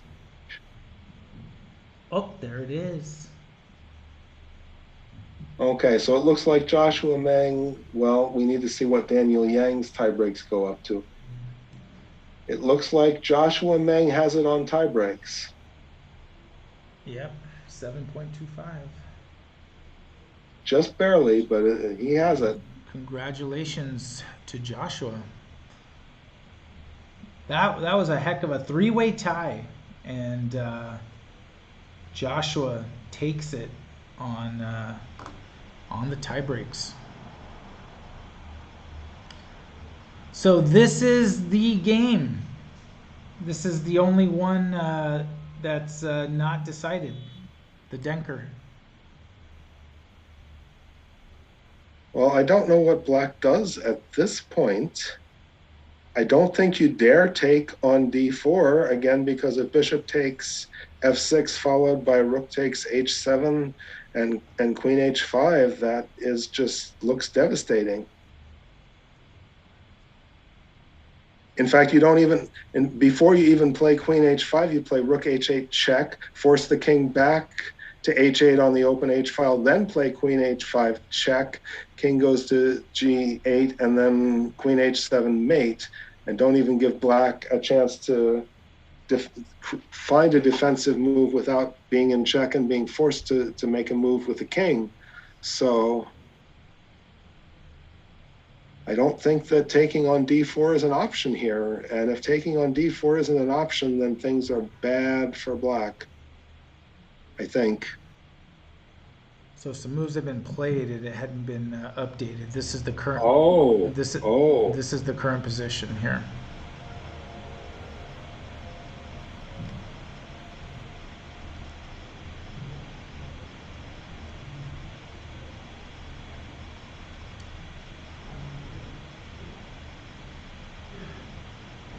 Funny thing is if white plays knight takes bishop, you don't even have to take that knight, do you? You can't take that knight. Yeah. You don't dare take that knight.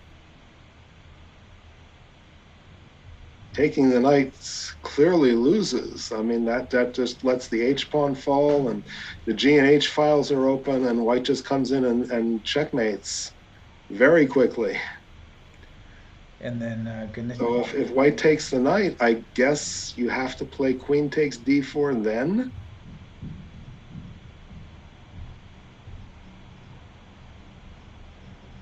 Oh, this can't be good for black. I just can't imagine this can be good for black.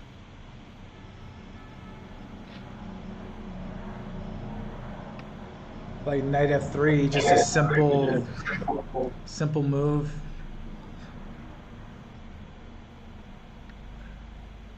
Pressure still feels like it's on black.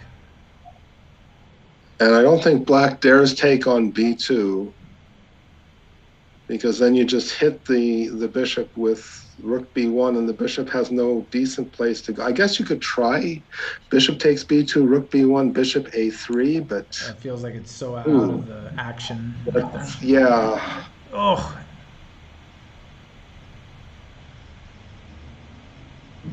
But what do we know? Ended up playing. ended up playing. Wow.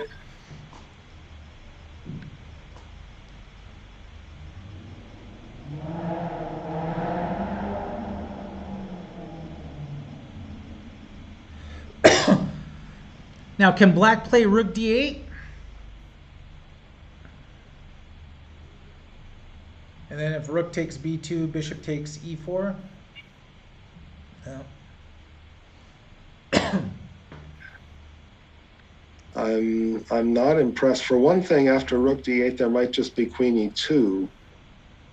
But bishop a3. Let's put all the black minor pieces on the queen side, because clearly that's where the action is. Unless black's thinking they're going to go to a3 as a way to get back to e7.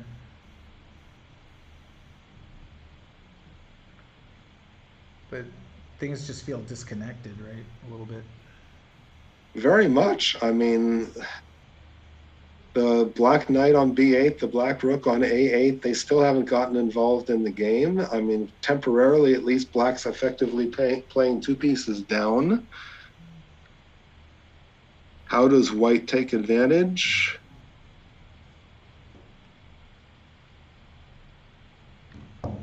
I mean, all these white pieces are just coming on over to the king side. White's getting ready to play queen h5 and knight g5, and holy cow.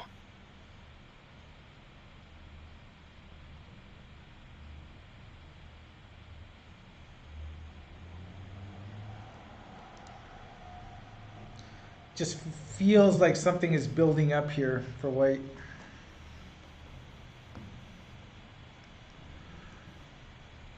So 3 of the 4 events, we have qualifiers already. We're waiting on the 4th and final one, which will be decided in this game. And white is going for the throat here.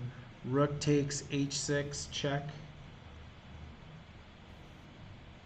Well, black has to take. I mean, it doesn't do any good to run away with king g8 because, I mean, among other things, just queen h5 forces the capture anyway. So and you can't stop anything here. Like, it's over, right? I guess you attempt king g7. King g7. Gosh, it almost like feels like king g7. Can you play knight takes f7? And then you got the bishop. Knight takes d6. You got the bishop coming out over there.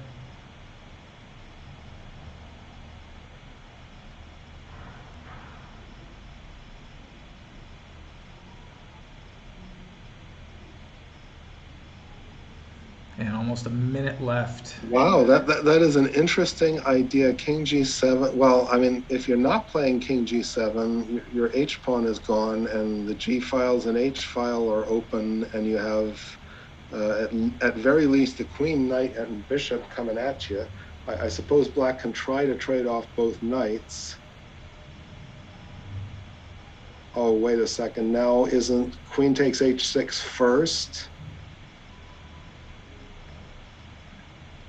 And now bishop takes e4, threatening queen h7 mate. You have to play f5.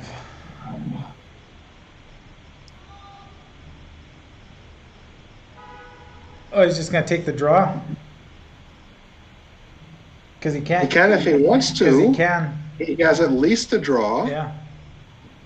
That does win the tournament. Yeah. And the tournament has been won. Took the draw. No need to figure anything else out or swipe that rook. Tournament's over. The goal has been accomplished, and congratulations to Sharvesh. Devi Prasad, FIDE Master, will be the Texas Barber, Denker representative for the 2022 Tournament of Champions at the U.S. Open. Unbelievable chess, and a couple of games still. I don't know what is happening here. Looks like there are still a few games still going. Yeah, but like, is this including Ambika's? Oh, let me play this out. This is the current position in this game. It'll fast forward. Yeah, and Ambika's is still going. Although Ambika's position, it looks like it's gonna be like a slow death here, because she's up a pawn, but just her pieces are looking a lot better. And she's got 13 minutes left to her opponent's 4. Yeah, Ambika has everything here. The pawn, the bishop and knight versus the 2 knights.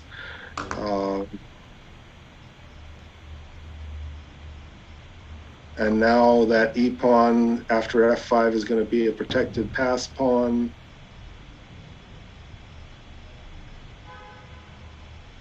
This is a technical win for Ambika. Yeah, let's go back to the other game. And black is up.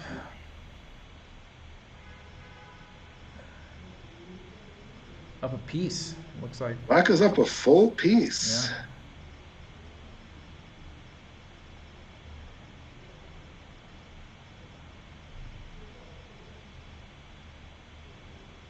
I mean, white has a lot of pressure on f7, but yeah, any it's not a piece of pressure, I don't think. Dirty tricks here.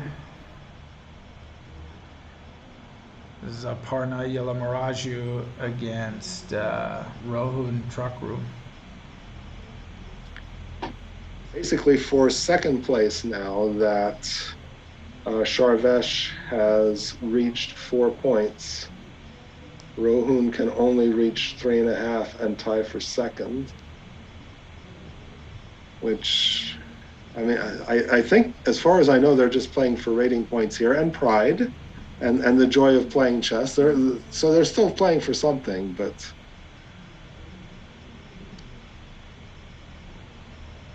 And stands to reason if Texas is anywhere like California, I'm sure it's the same everywhere. These kids know each other, so there might be some rivalry a little bit going on between the players also. I've never lived in Texas, but I know that Texas is a really big state, and they divide their state scholastically into regions. So I don't know how much these kids actually is that see right? each other. Yeah, no, unless I completely misunderstand the Texas system, each player in this tournament is the winner of a regional tournament. Oh, is that right? Interesting. I mean, Texas I'm not saying California isn't a big place. I'm not saying your state is not a big state, but Texas is really big, and they have a whole bunch of different metropolitan areas which are quite far apart. That's a nice one. They got a lot of chess going on. They sure do. And it's far apart. You have Houston, you have the Dallas-Fort Worth area. Well, it's looking more and more like Black's gonna hang on to the extra piece, and the danger doesn't appear to be there as much. There really isn't much in the way of danger. This is just a technical conversion piece up for a pawn.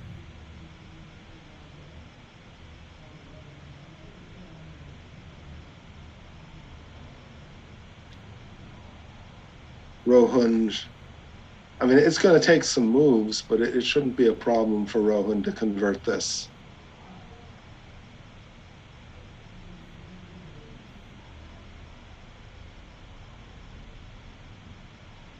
And let's give a quick shout out to all the kids participating in this tournament, because as we know, playing any scholastic tournament over the course of a morning and afternoon is tiring, but with everything that's been at stake and dealing with the highs and lows and the emotions, and some of these kids having to come back in the third and fourth round to get themselves back in it and in a position to win it.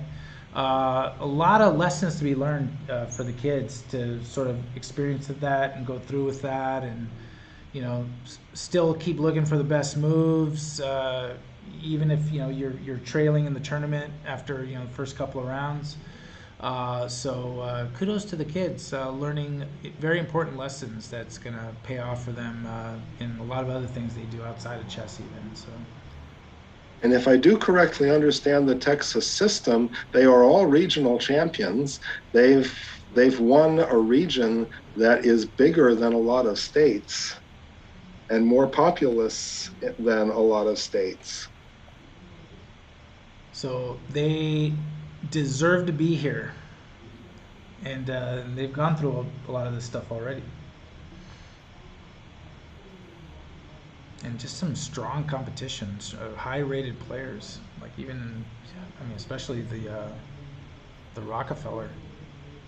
In fact, as I look at this, every single player in this Denker qualifier outrates our state high school champion, who will be representing state of Nevada in the Denker, and every single player in the Barber qualifier outrates our Barber champion, who will be representing Nevada. So a lot of strong scholastic players here in Texas. Well, even here in California, we have a couple of players that wouldn't play this tournament because they're too strong. They're doing other things like Christopher Yu and uh, uh, Well, I don't know if they're too strong. I'm pretty sure that last year's Denker winner was Grandmaster A Wonder Liang. He obviously didn't think he was too strong to qualify for and play in the Denkers. So, yeah, and there's something in California that like the really really strong. Some of it has to do with the tournament organizing, but the really really strong players don't really play these uh, tournaments because of the other competition that's there. Like it's not as strong. So you see some of these kids forego an opportunity to play in these events because the rest of the competition is not as strong, or yeah, I don't know, but it's I understand when Chris. I think Christopher Wu's a Grandmaster now, isn't he? yeah. And so is Andrew Hong, who's in high school. He's a grandmaster. He's from Northern California here. I understand grandmasters don't really want to play in scholastic tournaments very often, but if it's good enough for A Wonder Liang, it's probably good enough for any other young grandmaster as I well. agree. I mean, I think it sort of lends even more like prestige to the event. Not that it needs it, because I remember when I was a high school player trying to qualify for the Denker. Um, at the time, you qualified by rating. They didn't have like a tournament to determine the representative. You just had to be the highest rated high schooler. Well, that was your state's choice. Yeah. Each state gets to decide how they're going to determine their Denker and Barber and Rockefeller and Haring qualifier. And the USCF prefers that there be some type of qualifying tournament. And the Denker representative, Charvesh, is celebrating his victory by playing more bullet. I mean, this guy, this is all he does. He eats, sleeps. He plays a tournament, wins it, and then he's just playing nonstop bullet chess. I mean, it's in the blood. No wonder he's winning. And here Black trying to utilize that extra piece and get that win. And let's take a quick look at Ambika's game. She's still trying to grind it out. Her opponent with 5 seconds left. I have confidence in Ambika. I have even more confidence in her position. Yeah, I think I'm gonna have to agree with you on this. Yep, and that is it. Ambika runs the table at the Haring, and 5 out of 5. She has been, but now puts a stamp on it, puts it in the mail. She will be the Haring representative. Congratulations to her from the state of Texas. Back to this game. This is the last game we're following here. Well, it appears that there might be one more in the Haring, but it's not players who can catch Ambika. There's no way to catch Ambika. She has a perfect score. So That ball. Oh, there it is. And this is the game that's going in the Haring is Kalia, 1939 against Sheena, rated 1489. This is the position, and Sheena, who's playing white, is ahead. Oh no, Kalia is ahead. Up a pawn. She's got the 2 bishops. Kalia's only got 30 seconds though. 5 second increment. Yeah. She doesn't blunder. She'll be okay. Of course, as we've learned in this tournament, that is a significant if. Well, she's the one that blundered that fork, right? That led to her Yep. defeat.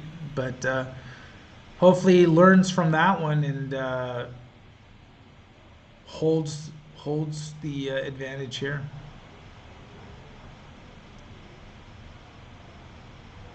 but time is a factor.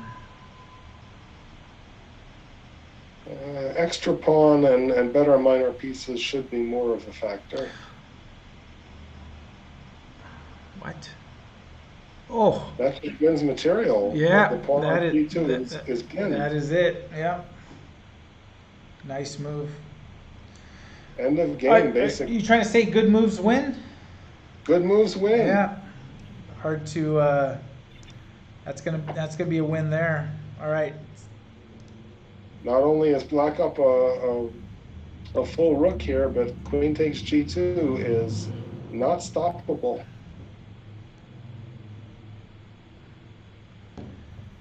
And And this is still an extra bishop.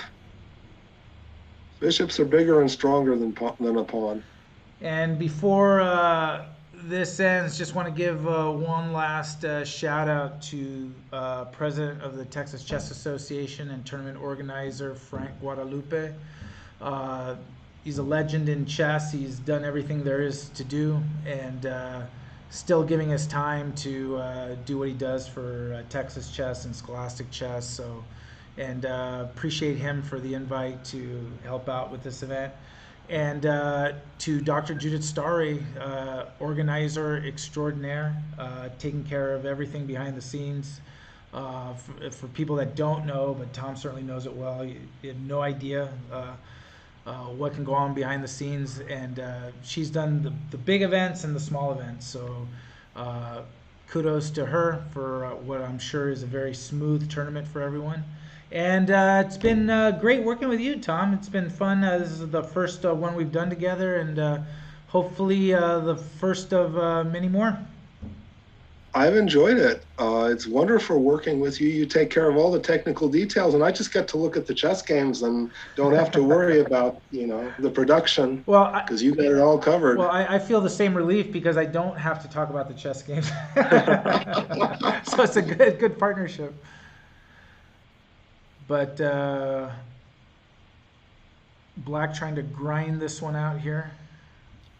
Black will succeed. I have confidence. Yeah, there's plenty of time also.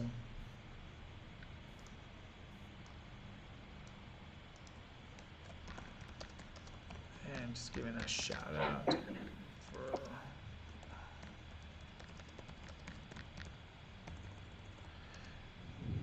sending congratulations to the winners and all the players.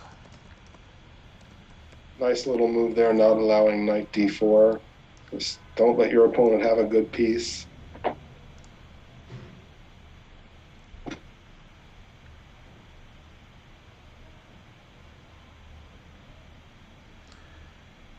And that king is really pinned in there. Yeah, slowly but surely, Black's pieces and king are just coming. And since he has an extra one, it's hard for White to do anything to stop that from happening. And when this last game is done, we will put up the standings one more time so that we can clearly see the qualifiers with all the completed games. And this is our last game. All the other games are complete. Yeah, you're going to be at the U.S. Open this year, which is in I will be at the U.S. Open. Rancho. At first, I thought I was going to be there representing Nevada in the Irwin Tournament of Senior Champions, but then they offered me a job as a tournament director, so I said, okay, I'll come and be a tournament director and let FM Nachum Salman, who was second place in our state championship, represent Nevada. Nice. Well, congratulations on that. So now you get to tee the tournament and know that you had won the qualifier. Yeah. Is it an open tournament qualifier for the seniors, or is it a? Yeah, it's an open. I think next year I'm eligible to compete in the senior championship for Northern California. Enjoy that opportunity. Yeah.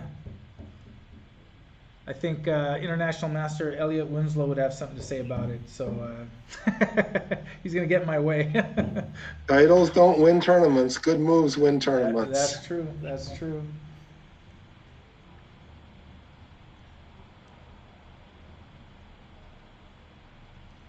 A pawn is putting up some resistance here. I think it's just a matter of time, but he's not making it easy. Well, he made it easy enough for Rohan to get to this position, but he's not making it easy for Rohan to finish this position.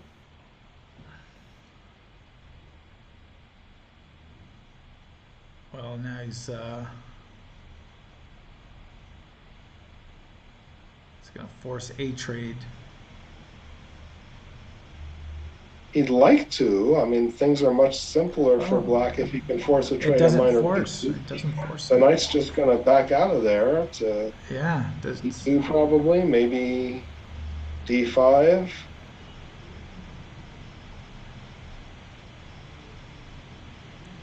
Gosh, this is tricky. And the only thing is, Black is the one that's running out of time, trying to figure all this out. 5 seconds. He has 5 seconds. Obviously, he's behind, but he has time.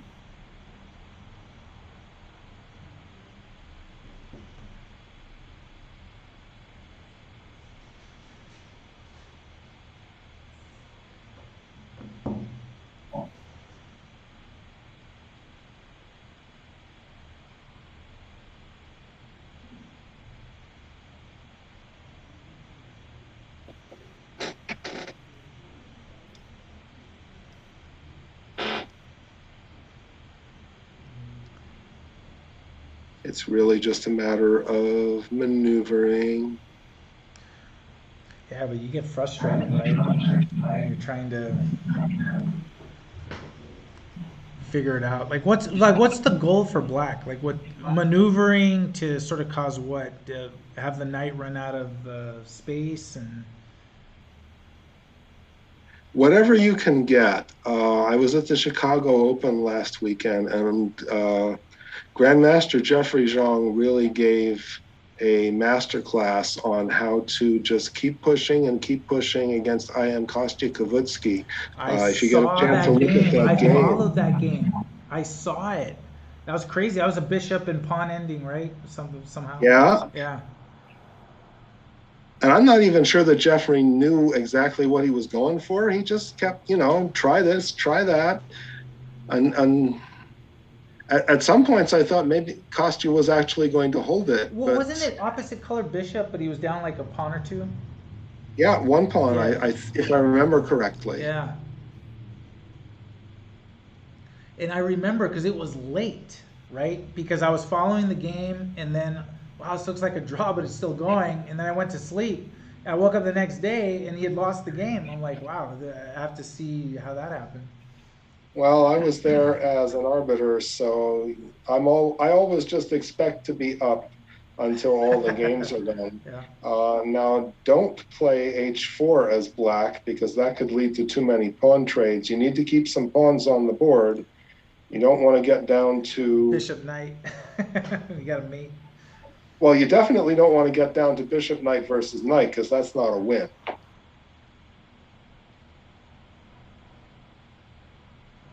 So you can't allow too many pawn trades here. Don't play h4.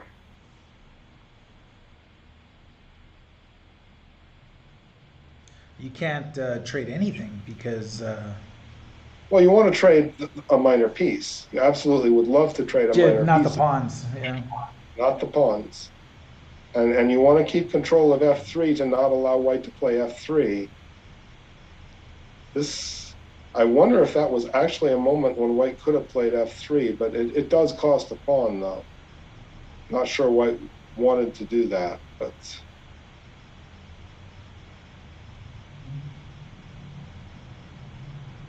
Now finally, Black has pressure on f2. That f2 pawn has to go forward.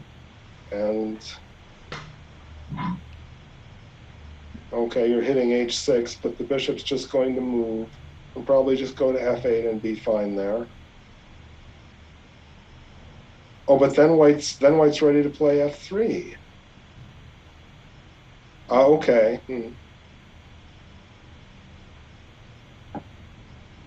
Now white plays f3. What? That one didn't make any sense to me. Why just give the pawn away when you could play f3 instead and trade it? It's now a full piece down.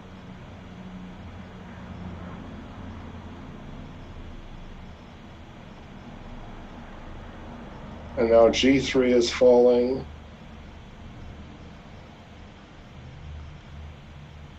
Yeah, that's it. And that is the game. Way to grind it out for Black and Rohun. And that is a wrap. So let's pull up the results here as we have them. I think Judith will be updating everything shortly. It looks like it's pretty much updated. She hasn't highlighted Sharvesh as the winner yet, but other than that, it looks like it's all done.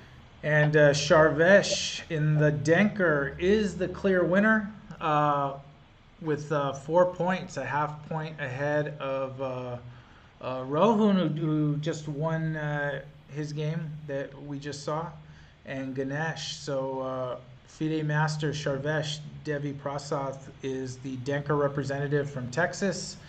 For the Barber, it's Eric Liu with 4.5, a full point and a half ahead of the field. Congratulations to him. He was the top seed in the Barber, as was Sharvesh, the top seed in the Denker. 21.95 for Eric Liu, wins and is the Barber representative from the state of Texas. For the Rockefeller, by tiebreak, there was a three-way tie for first between Andrew Wu, Joshua Meng, and Daniel Yang. And Joshua Meng qualifies as the Rockefeller representative, USCF 1894 rated with 3.5 By half a points. tiebreak point. Half a tiebreak point. And in the Haring, it was all Ambika, Yellow Miraju. Perfect 5 out of 5. Didn't see she was really in trouble or had any threats in the tournament. But solid play, and it got her through everything. So those are the winners. Congratulations to the winners, and congratulations to all the players for participating. And again, shout out to the Texas Chess Association for broadcasting these games, because for the kids watching, I'm sure, and I know they were playing, but I know if these kids are like the kids here in Northern California, I'm sure they're the same everywhere.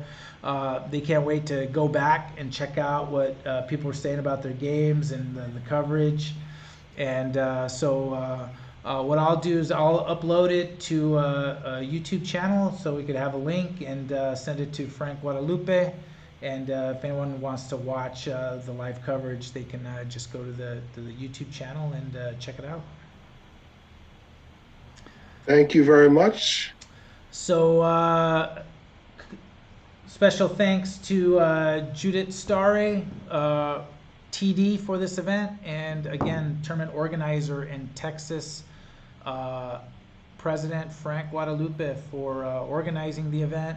And for people watching, thanks for kind of tuning in. I hope you enjoyed the action, and we'll put it up on a YouTube page, and we'll have them send the link so you can check it out. So I'm Abel Talamantes with FIDE Master Tom Brownscombe. Thank you for watching the qualifiers, and good luck to the kids. You and I will be at the U.S. Open, and we'll see how these kids do. You're looking far ahead. I'm not looking past the Las Vegas International Chess Festival. You got big stuff coming up. You want to plug that real quick? Because I know Judith's going to be there as well. Judith is going to be there. She's going to be in charge of all the youth events.